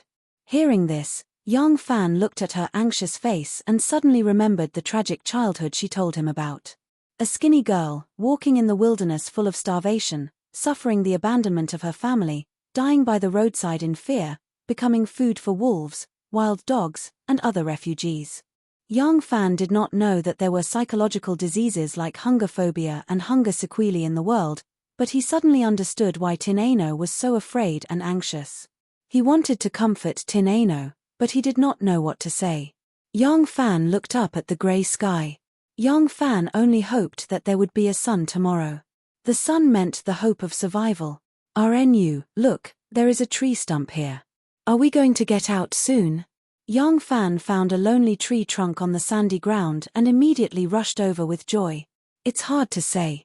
Tin Aino also rushed over and bent down to take a look. The joy on his face disappeared and he said, this is a poplar tree. As the old saying goes, who young lives for 1,000 years without dying, dies for 1,000 years without falling, falls for 1,000 years without decaying for 1,000 years, falls for 1,000 years without decaying for 1,000 years. Who knows when this half of the tree stump will be? Tin Aino bent down and observed the tree stump carefully. He touched the side that was relatively smooth and had fewer cracks and uneven bumps. He said, this side should be facing the south. Let's go this way. Young Fan did not ask her about the reason behind it. Along the way, he already knew that Tin Aino knew far more about survival in the desert than he did, so he had no objections. Tin Aino knocked a handful of the trunk from the stump and held it in his hand. Every now and then he would turn his head to look at the stump to make sure that he was not going astray. When the stump was completely out of sight and could not be seen again, he would thrust the splinter in his hand into the sand. Along the way, she used all the signs that she could use. She made a mark every time she walked to make sure that she was walking in a straight line. This was their 7th day in the desert. Unfortunately, the weather had not been good for the past few days. It was either stormy or cloudy. One of the 2 horses had already frozen to death on the 2nd day they entered the desert. The other horse had neither fodder to feed nor anything to keep out the cold. It had been suffering from diarrhea since the day before yesterday and was extremely tired. The storm that day was particularly fierce. The 2 of them could not stand still and could not see anything more than 5 steps away. Young Fan supported the Tien Ari Nu as they searched for a place to hide from the wind. When they finally arrived at a sandy valley, the half-dead horse suddenly broke free from Young Fan's hand and disappeared into the vast sea of sand. Young Fan was not sure if the sand hurt its eyes, but the half-dead horse suddenly broke free from Young Fan's hand and quickly disappeared into the vast sea of sand. The horse that had died earlier, Tin Aino had gathered some horse meat and carried it on the horse's back. He was prepared to use it as food in case of an emergency, but it disappeared along with the horse. Fortunately, there was wine and dried meat in the bag. In order to avoid being cold and hard when eating, Young Fan kept them in his arms. These became their only food. Of the 2 bags of wine, no matter how much they saved, they were only left with half a bag. Although the alcohol content of the wine was not high, it still had the effect of keeping out the cold. Relying on this wine, they could easily overcome the cold of the winter night. One could imagine how difficult it would be to live after they finished drinking the wine. The dried meat was almost finished. Although Tin Aino could still maintain her calm during the journey, the fear of hunger from her childhood had affected her greatly. Seeing that there was less and less food, the fear that had been deeply engraved in her heart since she was young could not go away. It made her extremely anxious. The winter night in the desert was too cold. The two wrapped themselves in everything that could keep out the cold, but it was useless. After losing the war horse, they had to hug each other tightly at night when they slept, trying their best not to expose their bodies to the biting cold. It was when they were hugging each other tightly that young Fan felt that she could not really fall asleep. Although she was forcibly suppressed by her strong will, the fear of hunger deep in her heart brought back the nightmarish memories of her childhood. She was constantly worried about the moment when they ran out of food. Perhaps when that moment came, her spirit would completely collapse. Young Fan could see the fear hidden in the depths of her eyes. Such a journey in the desert, even with the company of a beautiful girl, was definitely not comfortable or romantic. Along the way, there was always an endless sea of sand. It was a kind of fear that made people despair. Even young Fan, who had always been optimistic, began to despair. He did not know how big the sea of sand was, nor did he know if they could get out of it. But as long as they could still walk, they must persevere. He was a man, and he could not show a broken expression at this time. Although Tin Ano had more experience than him in this desert, young Fan knew that he was now the support of Tin Ano's spirit. If he also collapsed, the tight string in Tin Ano's heart would immediately break. The two of them walked step by step in the boundless desert. Gradually, the sky darkened again. The two figures walking alone disappeared into the rolling sand dunes in the distance. The endless storm came again. This was the 10th day of their journey in the desert. Food and water had all been used up. The two were hungry and tired. Although the cold winter made the consumption of water not so fast, the feeling of hunger and thirst was still very strong. Young Fan felt that his throat was so dry that it was about to smoke. His lips were already like cracked dry tree bark. Tin Ano's situation was even worse than his. These days, she had been in fear and worry. Every time she ate, she was like a meticulous housewife. The distribution of food and water was accurate to an unimaginable degree. Even so, the dried meat and water were all eaten up.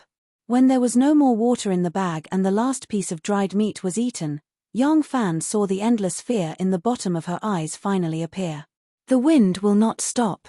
Let's continue on our way. Fortunately, the wind is right now. If we walk faster, we won't, cough cough, get our eyes blinded. Young Fan said to her with difficulty. His parched throat seemed to be filled with gravel. Every time he spoke, it would hurt. Tin Ano sat on the ground, holding the empty bag in a daze. Young Fan frowned and said, "RNU, let's go. While we still have strength. We can't go. The food has been eaten up. We will die here. Starve to death here." Not only was Tin Ano's voice trembling, even her body was trembling. Her entire body and mind were immersed in endless fear. The various tragedies that she had personally witnessed in her childhood, all kinds of unforgettable fear that had been buried in her heart had all emerged at this moment. Young Fan frowned. He knew why Tin Ano was afraid. But he could not imagine, nor could he imagine, how much trauma Tin Ano had suffered in her childhood. He could not understand the helplessness and extreme fear that Tin Ano was showing. At that moment, Tien Ari Nu felt like she had returned to her tragic childhood. It was as if she had become a hungry, helpless, weak little girl who was abandoned by her family and coveted by countless people like food. She was surrounded by endless fear. "RNU, we can't go. We will starve to death. We will all starve to death." Tin Ano did not seem to hear what he was saying. She only muttered to herself. Young Fan frowned and suddenly dragged her up. Tin Ano looked at him in surprise. Young Fan shouted, "Go. Continue to go forward. Maybe we can get out of here soon. I don't believe that this desert has no end. Go. Continue to go." Tin Ano was like a helpless child. She was dragged forward step by step. The wind was getting stronger and stronger. In just a moment, the two of them were swept into the rolling yellow sand. They could no longer see their figures. They did not know how long they had been walking.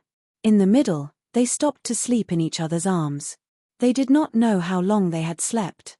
When they continued on their endless journey, the wind seemed to have lessened.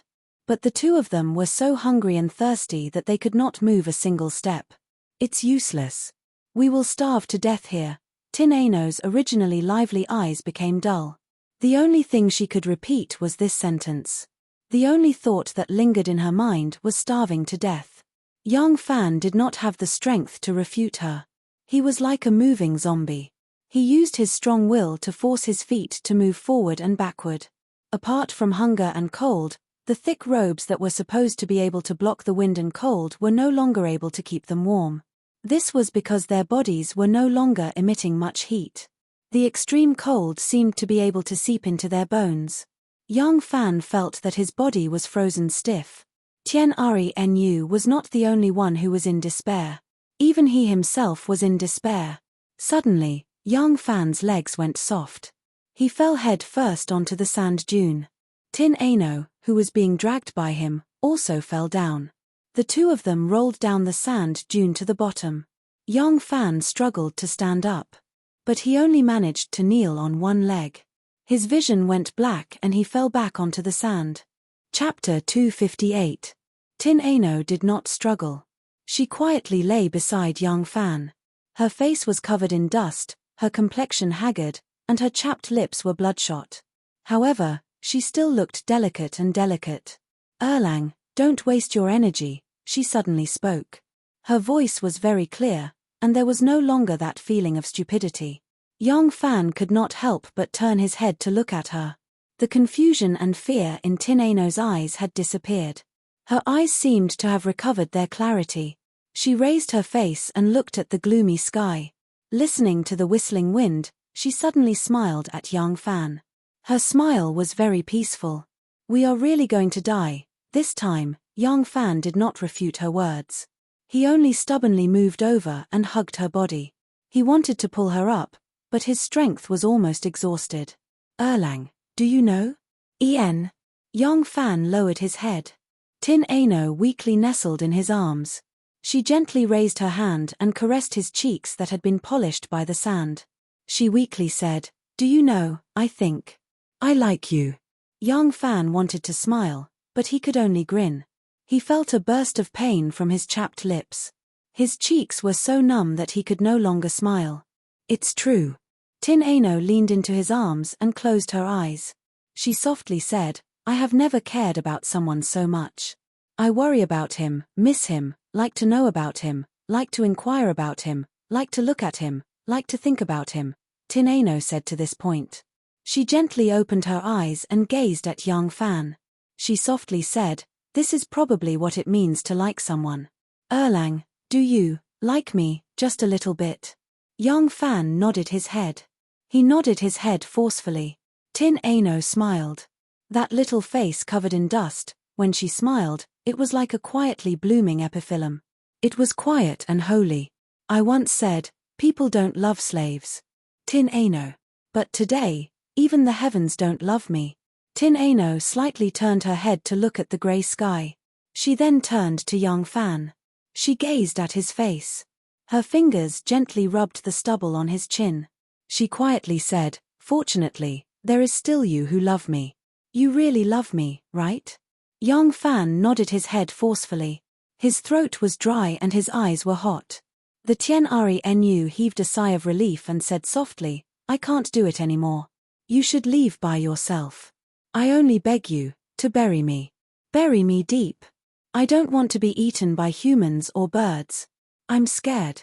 I'm really scared." Under the sand dune, Aino had fallen asleep. In the past few days, she had not slept at all. When she had completely given up, the demon in her heart was no longer effective. She had already calmly accepted death. She was only asleep and breathing weakly, but once she slept, it was very likely that she would never wake up. Young Fan hugged her tightly in his arms. He wanted to cry but had no tears.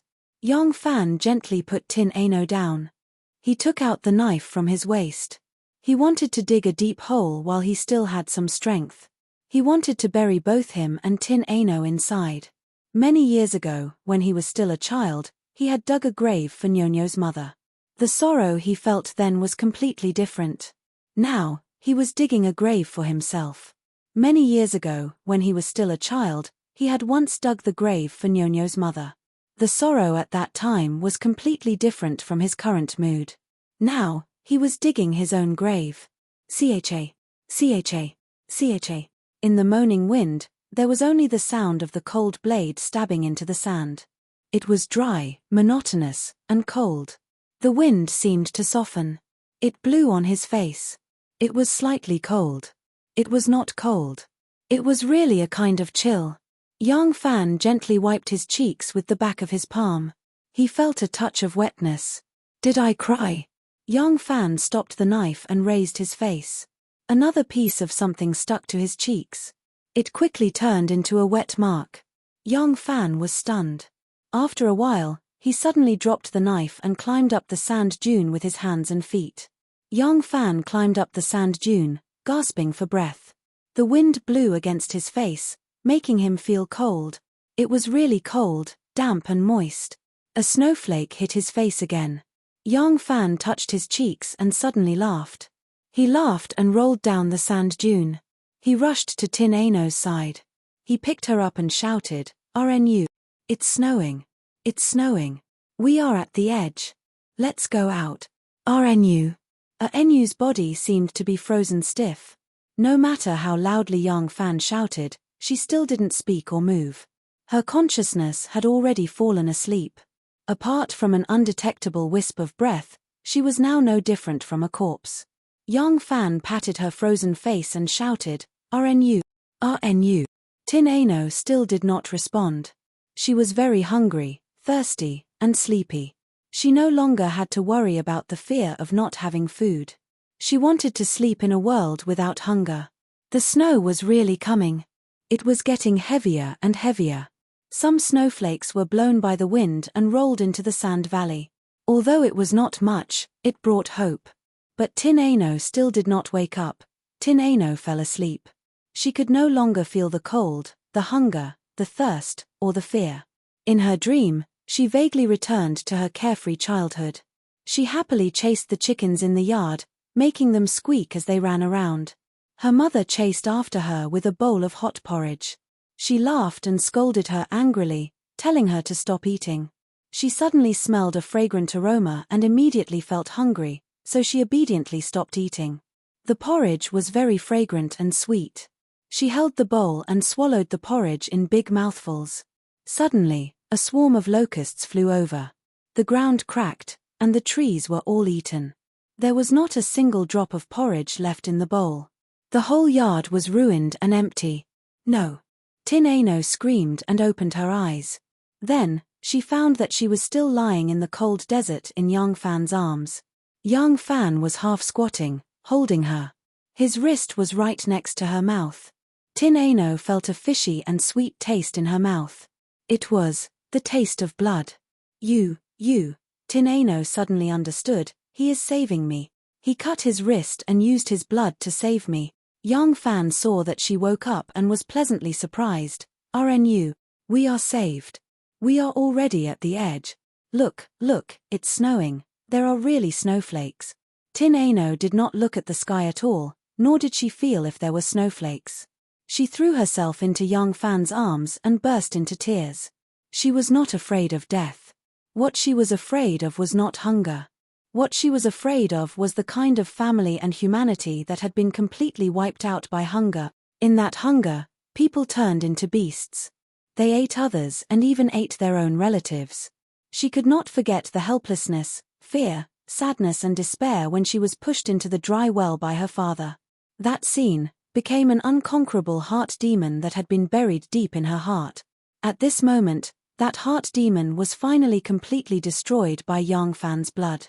The ice in her heart finally melted. These were tears of joy, tears of the knot in her heart was finally untied. The heavy burden that had been pressing on her heart was finally relieved. She cried her heart out, as if all the years of suffering had been poured out at this moment. Exhausted, the two of them stood up again and supported each other as they walked towards the direction where the snowflakes were coming from. In fact, there were two things that Yang Fan did not understand. One was that his blood could not quench Tin Aino's thirst. It was not the problem of the salt in the blood that people usually thought. How much salt was there in the blood? More than 90% of it was water. The problem was that unless you cut your artery and poured all your blood into someone else's, that little bit of water was not enough to save a person's life. However, Tin Ano's will was mainly broken. When the warm blood woke her up, when she saw that young Fan was willing to give up his life for her, the knot in her heart was untied, and she also had the will and courage to live. The second thing that young Fan did not know was that it was not always snowing in the desert. The snowy area might not necessarily be at the edge of the desert. But fortunately, they had indeed walked to the edge of the desert. The two of them supported each other and walked for half the night. The sand under their feet was white, and there was already a layer of snow. They ate some snow, replenished their water and strength, and continued walking. When the two of them could not hold on any longer, their feet stepped on solid ground. In front of them was a desert, and there was a yurt in the desert. The two of them almost fell on the soft snow at the same time, and their hearts immediately calmed down. Flying Fox Pass was the first pass of the Turks' southern invasion of Longyu. The Baiting army had a total of 15,000 soldiers, of which 5,000 were stationed at Flying Fox Pass, and the other 10,000 were stationed at Mingwei Garrison. In front of Mingwei Garrison were two lakes, Shotu Swamp and Writing Sea, which were connected to Liangju through the Marching River. The Great Wall was built at Mingwei Garrison according to the geographical situation. This was the first solid line of defense for the Liangju army. However, there were two lakes in front of Mingwei Garrison, and the surrounding water and grass were very lush.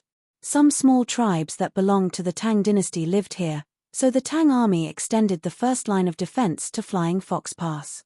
Unless a large Turkic army arrived, small troops or horse bandits would not be able to enter and raid the border residents. The Flying Fox Pass was a gap formed by the Helan mountain range. As the gap was relatively large, the terrain on both sides of the pass was relatively flat. If one wanted to build a castle here to connect the two mountains, it would require a huge amount of manpower and resources, as well as a lot of money. Therefore, no one had built a castle here. Otherwise, Liangzhou's first line of defense would have been established here long ago. The two mountains in Flying Fox Pass had a military camp with 5,000 soldiers, specially set up to deal with small raiding Turkic tribes and horse bandits. The commander in charge was a Yingyang lieutenant general named Shu Isheng.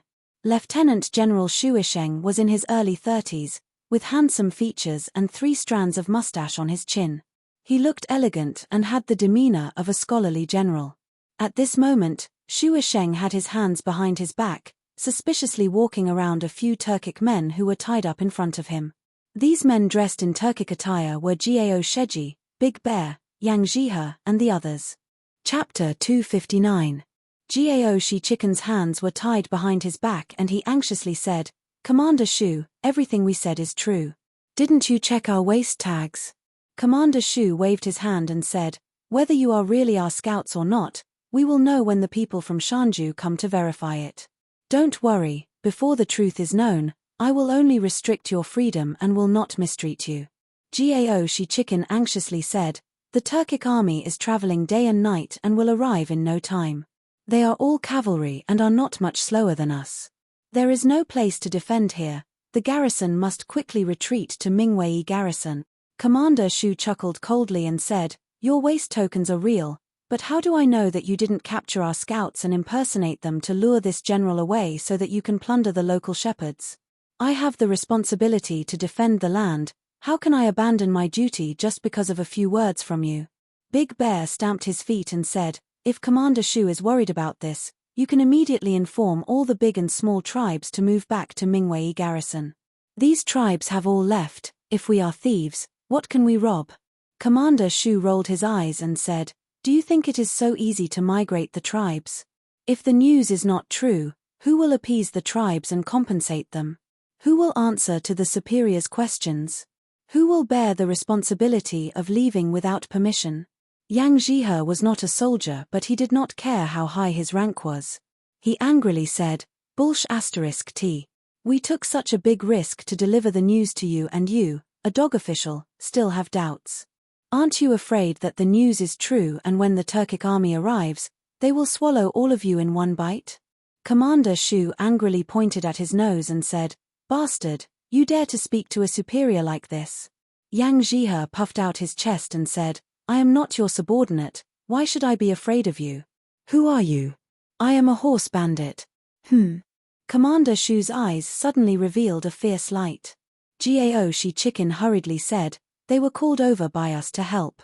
Commander Shu smiled and said, "Aren't you a scout?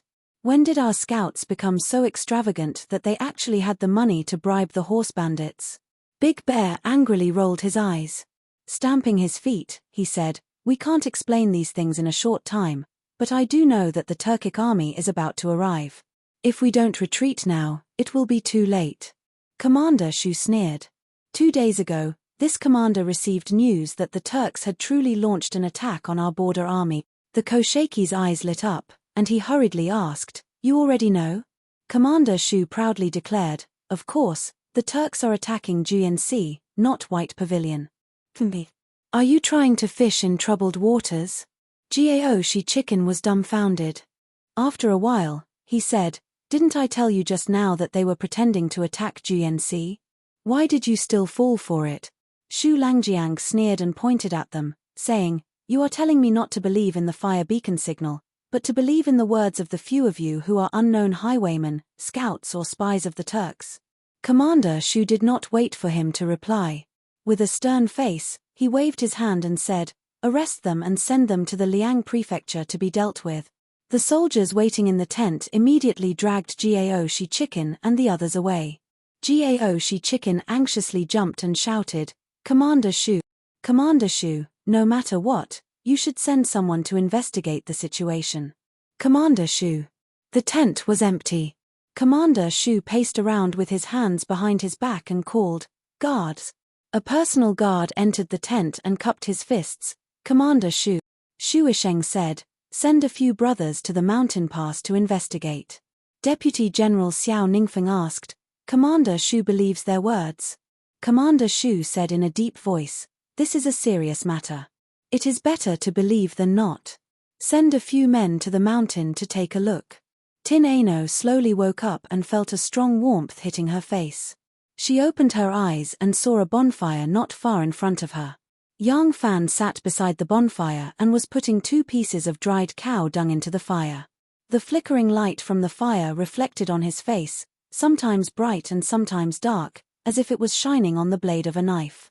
After more than 2 months of being tempered by the wind and sand in the snowy plains and desert, after so long of wandering, Yang Fan had lost a lot of weight. However, because of this, his entire person was refined and his aura was somewhat sharp. His hair was unkempt. The messy beard under his chin and sideburns that had not been shaved for a long time added a hint of wildness to his handsomeness. Quietly looking at him, Tin Ano's eyes suddenly flashed with a trace of shyness. She remembered the confession she made to Yang Fan before she died. She really wanted to close her eyes and not open them again to avoid the awkwardness when facing him. However, when her gaze swept past Yang Fan's wrist and saw the bandages wrapped around it, she suddenly remembered his injury and couldn't help but let out a soft cry. Yang Fan suddenly turned his head and happily said, "You're awake?" "Yes." Tin Ano was still dressed neatly, but she still shyly pulled the soft sheepskin coat over her shoulders and said in a low voice, "Your injury, how is it?" Yang Fan said, "It's nothing, just a small injury. When we saw the yurt, you fainted. I also couldn't drag you and had to crawl all the way to the yurt and ask someone to save you. Just now, I fed you a bowl of barley paste. Are you feeling better now?" "Yes." The Tien Renu still replied gently and asked, "Where is this place?" Yang Fan said, "This area is already under the jurisdiction of the White Pavilion. This is a Chong tribe. Mu Yen and Mu Sai's armies are taking a different route, so they won't pass through here. However, Zhu Tu's army will definitely pass through here. I want to advise them to evacuate as soon as possible. However, I just talked with them. They don't speak Chinese very well, and I don't understand their language. I can do that." Tin Ano turned around and sat up.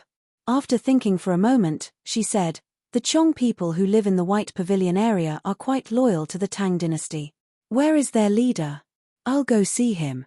Tin Ano struggled to stand up, but young Fan hurriedly supported her and said, "Don't worry, they roughly understood a few words and have already gone to find their leader." Hearing this, Tin Ano relaxed and sat down. Her body was still rather weak, and whenever she stood up, her ears would ring and her heart would race. Right now, it was indeed not suitable for her to exercise. Hearing that this was a Chong tribe that belonged to the White Pavilion, Tin Ano was not worried. The Chong people were a large ethnic group in the western regions. In fact, their population was even larger than the two Yuhan or Turkic kingdoms. However, the Chong people did not have a unified government and were very loosely organized.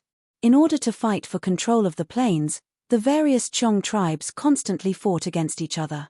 As a result, they were later ruled by the two Yuhan and Turkic tribes. The Chong people and Turkic tribes had always been at odds, and the two Yuhan people and Chong people had also been at odds. However, the two Yuhan kings gradually tried to integrate and win over the Chong people. Later on, when the Tang people fought with the two Yuhan people, many of the Chong tribes killed the Tang officials and defected to the two Yuhan people. The Tang people could not be considered harmonious here. However, the two Yuhan people had already been annexed by the two Yuhan people, and even the two Yuhan royal family had been reduced to second-class citizens. The two Yuhan people were no longer attractive to the Chong people. At present, the Chong people were the closest to the Han people among the various ethnic groups that remained in the Tang territory. At present, there were many nomadic tribes like the Sogdians, Turks, Tuyuhuans, and Chong people in the Tang territory. The government was trying to change their nomadic habits and get them to try farming. As a result, there were new conflicts between the tribes. It wasn't just the traditional shepherds who couldn't accept it. Even their leaders couldn't accept it, because once farming became their main mode of production, their ruling power over the entire tribe would be shaken, and they would be easily taken over by the government. However, this conflict was mainly between the Sogdians and the Turks. The Chong people had been familiar with farming for a long time, and they did not have a strong ruling class like the Turks and the Sogdians. Therefore, among all the ethnic groups in the western regions, the Chong people had the best relationship with the Tang people. Tin Ano sat down again, speechless. She wanted to say something to young Fan, but she felt a little shy and did not want to say anything to young Fan. The silence in the tent made her panic. It took her a lot of effort to muster up the courage to say something. Just as she opened her mouth to speak, young Fan handed her a wooden bowl and said, "Drink some more porridge. There's some meat in it. We've been starving for a few days. Let your stomach get used to it first." "Oh," Tin Ano's words were interrupted. She obediently took the wooden bowl and sipped the porridge. She always felt that she should say something to young Fan. At least, she had confessed her feelings to young Fan. In fact, this feeling had always been hazy in her heart. It was not until the moment of death that it suddenly became clear. And now, she had already told young Fan about it, and young Fan had nodded his head vigorously. She remembered this scene very clearly. She always felt that the relationship between the two of them was a little different from before. But she didn't know why. She felt that she and young Fan seemed to have become more distant. In the past, when she saw young Fan would always find an opportunity to flirt with her. But now that they had crossed the desert together, drank together, slept in each other's arms, and after that confession at the moment of death, he should be closer to her. Why did he seem to be avoiding her? Tin Ano sipped the porridge and occasionally glanced at young Fan. Young Fan was still facing the fire, adding cow dung and firewood. His expression was no longer as relaxed and natural as before she woke up. His concentration seemed to be an act, as if he was afraid to face her or talk to her. Tin Ano gradually became uneasy. Could it be that he was just brushing me off? Thinking of this, Tin Ano suddenly felt an incomparable panic in her heart. The nightmare of being abandoned and hurt by her loved ones when she was young had always affected her. She did not dare to completely trust anyone, nor did she dare to fall in love with anyone. It was only when she was waiting for death in despair that young Fan used his hot blood to lift the curse in her heart. So, Tin Ano poured all the emotions that she had suppressed for more than 10 years into one person. That love was different from anyone else. It was a kind of fanaticism, a power that she could no longer control. But Yang Fan's attitude made her inexplicably panic. Could it be that he actually doesn't like me? Chapter 260. Tin Ano was very hungry. The porridge in the bowl was very fragrant, but she suddenly didn't have the appetite to eat. She put down the bowl and stared at the side of Yang Fan's face. She nervously asked, "Erlang, you are right, you still haven't told me. Did you appear in Mo Bay under young Master Jiang's orders?" It seemed like Yang Fan had been waiting for her to speak. The moment Tin Ano opened her mouth, Yang Fan's question blurted out. He spoke quickly and fluently. Tin Ano stared at him for a long time until Yang Fan guiltily looked away. Tin Ano sighed softly in her heart. She had never been an aggressive girl. She knew that Yang Fan was intentionally changing the topic, but she didn't want to ask and didn't dare to. If she didn't ask clearly, she could have a glimmer of hope in her heart. She was worried that if she asked, it would shatter this hope. This girl was never as strong as her appearance showed. In fact, ever since she had cracked open the hard shell that was both hurting and protecting her from new harm, she had become more sensitive and vulnerable than ever before. After a long silence, Tin Ano softly said, "I told you before, young Master and Shen Mu belong to a very, very large family. In reality, it is formed by the alliance of several very, very large families. Their goal is to protect the safety of the entire family from the outside and in the dark. Just like if there is a sun, there is a moon. If there is day, there is night. This power is also divided into the light and the dark. Actually, compared to the large families themselves, the light side is also hidden in the dark. It is just that it is not as mysterious and unpredictable as the dark side." Yang Fan quietly listened and a trace of guilt rose in his heart. Of course he knew that Tin Ano had seen through his intentions, but he really didn't know how to face Tin Ano. Accept her love? Then what about Wan? Yang Fan knew that Tin Ano was a cute girl. Even before he fell in love with Wana, he had fantasized about her being his woman more than once. But now that he was asked to accept it, he did not know how to arrange these two women, so he could only escape. Tin Ano was still explaining, "This faction, the one in the light, is called the obvious faction, and the sect master is young Master Jiang. Of course, young Master Jiang was just an alias, and so was Shen Mu. This hidden faction was called the Hidden Sect, and the patriarch of the Hidden Sect was Shen Mu. According to the rules, the Hidden Sect had to obey and assist the obvious sect. They would only be asked to do things that the obvious sect couldn't do. But Tin Ano took a light breath and said, "To do things, one must have money, authority, and manpower. If there are some things that even the obvious sect couldn't do, then the difficulty of it is imaginable. If the hidden sect wants to do these things, they must give them a lot of money, a lot of authority, and a lot of manpower. The hidden sect has to maintain its secrecy in order to have an advantage that the aristocratic clans and the obvious sect don't have. Thus, even among the aristocratic clans and the obvious sect, there are only a few people who know of its existence. This way, if the hidden sect wants to do something, if they don't say it themselves, it will be hard for others to know. The hidden sect has a lot of money, manpower, and authority. They also have an advantage of secrecy that no other faction can compare to. No one is able to figure out their depth or what they are doing. Then, would the hidden sect's patriarch be willing to be a subordinate of the obvious sect's patriarch?" Yang Fan listened and couldn't help but interrupt. "Does young Master Jiang think that Shen Mu is doing something behind his back without his permission, or developing his own faction?" Tin Ano glanced at him and said softly, "Young Master was only suspicious at first, which was why he asked me to take a look. Now, I am almost certain." "What do you mean?" "Young Master possesses wealth that can rival a country. In the imperial court and in the wilderness, there are many officials, famous scholars, and aristocratic clans that work for him. But if you ask young Master to suddenly gather an armed force that can move unhindered in Longyu, to ask him to transfer thousands of troops from a Turkic tribe, and to ask him to arrange thousands of troops to enter and leave Tufan, Hushi, and the Turkic Khaganate, he won't be able to do it. But Shen Mu did it. He must be developing his own faction in Longyu, managing his connections, and establishing his territory." Yang Fan's brows slightly knitted together. Tin Ano looked at him and said, So, I didn't approve of you being together with Shenmu back then. That's right, Shenmu can give you many things. But even though he has secretly developed his own faction, he still doesn't have the power to go against young master. After all, young master's authority is given by the family and Shenmu is still unable to leave the family. Otherwise, he won't have enough financial and material resources to support his business.